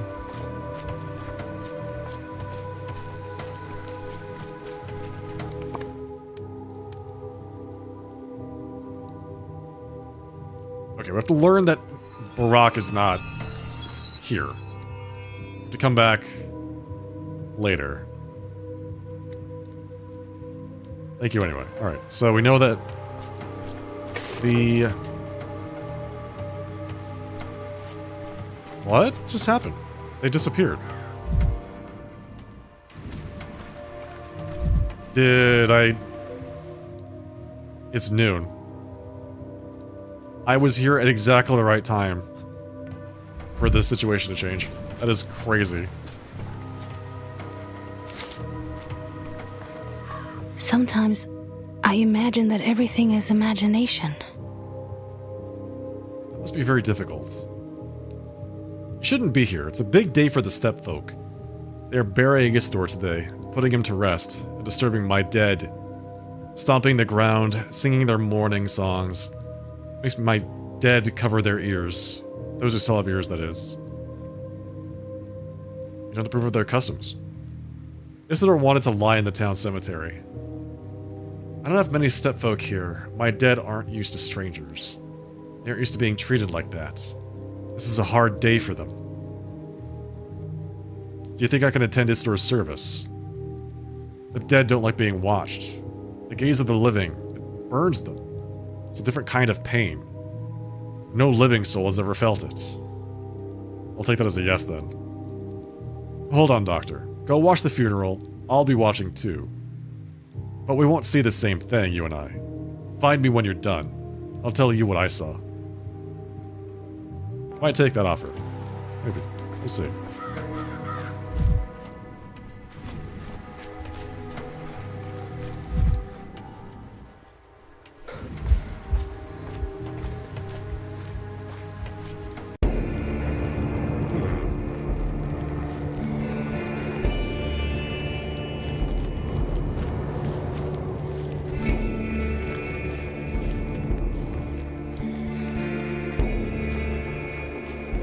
Bizarre to me.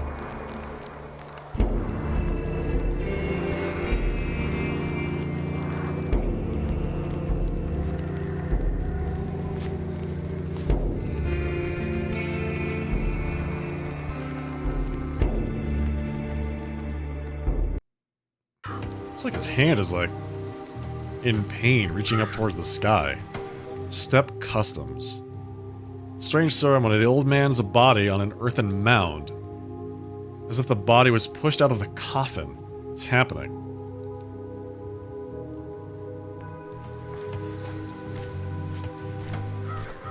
I can just examine him right now. Get over it. Forgive the big city Ekhilel, father. He didn't mean to intrude. I came to pay my respects. I never met Isidore, but I understand he played an important role in this community. Thank you. Now be silent. Your father summoned me to this town. I received a letter from him. Leave him, Mogakun. Young Barak is searching for his path, Megan. Open your eyes and see that he is struggling. Ekekunde. The kin is waiting in awe to hear his words. No one is waiting to hear your words, though, especially not young Barak. But I need to talk to him. Young Barak will be gathering herbs for the offering. Tonight, on the bank of Gorkon, near Alongo. You may talk to him there. Do not talk here. Why there? It is permitted to spill blood there. Here it is not. The earth in that place will be pleased. What do you mean it'll be permitted to spill blood? Why would any... Wait, what? Are they gonna attack me? Are they threatening me?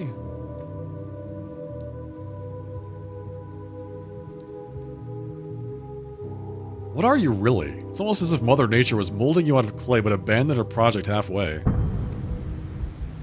Sorry, I was just thinking out loud.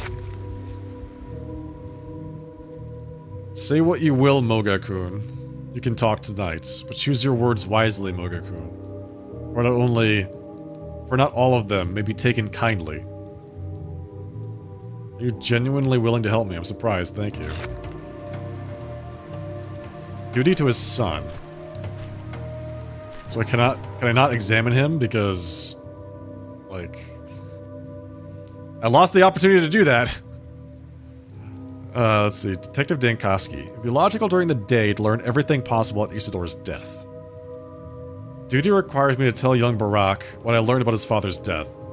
I'll find him on the bank of the Gorkon in the evening after the funeral. I can no longer examine the body. It is gone. The option is no longer there. Son of a... Okay, fine. Means I'll have to do it again sometime. Hey boys, how's it going? Worst of all, a coward. Oh, it's Stack. Always been a coward. I hate it. I heard of you, Dankovsky. You'll be surprised, but I heard a lot about you. We won't talk now. Earth is crumbling over my mentor's body, but one day we shall talk. Tomorrow, maybe. You've stolen Simon's body, no need to play dumb. You came for Simon, because he'd chosen you as his successor. Am I right? I came for Simon, yes. You're a fool, Dankovsky. Of all the doctors in the capital, he chose you, and you didn't even understand. I'll explain it to you, but not on my mentor's grave, and not behind my nemesis's back. Wow, this guy's very angsty. I'm investigating the phenomenon of Simon. What do you know of his death? Shut up. Alright, we'll talk later. Goodbye. I'm so depressed. Ene Gushodal. What have you done to anger she? Why does the ground not accept Isidore? Why does it push the coffin with his body back out? It is because he has no continuation. The son does not know the lines. He breaks his own line. The son does not accept his inheritance. So the ground cannot accept the father. What? How could the ground not accept the body? You don't really believe it's pushing the coffin out, do you? Maybe the grave just wasn't dug properly? The ground is alive, Duratai. It decides who will lie in it, and who will Zokid Beshe. Isidore's Kargi does not go into the ground. It does not fit. See for yourself. His path, his Kargi, that is his inheritance. Since Isidore has left his path, someone else must now walk it. That's what Bato demands. The young Barak is a good man, and his milk mother. A heavy burden. Harakaulu. It will break his spine. It won't budge. It really won't. Would you look at that? If Grandpa Isidore can't go into the ground, does that mean he'll stay with us? Like in the tale of the Gazar Dooroki Tenushe? Will Grandpa Simon come back too? Do not speak of that Kane sorcerer Kuged. Isidore kept company with him. That's the source of all our troubles, Terra Zemete. That is why Bato is angry. Kane sorcerer? I haven't heard that one about Simon yet. I thought I was well liked here. Don't listen to him. It's not him talking, but the grief that claws at his throat. Simon was Kairatakun to us, just like Isidore. And we lost them both on the same day. Tedanerugi Bolo. Bide Muno Gansara Bainabdi. The fact that two pieces so important to the town were removed from the board at the same time bothers me too.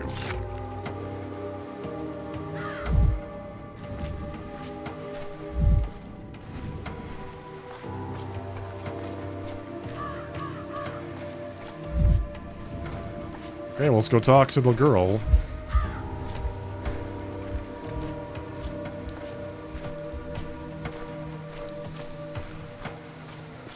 I think they've fallen out of love with me. Halt, Doctor. My dead whispered to me that you are leaving empty-handed. You came too late. Yeah, I wanted to find out how Isidore died, but in order to do that, I need to examine the body. Isidore will not talk to you. The ritual sealed his body. Even I cannot hear him. My dead whispered to me that Isidore can talk to his son now. He doesn't wish to talk to anyone else. That is true. I wish both Baraks to have a good talk, whatever that means. It's a shame you haven't met Isidore earlier, neither alive nor dead. But it wouldn't have been possible. You didn't even know about the old place. What old place? Before he went into the earth, Isidore was embalmed in the largest of the old settlements, Sheken. It means ear in the steppe language. This was a special embalming ritual. No one had been treated for burial this way for many, many years. Are you saying that this morning his body was in the steppe settlement? I could have examined it. Okay, well, now we know. It's on the map. So from early morning, Isidore was being embalmed in the steppe village. The journey isn't close. I need to examine him before midday. Got it. Okay, so this is like an intentional fail. They don't even tell you that he's like in a different place. You just have to either know he's there, or you have to go back and do it again. Hint at the past. I didn't manage to touch the body, but the Keeper of the Dead told me that in the morning, Isidore was being prepared in the steppe village. Let's say I'd made it there in time.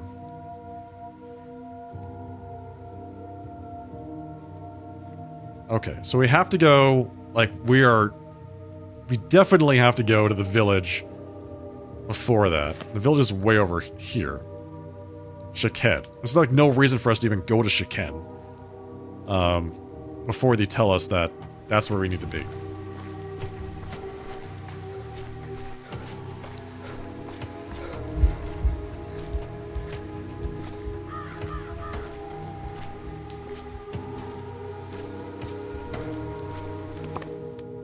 Alright, well, let's go talk to the kids about the dog. They have problems with a puppy.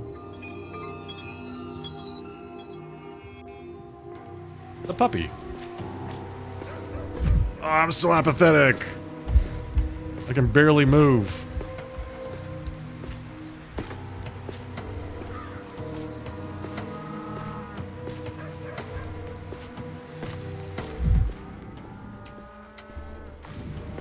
Luckily, there's plenty of things to kick around here.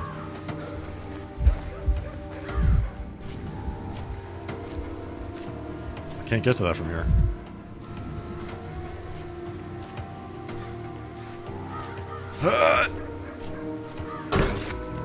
Yes! Be quiet, you lot. Finally.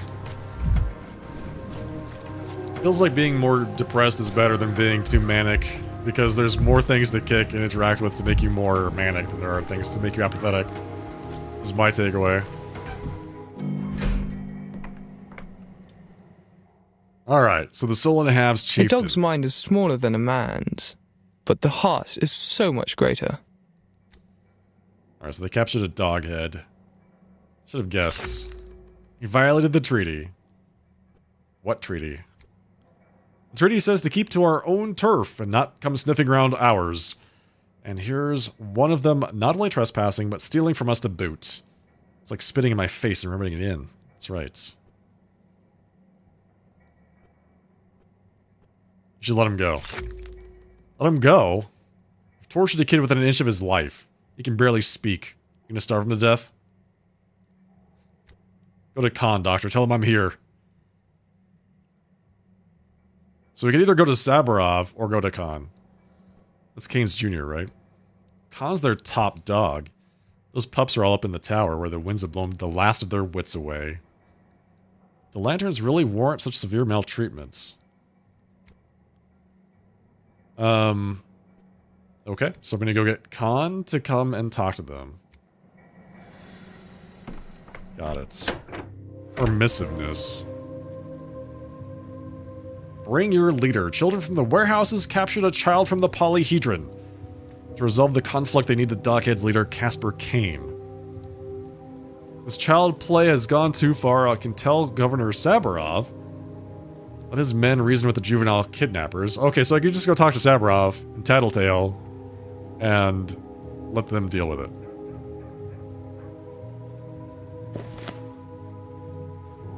But first, we have to go to the train station and attempt to catch a killer.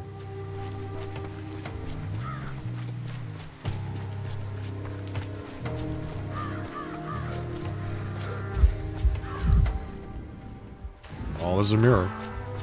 Oh, there's a mirror. Why so Oh. jittery, Dankovsky? It was a big mirror. Lots of amalgam.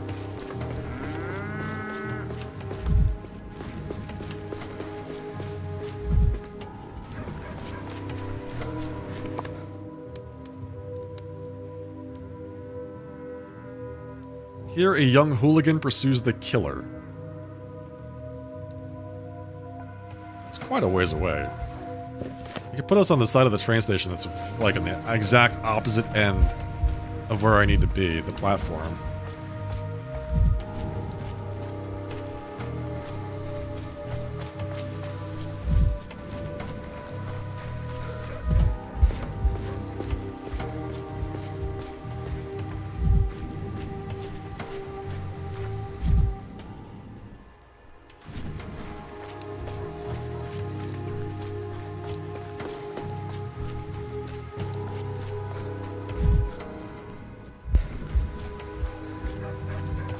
he in one of these train cars? Is that where it's taking me? I mean, it wouldn't be surprising.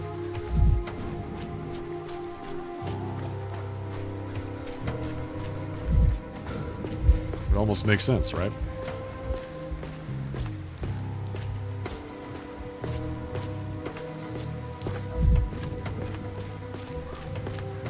It's already 4 o'clock. Spent a lot of time at that funeral, didn't we?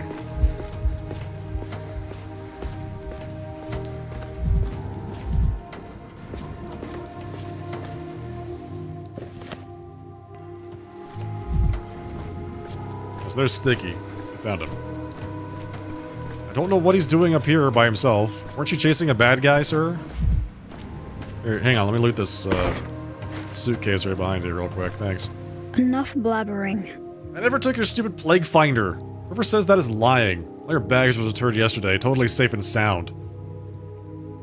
That's not why I'm here. You're saying you haven't come to the station for your baggage? Why then? I'm looking for Isidore Barak's killer. Why is that? Why? Why are you looking for the killer?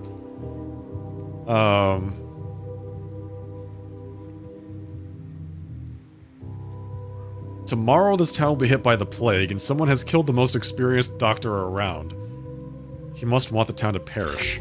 The plague? Like back when I was small? How do you know that? I'm a doctor, that's how. I know because I'm a doctor! Your surly friend said you ran to the station after the killer. Didn't catch him, I take it? I did catch him. But then I felt so sick. And I'm not some weakling, I run faster than even Shrew does. It's all that bloodsucker's fault. Did the killer do something to you? There's nothing to see. He has his own ways. It's not what you think. He hobbled away further down the tracks. There's a place there, a really creepy one, for the bravest people. I figured right away he was hiding there. I'll just catch my breath and follow him. Why don't I go instead? At least I have a revolver. Think you can handle it better than me? Yeah, right, Mr. Big City. But you're right about one thing. We can't let him get away. If we don't catch him now, he'll hide so well that no one will ever find him. What does he look like? A brief description. You'll know him when you see him. Who else would be hiding out there? It's a bald, albino-y step guy. An albino step man. That's definitely unique. Quit yapping. You said you'd catch him, so get moving. Go straight along the tracks, and then you'll see them. The dead trains. Please don't follow me. I'll lose him if I have to keep getting distracted protecting you. I'm going! Goodbye! I'm leaving! Fishing with live baits. Old trains are dumped on the dead-end branch. You can walk along the rails. The scoundrel is hiding there. Brave Sticky was scared of him. Down there. Okay. Like straight down this direction? Am I going the right way? Yes.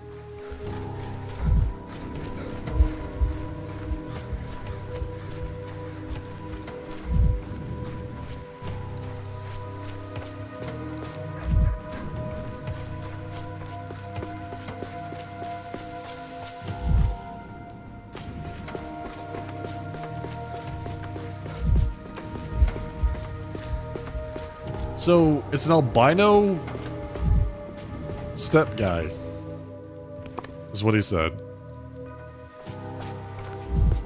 Albino step man.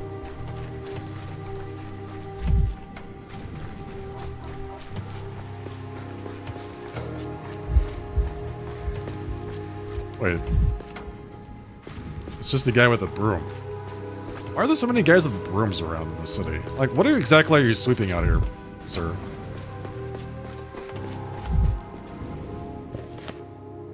We're in the right spot. The train graveyard.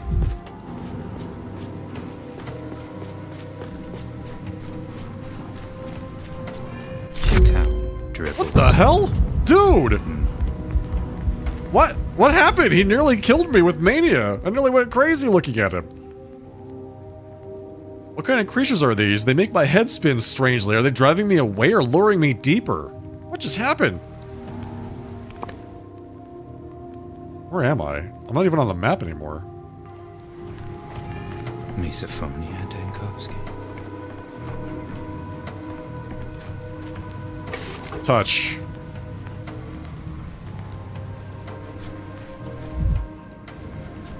I touched it.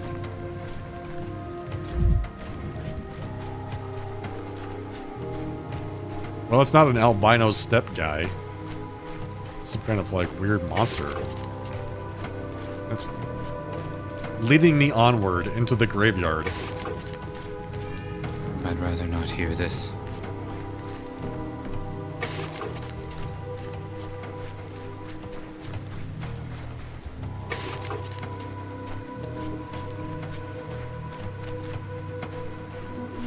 Is there like a village of them, or are they all the same one?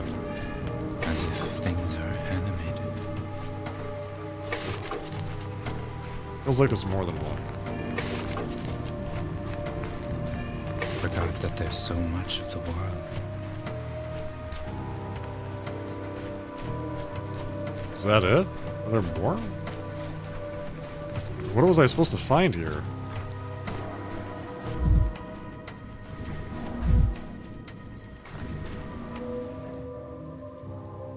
What the hell? What kind of creatures are these? Are they driving me away or luring me deeper? I mean, I'm about as deep into this place as I can get. I feel like I need to go in there, but I can't. So... there's some people back there. I could use some quiet. There we go. So, who is that?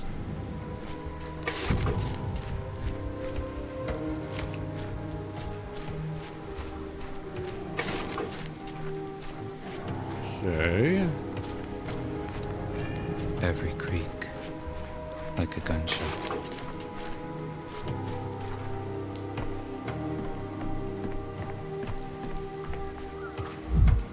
So, now what?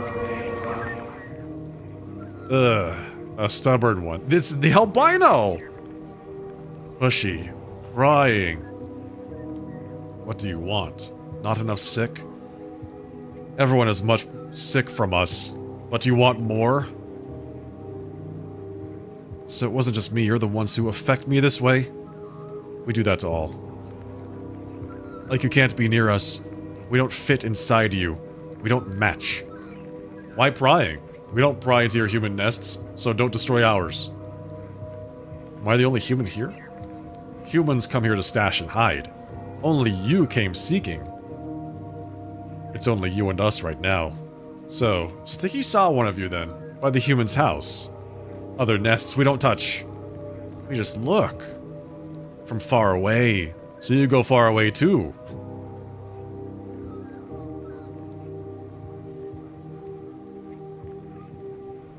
Someone died yesterday, and today, one of you went to look at his house. Why? Pushy! Poking his nose, asking. Rude. Doesn't offer anything in exchange. In exchange? I haven't the foggiest idea what you might want from my pockets. Want. Sweet word. Sizzles. We need your unneeded, so it became needed by us. We are unneeded things too. You see, we nest in these unneeded iron boxes. They were left to die in forgottenness here, just like we were before. We took them for ourselves. You're comparing yourselves to the train graveyard. That's a new one. We came from Bato, like all the things living, not living, and dead. Living is easy to return to Bato when they become unneeded. Iron boxes can't do it easy. We can't do it easy. You cannot be near. You're sick next to unneeded things. Like nothing's there. Like it never was. I'm sorry, what? I don't understand. Thanks, noticed that, but which of you went to the dead man's house? He can't see it, all covered in town stuff. But he can't see it. He will see, with face taken off, but then, no face left. He should give his unneeded in exchange. If unneeded makes his face unneeded, it needs an in exchange. He can't give his face, he's stuck to it. Give in exchange. Something not stuck on. If I give you something unneeded, Will they finally tell me what you were doing by that house? Trade. Unneeded. What a pen. What's this? Useless thing, but I can't bring myself to throw it away. Okay. About 10 nuts.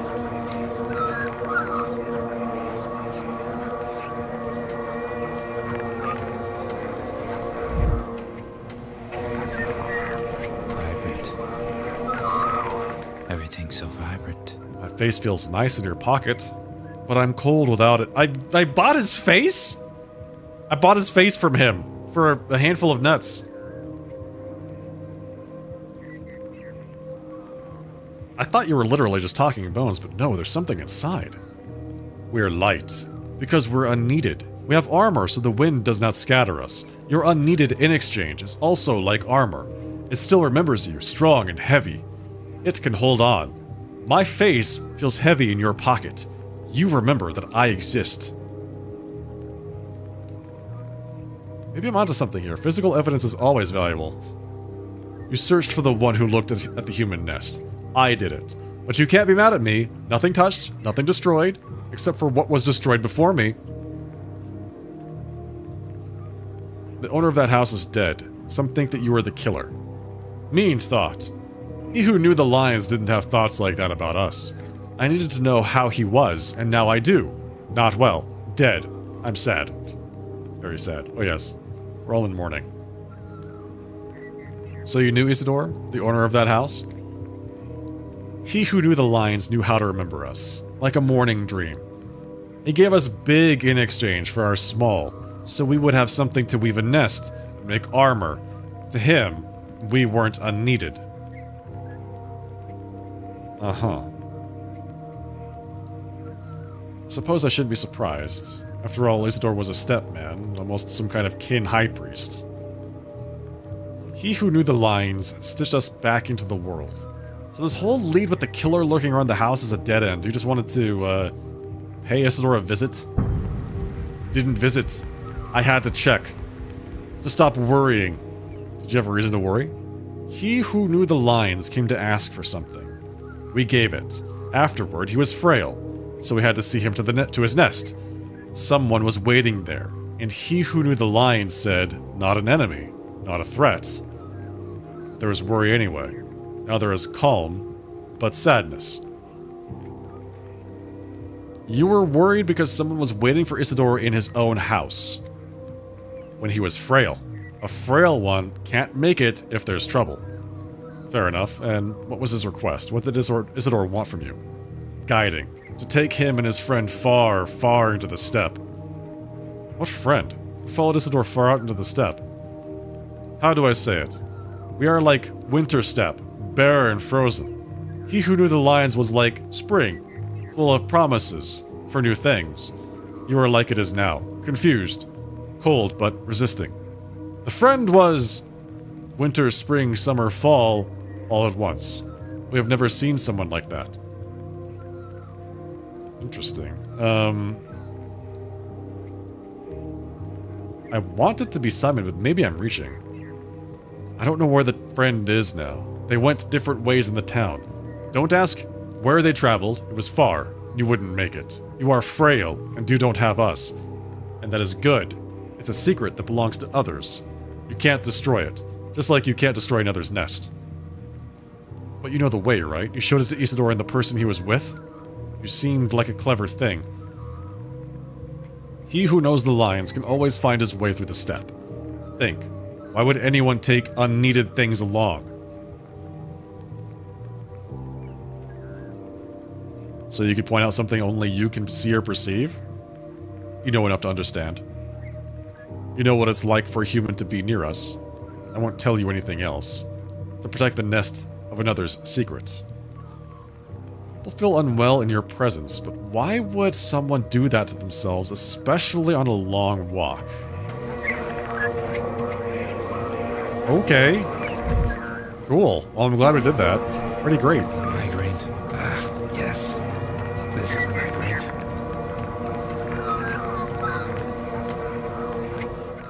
So what do we get from that? Like, seems like a lot of work. Interior decoration. The creature removed its mask and turned out to be roughly the same underneath. Now it's ready for questioning. Someone was waiting for Isidore at home just before his death. The albino saw no more, and today found an already dead house. So that ends that side quest. I still have to talk to the Canes. Still have to get Casper Kane. And bring him to the warehouses.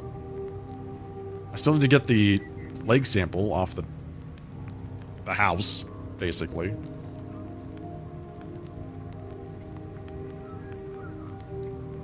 And I need to visit the Steppe Village very early in the day. That has to happen. Otherwise, we won't be able to examine Isidore's body. Kinda glad I didn't try to do that in front of everybody. I initially thought, okay, this is probably going to be weird and wrong. And it probably would have been weird and wrong.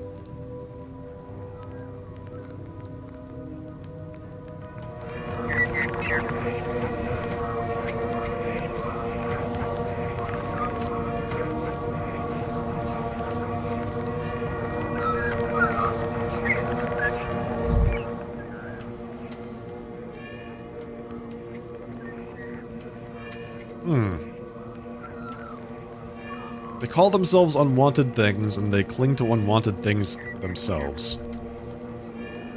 There are children, so they're born and grow.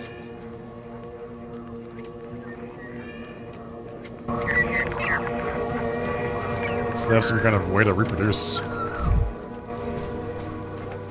Oh, weird side thing. Little adventure that we just went on.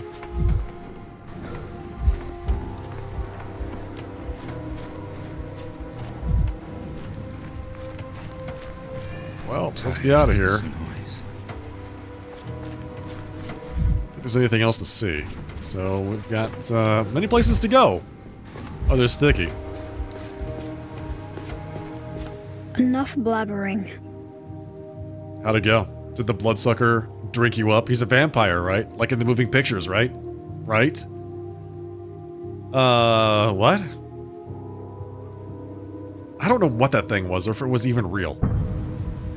I ran after you as soon as I could, just so I'd know for sure what the vampire did to you. So I could tell everyone, in case you know. Gee, thanks. I wouldn't want to be buried in an unmarked grave.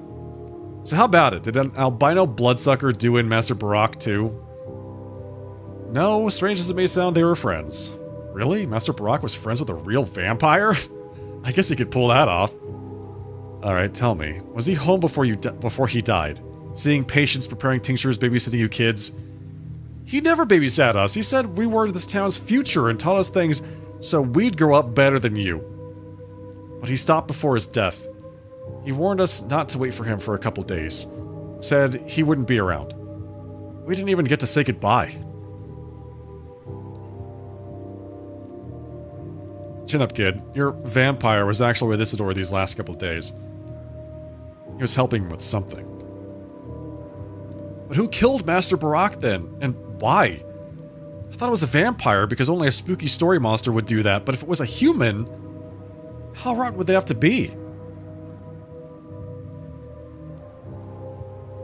A human is a creature more frightening than any vampire. Okay. Isidore was a friend, not an enemy of steppe folklore. But even he was weakened by the approach of the unimaginable. Yeah. That'll do that. The approach of the unimaginable. Gotta get out of here. What a weird little side mission. You know? Those guys. Is that a mirror up there? It is. Ooh. Not for long. Once Dankovsky. Now, 1,000 fragments of Dankovsky. Daniil, you're so in your own head sometimes. Gotta say.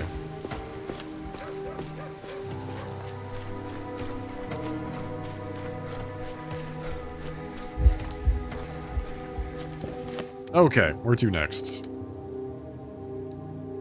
What's this? The governor must learn of the children's lawlessness before anyone gets hurt. Let's just go talk to the Canes.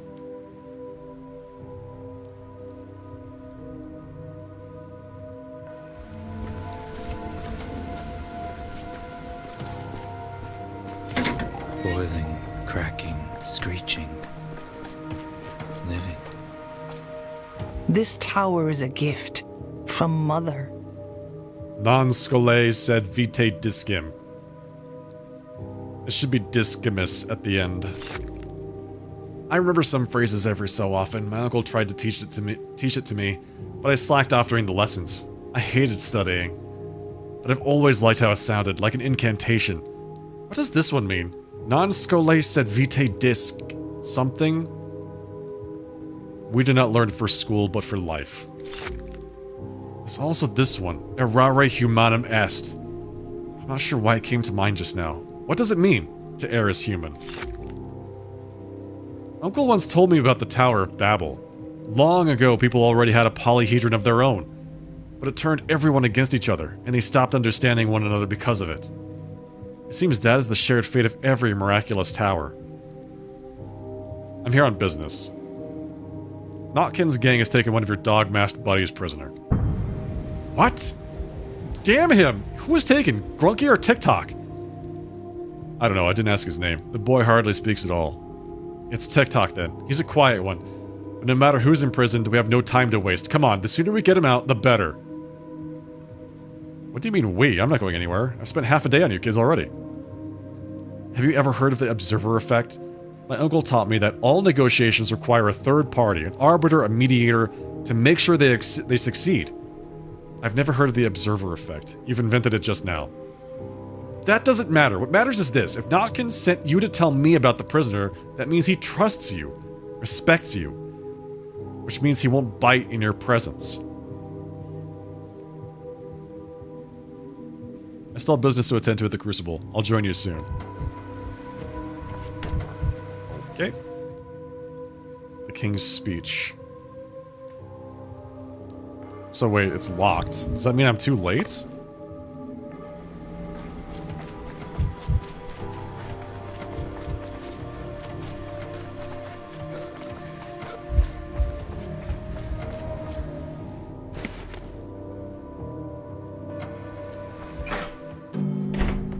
Hello, Georgie. An umbilical cord connects the Earth and the cosmos. It is a ladder, a spring, a bowstring. It is you. This guy always looks so happy. You are quite insistent, Bachelor. These walls still grieve for Simon. The house is not yet ready to receive guests.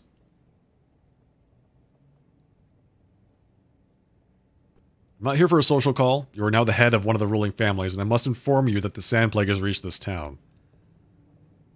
I must admit, that is the last thing I expected to hear. What makes you think that? I saw the plague with my own eyes. It's infested a house in the Hind Quarters. This is our Barak's house. This wouldn't be our first plague outbreak. We had an epidemic 5 years ago. Then you will know from experience how dangerous it is. We must impose a quarantine, set up a hospital, take additional steps as soon as possible.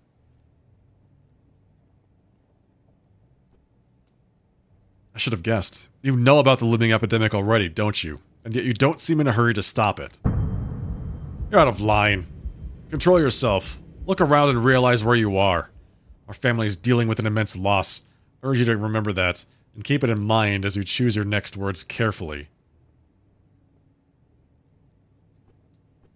Forgive my sharpness, but I don't understand. Thousands of lives are at stake. Inaction will cut them all short. You continue to be rude. It appears Simon misjudged you. This conversation is over. Kindly leave the Crucible immediately. I'll come by tomorrow morning. You'll admit I was right anyway. But it will be too late. The plague has already reached the town. My decisions echo in the future. So, let's see. By the day's end, the Canes are offended with me. Couldn't this have been avoided? Alright, so we can change this. I feel like there's a way to do something with the plague sample so that Oyun lets me out of the house. But I don't know exactly how to do that yet. Alright, so we need to redo that. That's fine. We have to do the second one anyway.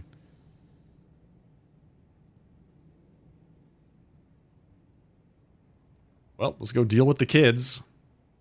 I have to go talk to Barak, too. He's on the bank of the Gorkon in the evening. So he's over here. No. He's over here. Artemy gathers herbs on the bank of the Gorkon. It's a good time. Good to know if I need to speak to him. I'm not entirely sure what I should have said to that guy to avoid insulting him. Who's this? Who are you? Just one more hour. Just 30 little minutes. Is the cathedral closed? That it is, love. Closed since yesterday. The cathedral's doors are like eyelids. It's closed them to mourn Simon. And it's not letting anyone in until it's done grieving. Calamity! I don't know what to do. The time! Where do we get it now? Did I hear that correctly? Are you asking the cathedral for time? Oh, you're a newcomer, aren't you? I see why you're all in the dark then.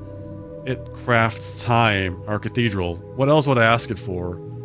Won't give anything besides time. I heard of that, and I still can't understand what it means that it crafts time. Huh? Can there ever be too much time? Since I began asking, the day's becoming longer and longer. I have 32 hours already in my personal day. Why do you need 32 hours in a day? Oh, you little loony man. What's there not to understand? First, I get more life under my belt. That's not bad already. Second, I've got 5 kids, you know. To manage it all, you need to slap on 40 more hours in a day at least. I've got 32 now, and I still have to rush around all the time. I've got pills. They don't add hours to the day, but they do help with delirium. You want some pills? I can give you some pills. They help with delirium. Let's go talk to Artemy. If he's still there. I don't know if he's going to be there. I guess it still counts as evening. It's going to be like 8 o'clock. 8:30.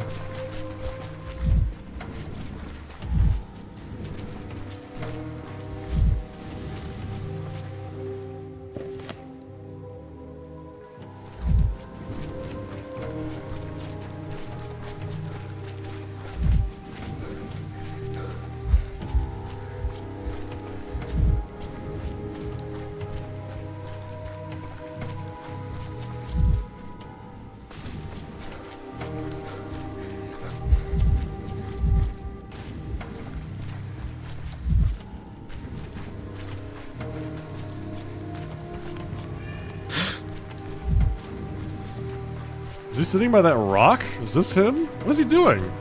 This calls for a surgeon's precision. Step aside. You. We wrote to each other, you know, your father and I. He invited me here. Without him, I feel lost in this town. Not sure where to go or what to do. Sorry to hear that. So now I'm trying to puzzle out what happened to him. Stay out of it. My father's death is my kargi, not yours. But I can help. I've discovered some details. I've been to the crime scene. Met a huge stepman there. He introduced himself as Oyun. He's the one who sealed the house. Oyun is the foreman of the abattoir, an important man among the kin. Father's kindred. That means he's allowed to enter the dead house, but he has no right to bar entry for the others. A strange creature, something like a skull on legs, claims that it accompanied Isidore out to the steppe the day before he was murdered. That is, of course, unless I hallucinated it in a fever dream. You even pestered a steppe thing with your questions? Still, thank you. I wanted to know what my father was busy with before his death, and I saw those things when I was a kid. Just didn't trust my own mind enough to believe they existed, that they still exist. think that's it. That's all I've managed to uncover regarding your father's death. Thank you, Shen. My head is buzzing so much I didn't want to listen to you, but you brought me solid facts instead of empty chatter. I'll pave a road with those facts. A road that will lead me to the answer. And if that answer concerns you too, I'll come find you myself, but now, please leave. You need to face the step alone.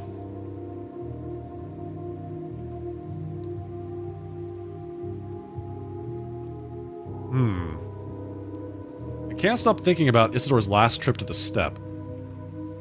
Must have been killed because of what he found there, or hid there. Wait, so these are like all just wild theories that I can hit him with. I have a lot of hypotheses, but he was your father. You'll figure it out without me.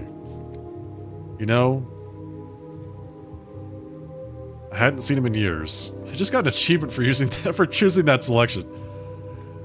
I inwardly dreaded our reunion, dreaded disappointing him, so I kept putting off my return. And then I returned home to a corpse. Can't ask a corpse for forgiveness. That's where the buzzing in my head comes from the words I never said to him. Thank you for not adding the buzz of your guesses to it. I'll sort it out. I have to. Unless my head splits like an overripe fruit.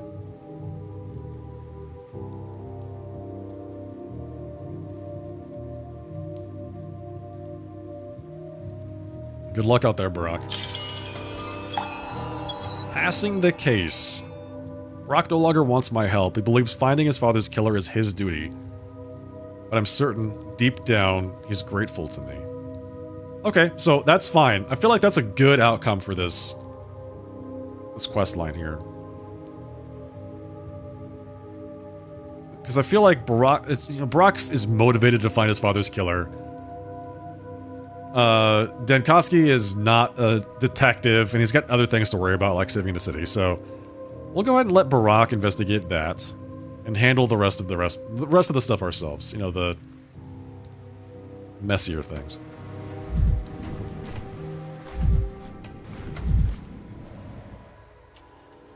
The son should know the truth about Isidore's death, unless he's the one who killed him. What, do you also think he killed him? Daniel? Huh, really? Interesting. Okay. So we can't get the stuff from the house yet. I have to go talk to the kids about the gang situation. Every creak, like a gunshot.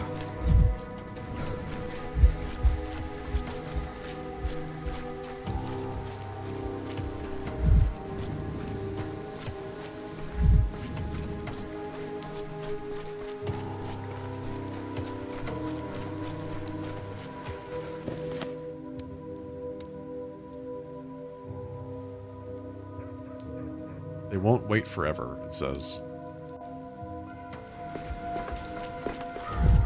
Well, it's 9 o'clock. I hope they waited at least that long. The observer effect and all, you know?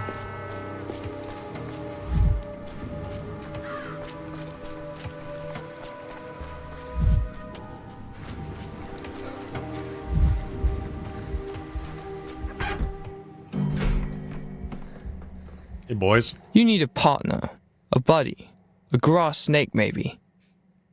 Would you look at that? Casper Kane, the one and only, descends to us from his ivory tower. If I'd known you were coming, I'd have rolled out the red carpet. You did know he was coming. You asked me to go get him. I won't grow at all. I haven't grown an inch in 15 years. You okay, Grunky? Have they beaten you? Tortured you?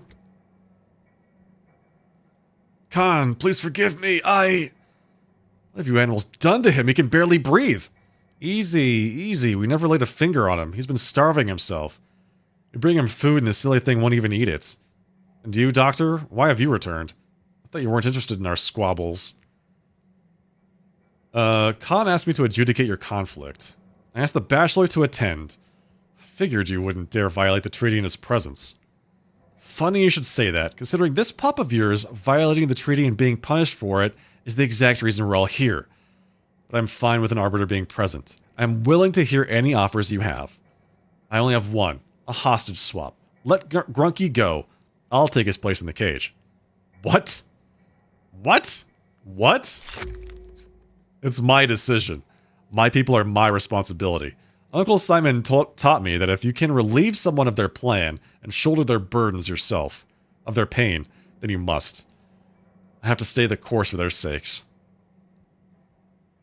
So you're not even considering an option where no one gets locked in a cage? My uncle once said I had a great test of character ahead of me. He also spoke at length about how imprisoning your soul was the only way to know true freedom. But I never understood what he meant until I saw that cage. Looks like Uncle Simon did a poor job of explaining the concept of a metaphor to you. You're oddly quiet, Notkin. What happened? Isn't upholding the treaty what you wanted? You'll recall it does permit hostage exchanges. Yes, of course. I'm just wondering what the catch is. What are you after, Casper?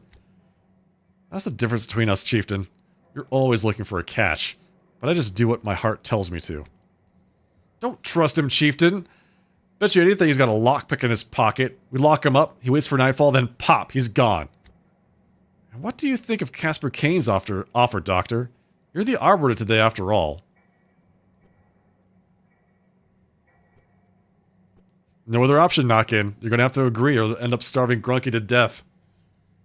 So be it. Have it your way, Casper. Open the cage, but I'm warning you, if you pull something, it's war. Here, mark my words, Chieftain. We lock him up now, his entire posse is gonna kick down our doors tonight. That won't happen. Grunky, tell the crew not to try anything. I'm going to handle this myself. Is that clear? The last thing we need is bloodshed. These kids are crazy, man. I hope you know what you're doing, Khan. Schoolboys checkmates. Okay. Saburov decides to look the other way. Patrolmen won't intervene until the children kill each other. Wow. Soul and Halves released their prisoner. Casper took his place in the cage instead. He no longer needs my help. Alright, well, we've done basically everything. I mean, we didn't successfully resolve some of the threads, but most of it has been done. Hey, Luna. Oh yeah, this game is definitely very surreal. Very surreal. That's one of the reasons why I love it. I love this whole series. Pathologic 2 was just like... It was extremely painful to play, but man, I just loved all of the stuff, the events that happened in it, the storytelling style, all of it was great. I did end up dying like 50 times playing that game though, so... We'll see if that happens in this one. I'm on pace to meet 50. Just why? Why did you have to interfere? Who even asked you? You lot causing nothing but trouble. Who's you lot? It's always the same. Every time a grown-up intervenes, there's trouble. Are you actually upset that you've been rescued? Death is better than dishonor. What am I going to tell my friends? That I got caught by Notkin's crew? That Khan's locked up in a cage now because of me? Khan took a risk for you. Try to be worthy of it. Everybody already teases me anyway. Grunky the flunky, brain of a monkey. I just wanted to prove I could be useful. I wanted to get those lanterns. That's funny. You could just like tease them. The lanterns are what landed you inside of that cage, right? It wasn't about the lanterns. It was about sticking up for something beautiful. Those cat lovers stole a bunch of pretty lanterns from somewhere and stashed them in one of their warehouses. That's not right when beautiful things belong to idiots, is it? You should take them. Beauty is wasted on idiots. New decree idea, encouragement. Decorate the town with lanterns. That's an idea. Just make the place as beautiful as possible. That way people forget about the plague. You know? That's a good idea. Actually.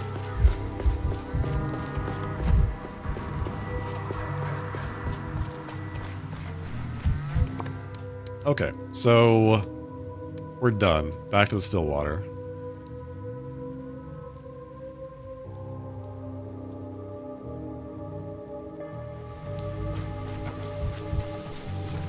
I like how it says it's safe here for now. like implying that it will eventually become unsafe here. Not good. This is it.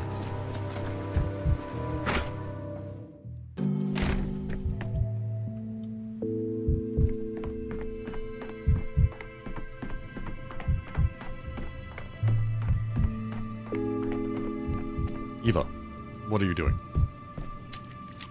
Eva, what are you doing? She's a free spirit.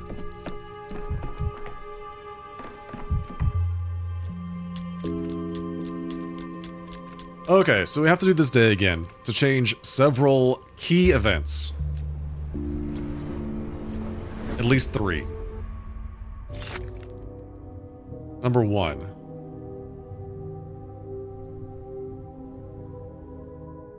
Didn't touch the dead body. We have to go to the Steppe Village before noon. That has to change.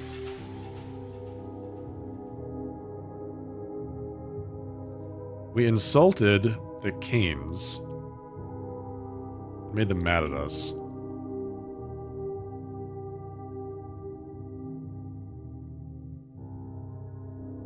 What is the outcome of this? Wait, what? Too high, I'll see if the growth manifests inside. Like, what is the alternate outcome of that one? Exactly. Like, is there a way for me to get somebody, like I could talk to the boulder possibly and get him to come over there and fix it? Is that, can I do that?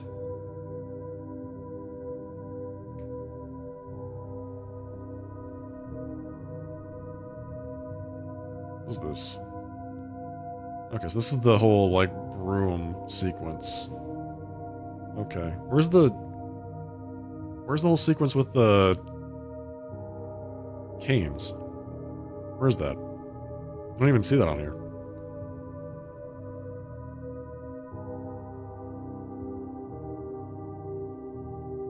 Sabrava's looking the other way as far as the children are concerned. He suffered. Okay. Examined everything I could. The evidence doesn't connect it with the mold outside the house. Yes.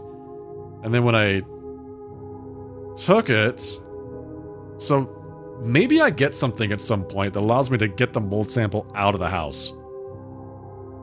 Because it says that he recognized it and then he takes it away from you and he runs off, right? So there must be something else that I can do there to correct that. Also, I don't see the Canes option on here. So maybe I just have to redo that automatically because it's like I screwed it up so badly. Alright, well, in any case, this is the big thing we need to redo, which is the visit the Steppe Village.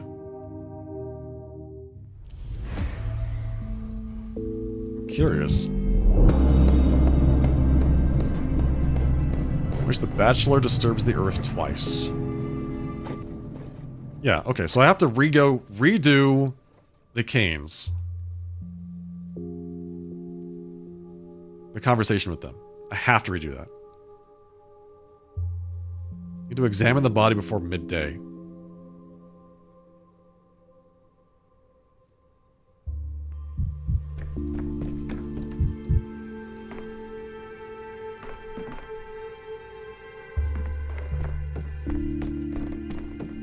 So that's probably one of the key things to do, so let's just go do that immediately. I'm still manic.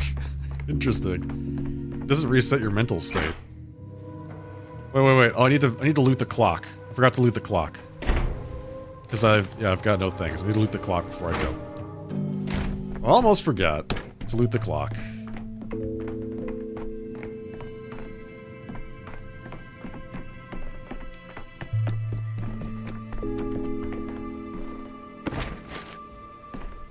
Thank you. Appreciate it.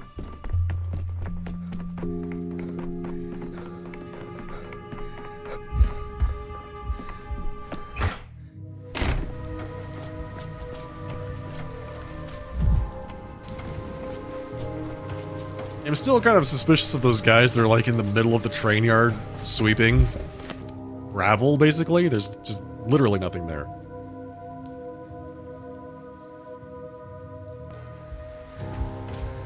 Shaken Steppe Village. Well, here we are. This is it. We arrived.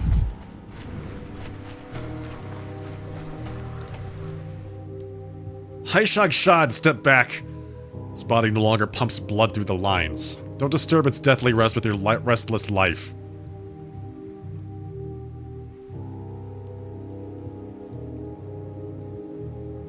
Really, let me come closer. I'd like to figure out this person's cause of death. You're breaking our Kuli Nud, our laws. I'm the one who must tend to the body. While I'm preparing it for burial, everyone leaves the village so as not to disturb it. Edemanai Kuli Nud. No living gaze should brush against a dead body. So this is why you're blind as part of the ritual? You don't need eyes to work on the body, you need hands, your nose, your ears sometimes. You need your senses, Tershalga. I need to examine the body, it's of utmost importance. Stubborn like a rock! The wounds belong to the body, they must not be disturbed, just like the body must not be disturbed by a gaze. A gaze is like a burn. Shaken must be empty and eyeless, such is the ritual. Take your healthy eyes away from here. Or perhaps you're the killer's accomplice. Maybe you're destroying evidence on the body that could have aided the investigation under the guise of this ritual. First you wound with your eyes, then with your words, as if it's not enough. Leave, you snake person, your venom is strong enough to poison a dead man. Sorry, I shouldn't have insulted you. Whoops. Superstitious again.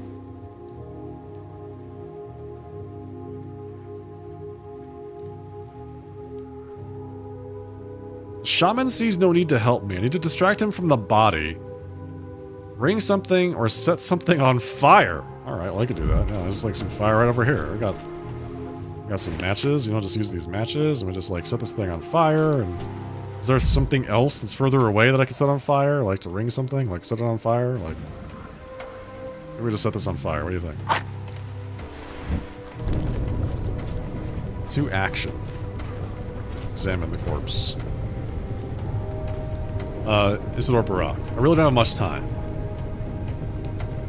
Strange, unnatural, twisted pose. Some infections contort the joints. Hard to say for certain. Someone struck him hard. Terrible wound catches the eye. What could have inflicted such a wound? The horn is hardly here because the deceased used to blow it. The horn must have pierced him, or was it a claw wound? Hard to say for certain. There is a horn stain in the study and marks of impact on the furniture. Continuing the examination. Hands. Dirt under the nails. He was digging with his hands. Did a clay footstep on his hand, applying dead gruel? Did a clay footstep on him? Usually it doesn't act like that. Again, hard to say for certain. Examine other parts of the body. I'll have to distract him again. I've only got 3 matches, buddy. You need to let me concentrate here.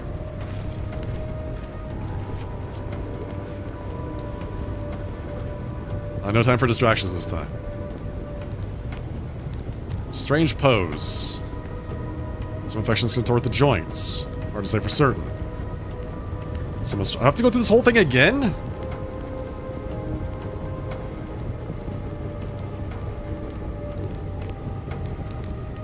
Feet.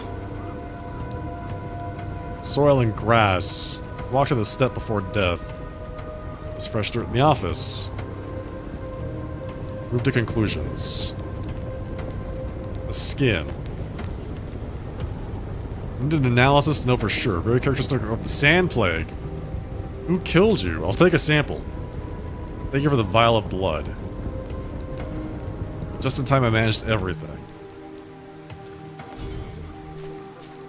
So we managed to get a sample of his blood? Dude, we are insanely good at this. Holy Moses!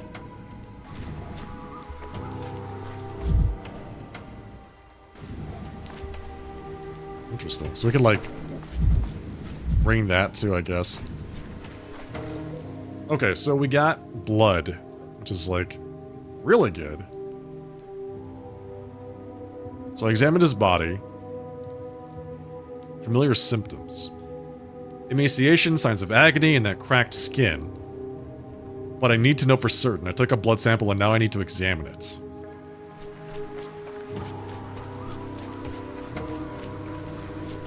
Let's examine it. Let's see if it's the thing, the sand plague that killed him. It probably is.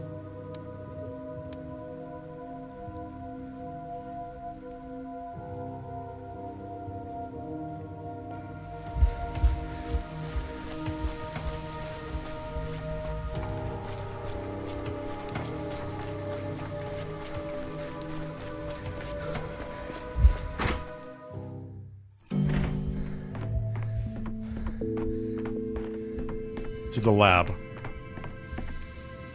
Analyze.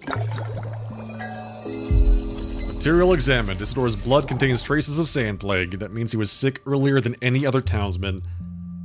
This was to be expected. So he went out into the steppe and infected himself? Like, that's what it sounds like. He went out into the steppe and got himself sick, and then came back, and then infected the whole town. Blood for the blood god. Yes. Please. Take the sand plague blood. Okay, we did it. Several days before the outbreak began, Isidore was infected with sandpest. But sandpest couldn't have inflicted such wounds on him, so he was killed by a person. But that's going to be Artemis' job to find out who did that. He was killed by a person, but he was sick with the sand plague before he died.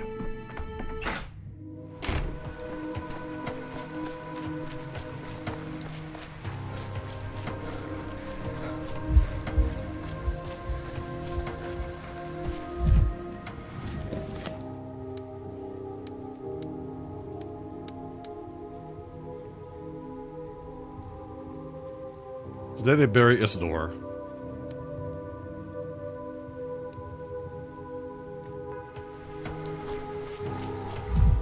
Is it already done?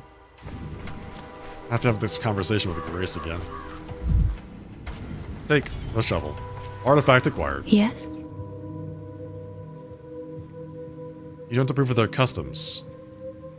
Isidore wanted to lie in the town cemetery. I don't have many stepfolk here. My dead aren't used to strangers. They're used to being treated like that. This is a hard day for them. If you're the boss, I'm guessing I'm asking for permission. Mind if I walk the grounds? Tread softly. My dead are restless today with all that ruckus. I'll move like a ghost. Hold on, Doctor. Go watch the funeral. I'll be watching too.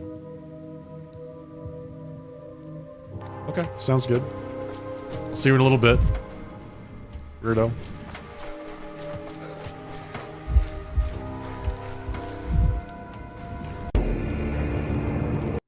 I've already seen that. So we could examination. I wonder what happens if we do that. We should not do that. It'll probably be like the bad ending if we examination him in the, like, in front of everybody. That would be so bad. I wasn't ready for all this either. Childhood is long Can't pay behind respects. us.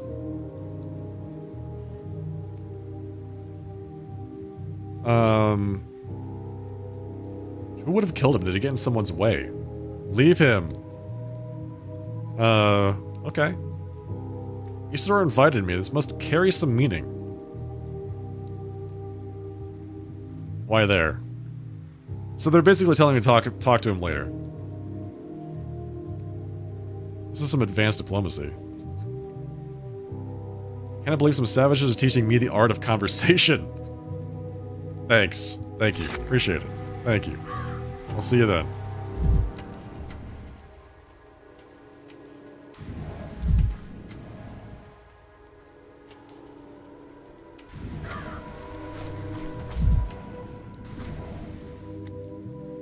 Okay, so they're talking about Artemi, the sun.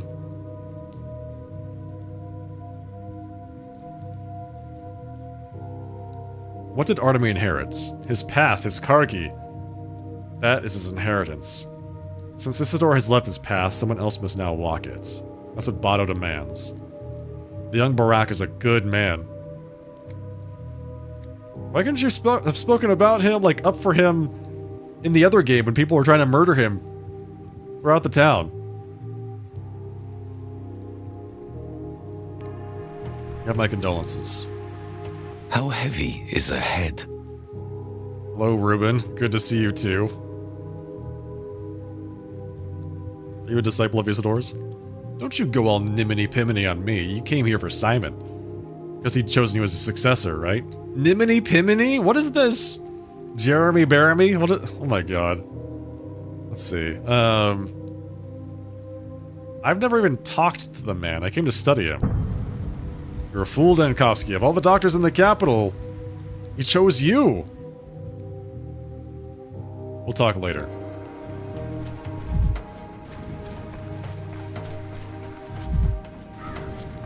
Let's go talk to Grace. Sounds like higgledy-piggledy, yes. When sugar dissolves in tea, it's not lost, is it? No. Neither will you be. Let's see. I already got everything I needed from the corpse. I got the sample. I confirmed that he was sick.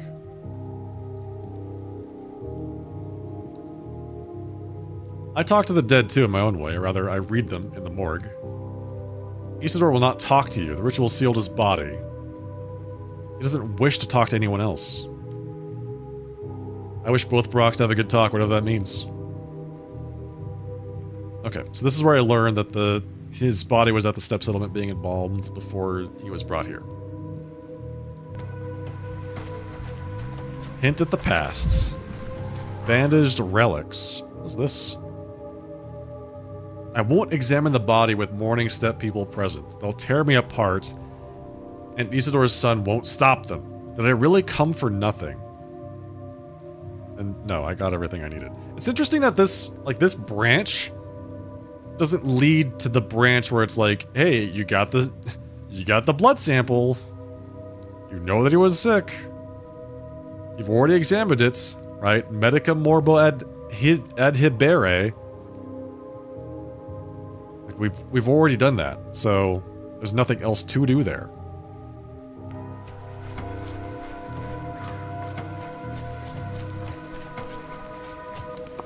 Let's go talk to the Canes and see if we don't insult them this time. Like, I don't know what else we could do to not insult the Canes, man. I feel like I was being very nice last time. Peace. Open mind map. Isidore will find peace in the earth according to his faith. But his secrets weren't buried with him. Okay, good. So that's the end of that. His secrets were not buried with him. Since I already examined Isidore's body, there's no need to attend his funeral. I kind of wish that was that highlighted previously? Like, or what? Don't need to go to the funeral? Examine the body. We're fine now. I've got the clues that I needed from him.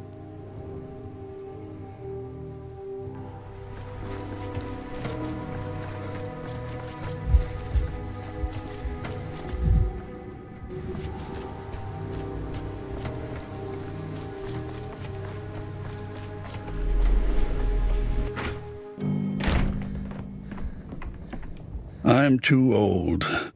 Nothing can harm me anymore. I realize how a visit at this time looks, but I see it as my duty to offer condolences in person. Your duty to whom? What else does this duty entail? We barely know each other. And you did not know Simon at all. I haven't been here for long, but I'm aware of how much he meant to the town. Not a mere ruler, more the cornerstone of some vast and intricate building. Unless this is flattery, perhaps you did indeed understand Simon and all of us. You read this guy's name is Gregolian? Gregolian Kane? There he is! He's in the game! Amazing. Why have you come? Are you counting on Simon's family to help you? To shed a light on his secrets? Getting your money's worth, so to speak?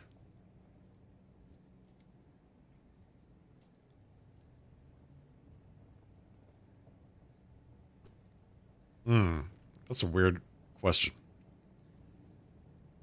Why have you come?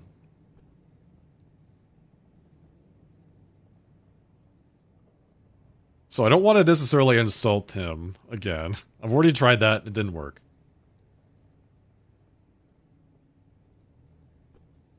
I don't know how to answer that. I feel like the rest of these are just like really bad responses.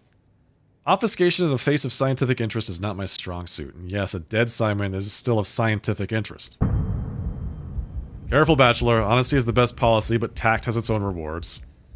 You stand in the home of a deceased man talking to his brother. Choose your words more carefully. And it's like, there was nothing good there. It's like either going to call the place a backwater and say I'm a busy person, or whatever. Let's see. I tire of your provincial pleasantries. Where is the body? All right, got it. Like, I feel like those are the trap answers. Don't say that. Honoring Simon's memory involves, among other things, studying the phenomenon of his life and understanding his work. Not all of Simon's work is here in the Crucible. It's all around us, in the eyes of every person on the street. The town itself is Simon's work. Have you studied the town yet, Bachelor? I'm just getting started, but I'm aware it's an unusual place built by unusual people. I'm a stranger, however. I ask that you help me uncover the town's secrets. Your dogged pursuit of other people's secrets is obnoxious, bordering on impertinent. I believe your motives are sincere, Bachelor, but this is too soon. Curb your zeal and allow us to come to terms with our loss.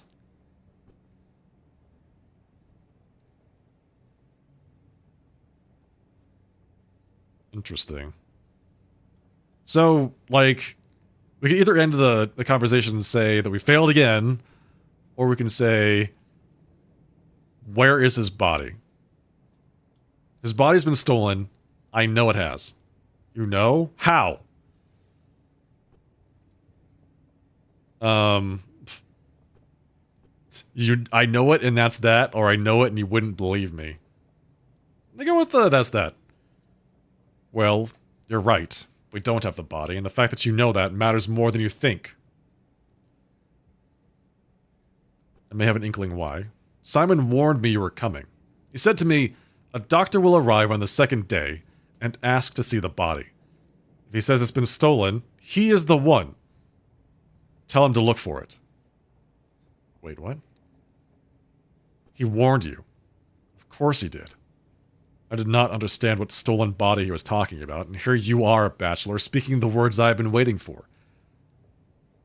Hopefully our conversation will be different from now on. Let's start at the beginning. Tell me how Simon died. I know less than you're hoping for. Shortly before his death, Simon disappeared. Neither we nor the townspeople saw him for several days. He returned in the middle of the night, instructing everyone in the house not to eat meat or drink water for a week. Is that a custom of some sort? It is, a mourning custom. At the time, I thought Simon was arranging the funeral of someone important and would tell us later. Turns out he was arranging his own. Now I am sure he knew that he was dying. Afterward, he locked himself in the focus, saying he wasn't to be disturbed. What is the focus? A focal point in your modern sense, or an erudite reference to the original Latin word for a hearth? It is both. The focus is Simon's private space. It does not have a physical entrance. Located in the wing of the Crucible currently occupied by our younger brother, Victor. The wing used to be Simon's, but by the time Victor grew up, Simon had learned to manipulate space so as to make do with only his study. So there's more to Simon's study than meets the eye. The focus is Simon's study. It is also his bedroom, as well as his workshop, library, laboratory, and whatever else he needed it to be. But the focus is also a state of mind in resonance with the state of matter. Discovering that resonance was one of his life's greatest achievements. I'm not surprised it was where he died. All your explanation does is stoke one's imagination, so it was the site of his death. The focus cannot be entered unless its owner wills it. However, that night I woke up with an irresistible urge to knock. I cannot explain it. It was as if a hook lodged itself in my heart and dragged me towards the door. Simon didn't respond, but I was able to enter. He was already dead. What did you see? Testimony from before anything was moved was very important. I'm unsure of my memory. It's clouded from the shock, from the effects of the focus. The state of the body shocked me, twisted and mutilated as though through torture, like an invisible force had wrung all the pain it could from Simon, though he fought it to the last. Well, it seems like, I mean, that's very similar to what Isidore's body looked like, right? So it's probably the Sand Plague.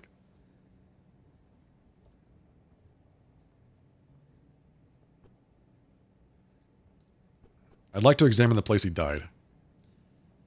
Now that you have proved you are the one Simon was expecting, I do not and cannot object. The question is whether the focus will feel the same way. Go to Victor's wing of the house and try it.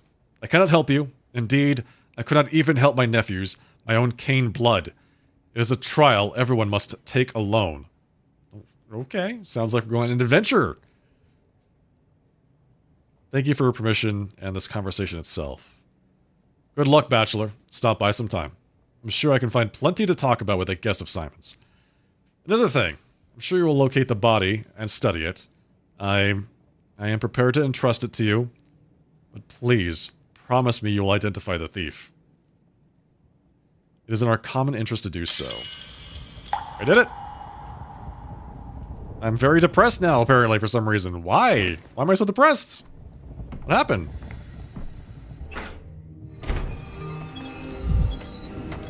I think there are things to solve depression in this area.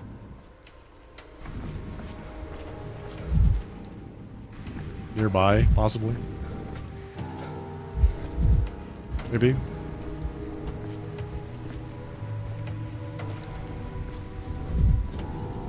I'm so slow. The weight of the depression is bearing down upon me.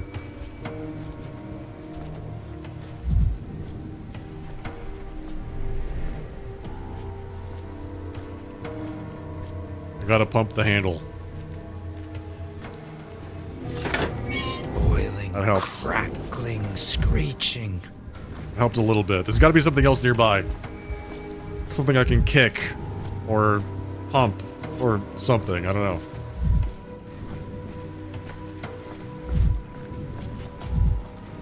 There's a person back there. Like, what? Hang on. Who is that person back there?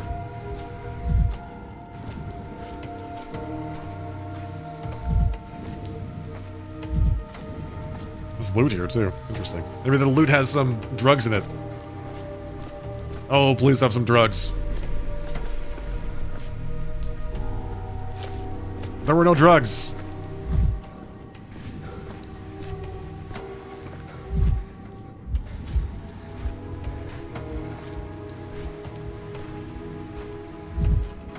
I'm getting depressed again. I don't know why I was so depressed after talking to the judge, Georgie Gagolian.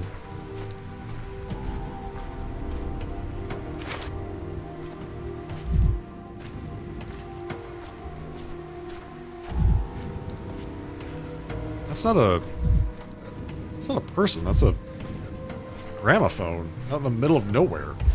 Why?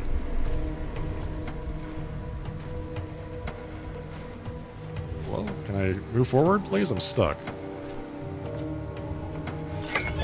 I'd rather not hear it all.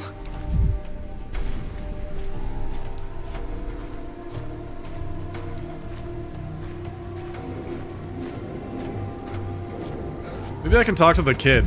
If I can get back to the kid, I might be able to buy more drugs. There's a tree there that's not drawing. Okay, got it. There's like a tree that's not rendering. That's why I see all these leaves that are just floating in the middle of the air.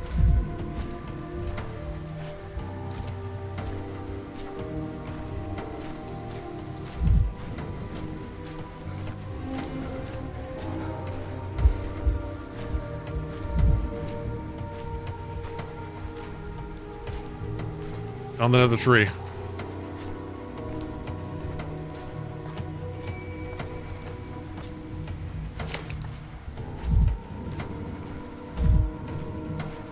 What is that?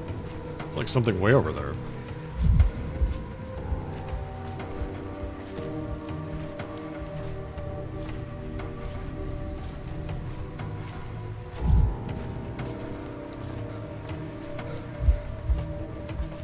Oh my god, I'm so slow.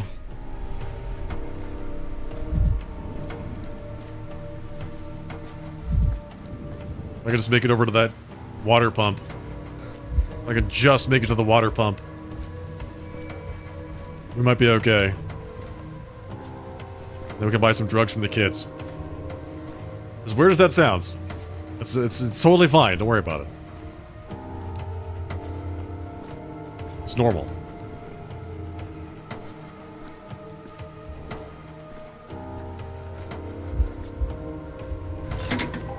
Damn.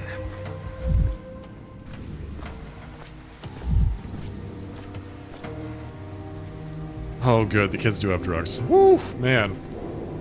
Taurine. Stimulant. Slightly increases mania. Tobacco. Addictive. Hyoscyamine. Take some of that. I'll take I don't know if I want the heavy dose of morphine, you know? Like, that's basically just gonna kill me instantly. I'll take the colored glass shards.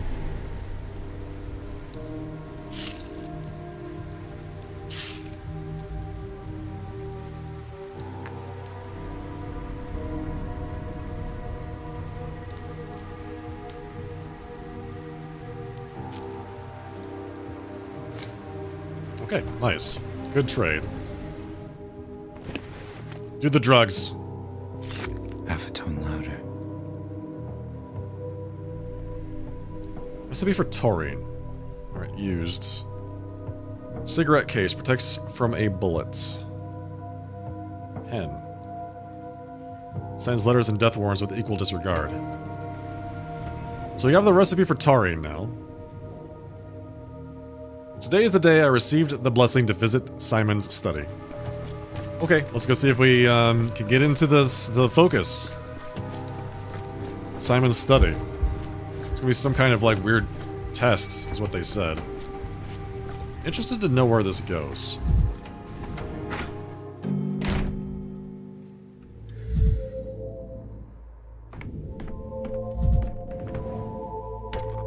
Locked. That must be it, right?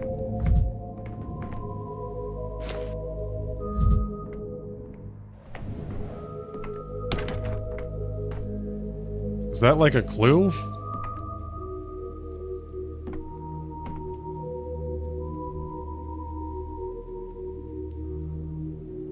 Six o'clock? No. There's gotta be some kind of like indication there about when you can go in. Let's open the box carefully and sum it all up. Bachelor Dankowski, in honor, Victor Kane at your service. I wish we were meeting under better circumstances. This is a grim day. Grim? No, I'd say strange. The whole town is shaken by Simon's death. Even an outsider can feel the weight of it. They mourn today, but yesterday when the news broke, it was a disgrace. I'm deeply ashamed of my town, Dr. Dankowski. Please accept my apologies. I'm not sure I understand. What requires an apology? It's noble of you to overlook someone else's faux pas. You're quite a conscientious man, Dr. Dankowski. Your manners are a welcome light in a dark moment. I'm here to offer my condolences. As the youngest, I grew up expecting Simon... Oh, so something must have happened on day one. For which Victor feels like he has to apologize. So we haven't even seen that yet. Okay, got it. As the youngest, I grew up expecting Simon and Georgie to go before me. Is what I should say, but frankly it isn't just the factory hands who thought Simon was immortal. It still feels like a bad dream to me. I'm familiar with the feeling. I think Tillman had a term for it. When my wife Nina died, I kept asking myself, why her? Why not me? I looked for an answer and found none. She was stronger, smarter, just better than I was. Now Simon is dead, and it's dawning on me. Death takes the best. It shuns the mediocre, like myself. True mediocrities never see themselves that way. I doubt you fit the description.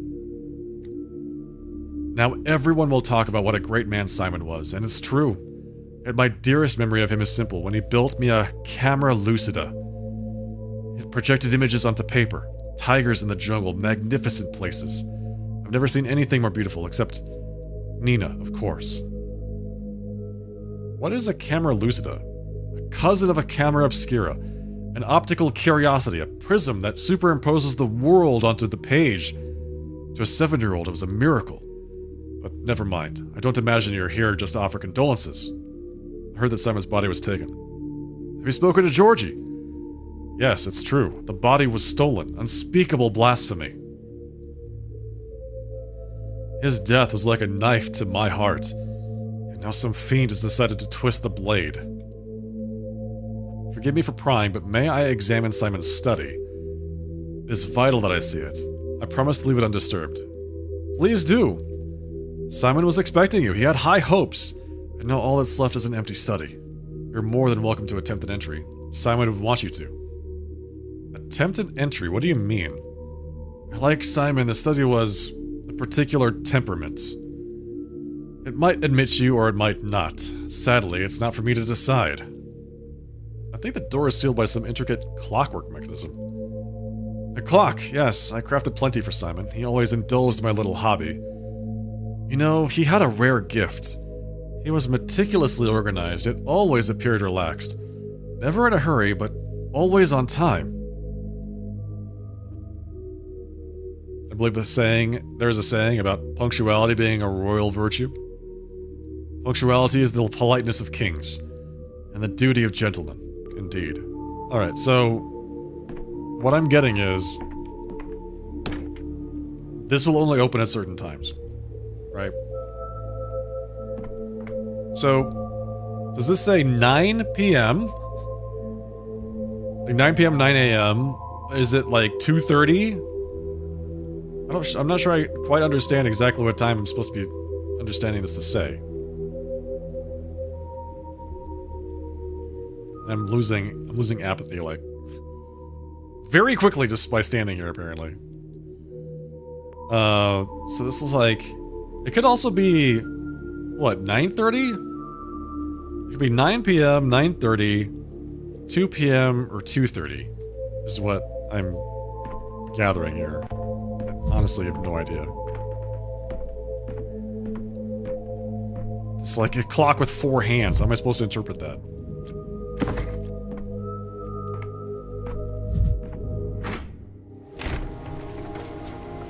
Either way, it's 7:30 now. So there's not a whole lot that I can do. I don't want to hear this. I will say it felt like time was passing very quickly while I was standing there. Oh, hey. Oh, hey. I've got glass. Let's use the glass.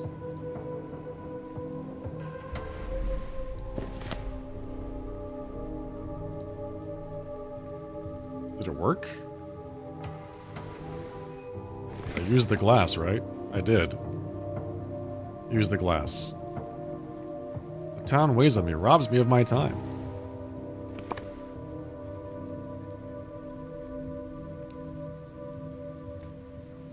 Okay. Not what I expected. Let's go to this area. The atrium. We need to spend some time, apparently. So, atrium, let's go.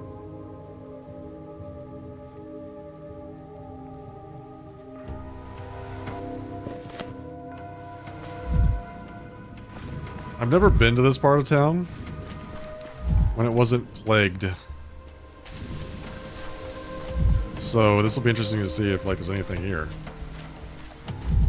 We do need to head back pretty soon. Forgot that there's so much of the world. To try and open the door to the focus. Honestly, I don't even know if that's going to work. It's worth a shot.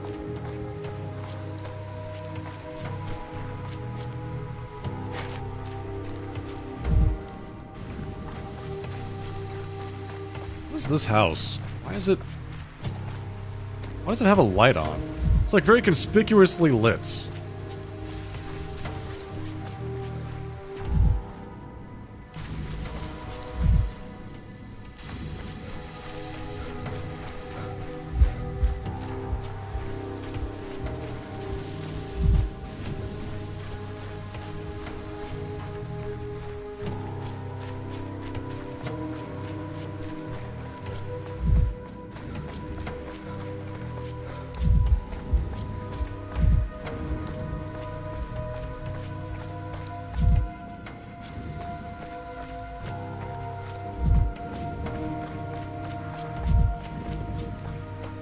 So that's it, huh? That's the whole place? Not a whole lot going on here.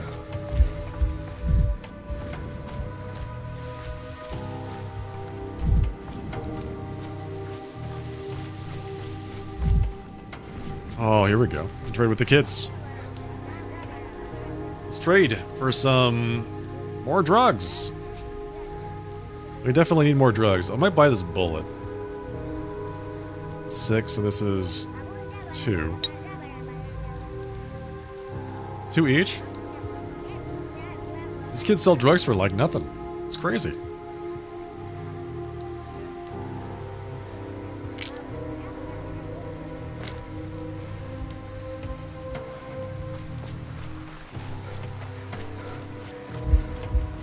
We gotta head back. Before I miss the opportunity. I think it's 9 and 9:30. 9 or 9:30. So, let's be there for both. The time passes very quickly, so it shouldn't take that long to try out both.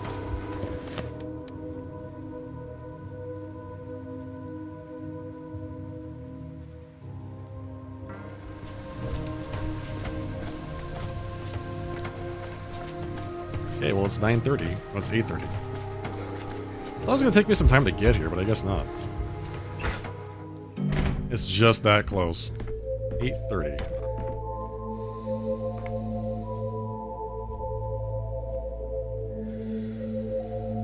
It's a good thing I brought the drugs, so that we can not lose our minds. Not become too apathetic. Is that Simon? Interesting.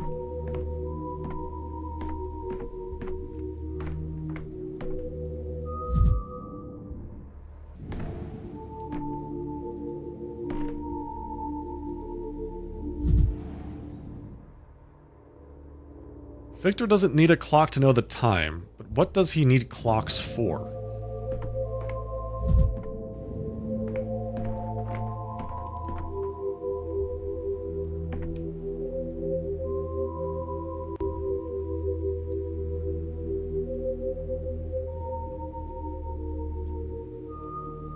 Alright, let's see if this opens up.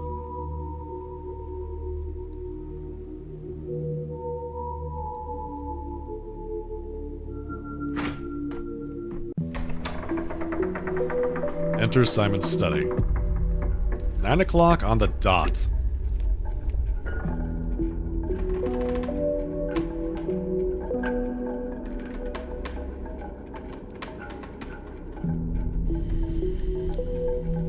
A lit cigarette is in the ashtray.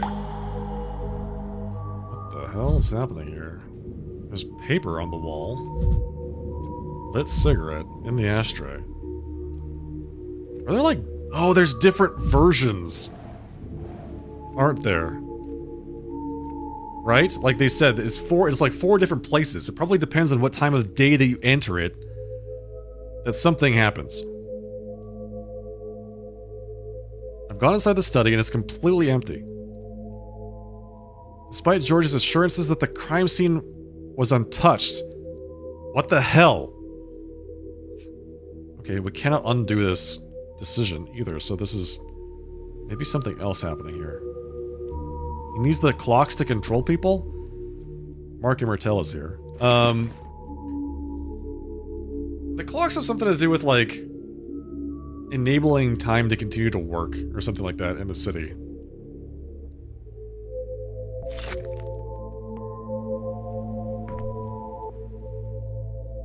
Ah, you win this time. I told you Khan wasn't in there. Have you been here long? Have you seen anyone suspicious by any chance? You bet we have. Actually, a suspicious individual just came out of the locked study. Very funny. We've got no time for funny right now, Chief. We're looking for Khan. Looked under every bed and in every drawer, but he's nowhere to be found. By any chance, did you see him in the study you just walked out of? Khan is in the warehouses, locked in a dog cage, gnawing on a bone. It's odd that you weren't informed. Ha! Khan is something, isn't he? That's what you saw in the study, right? Where is he really? saw nothing of the sort. In fact, I barely saw anything in this study. I was present for his negotiations with the Soul and a Halves at their fortress. And how did the negotiations go? For the rescued captive... Wait for the rescued captive to come running back. He'll tell you all the details. Oh, Mark. I don't know about the story, but I hope you enjoy the play. Why is he here? Look who's here! A rare guest indeed, dressed to the nines, straight from the capital with his high society manners. You've a theatrical streak, Bachelor. I like that about you. You make an entrance like you're stepping into the spotlight on a stage. Where's the owner of the house? He was just here. I'd like to talk to him. Do you mean Simon? I mean, Victor. This is his study, but it seems everyone is present but the man himself. You, me, the children, more of a symposium than a simple study. The Crucible is unpleasantly crowded today, like a playhouse during intermission. People sauntering in, wearing garments from the capital, their faces cramped with a nervous tic, making polite inquiries about Simon. What do you mean, people? Is this more wordplay, or was there someone here before me? Haven't you met her? What an astonishing non-meeting. Were I not a stage director, I'd think it were staged. Not at all a coincidence. Who is her? A woman wearing a garment from the capital, with a cold, anemic face. She was here just before you. Perhaps the lit cigarette in the ashtray was hers. I was just thinking that Yulia is the only person that we know that smokes, and she's constantly talking about, like, do you have a lighter? Do you have a cigarette? A cigarette? I haven't the slightest idea if she smokes. I just watched her walk by in the corridor. That's it. When she passed, I felt a wave of arrogance wash over me. Arrogance and menace. Have you seen that woman before? Never. And I hope to never see her again. She made my hands cold. She only just left. I've got a chance to catch her outside.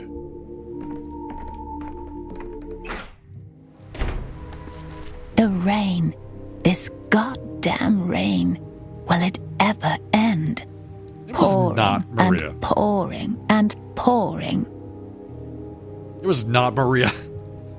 She's definitely not who he was talking about. Wait.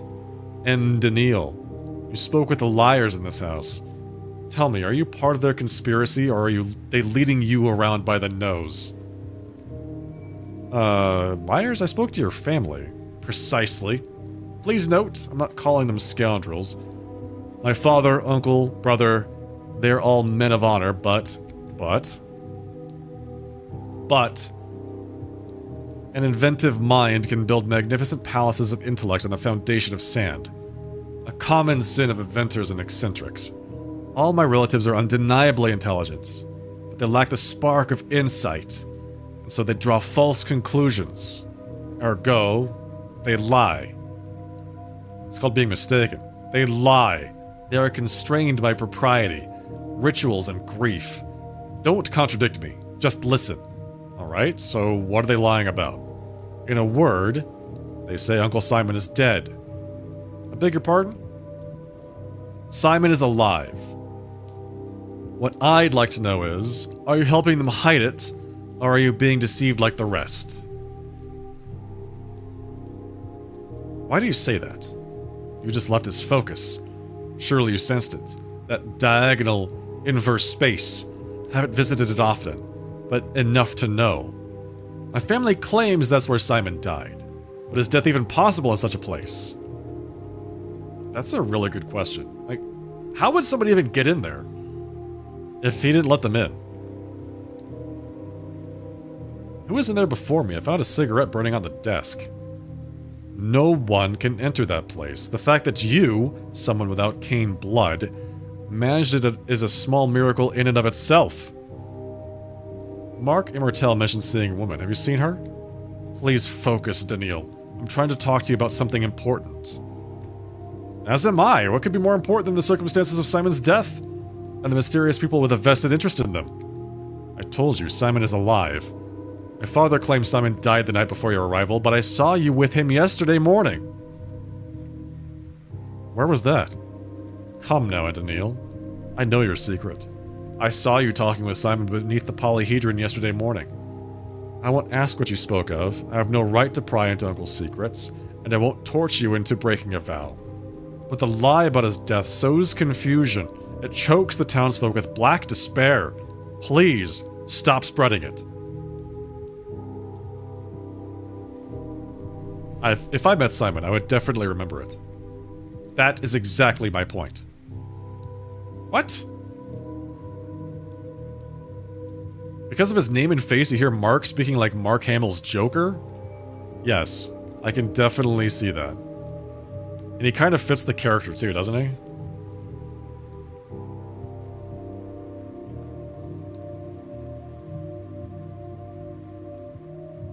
I could be wrong, but I don't think that happened. I don't think I've met Simon Kane. Yes, your eyes tell me that you believe your own words. You're not part of the conspiracy. The lie has ensnared you too.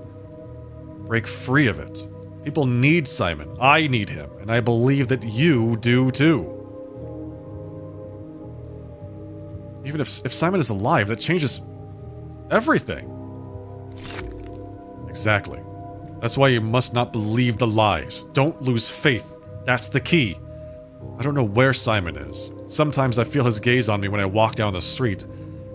But when I turn around, no one's there. Other times I'm convinced a stranger's footsteps belong to him. There are times I fancy him a shapeshifter. That he can become anyone. Don't lose faith. You're the one sowing confusion now, Maria. Another thing. Don't return to my father and uncle and try to catch them in a lie. You'll never outmaneuver their rhetoric, and the attempt will cost you their trust. They won't give you a straight answer, so you must pave your own way, Antonil. If anyone can manage it, it's you. I'm certain of that. I always pave my own way, Maria. Always.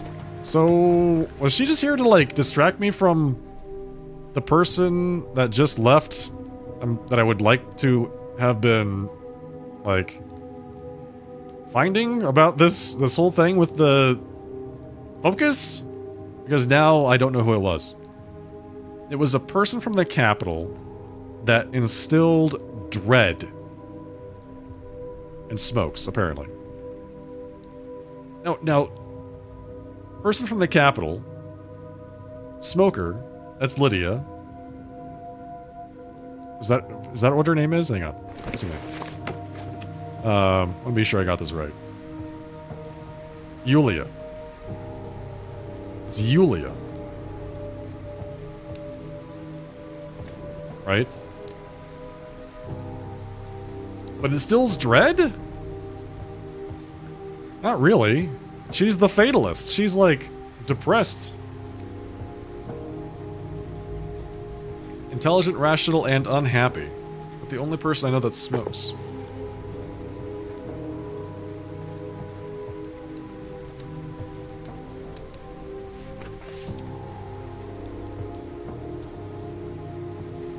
Hans, Ruben, Lara, Sticky, Oyun, Grace, Notkin. Advanced pawns. Cathedral Caretaker, Heron. Korkoi. Pieces. Vlad. Andre. There's still one person I haven't met yet. Miss Capella, so who is this? I've met both of the Stamatons.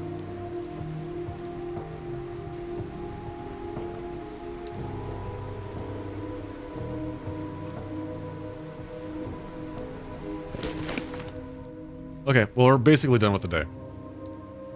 We've done everything.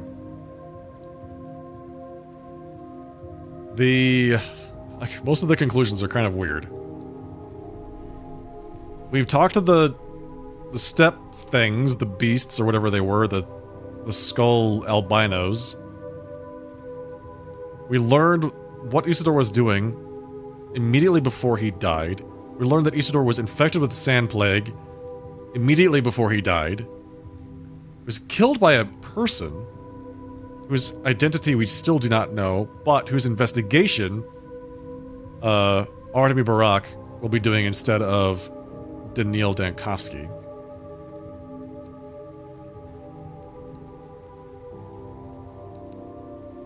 The Canes might be offended by my lack of compassion about Simon, a bit of sympathy, and we're good friends again. Alright, so we've patched things up with the Canes.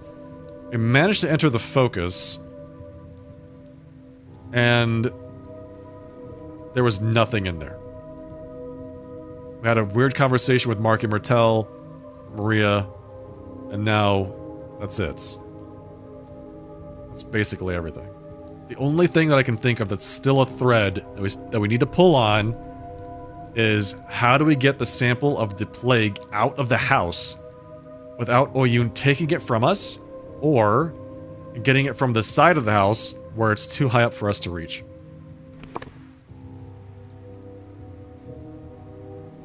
Like, those are the two options there. If we can get that, then we can take it to the leadership of the town.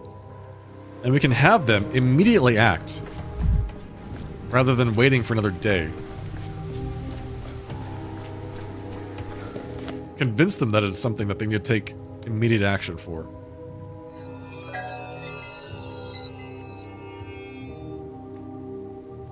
What a weird game. Temporary dead end. It's clear I'm missing something, but today I won't solve the study's mystery. Getting inside is a huge success already. I won't solve the study's mystery today. Some other day. Okay, I feel like we've done basically everything that both days 2 and 3 can tell us about. And we got a lead to go to day 1. Because Maria says, hey, I saw you talking to Simon. Day 1 under the polyhedron. Yes, that's exactly right, gay girl. She's seen me. The narrative is so weird because it's like Daniil suffers from some kind of weird advanced amnesia. Like, very frequently they'll say, hey, I saw you do X and Y thing yesterday. And Daniil's like, I don't remember, I don't know anything you're talking about. So then you have to go back to the day before, and then he has a note for himself to go do the thing that they said they saw him do so that he can remember it, basically, in the narrative.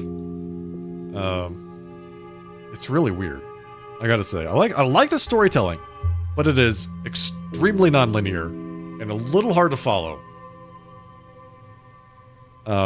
So like right now, I want to go back to day 1 so I can figure out, was Daniil actually talking to Simon? Because he doesn't remember. He's a very untrustworthy narrator as far as the game goes. He doesn't remember. She says that he was. And if it did talk to Simon, what did they talk about? If it wasn't Simon, then who was it? Like, it's a big mystery. So I'm very interested to see where that goes. And we're going to find out about that next time, on Monday. We're going to end the stream here for the night. All right, well, that was a lot of fun, wasn't it? Man. So much stuff. Can you go back and forth to any day? Yeah, you can. You need currency to do it. You can't do it freely. It has a cost. But you can go back and forth from day to day. You can even restart the same day over again if you want to like wrap up things that you missed. So they'll very frequently give you more things to do than you can do in a day, and the assumption is you're going to do the day more than once to wrap up all the things that you missed on the first pass through. And sometimes you have to do that because you discover, oh, I got here late. I actually needed to be in this other place at this time. So you have to go back and do it again.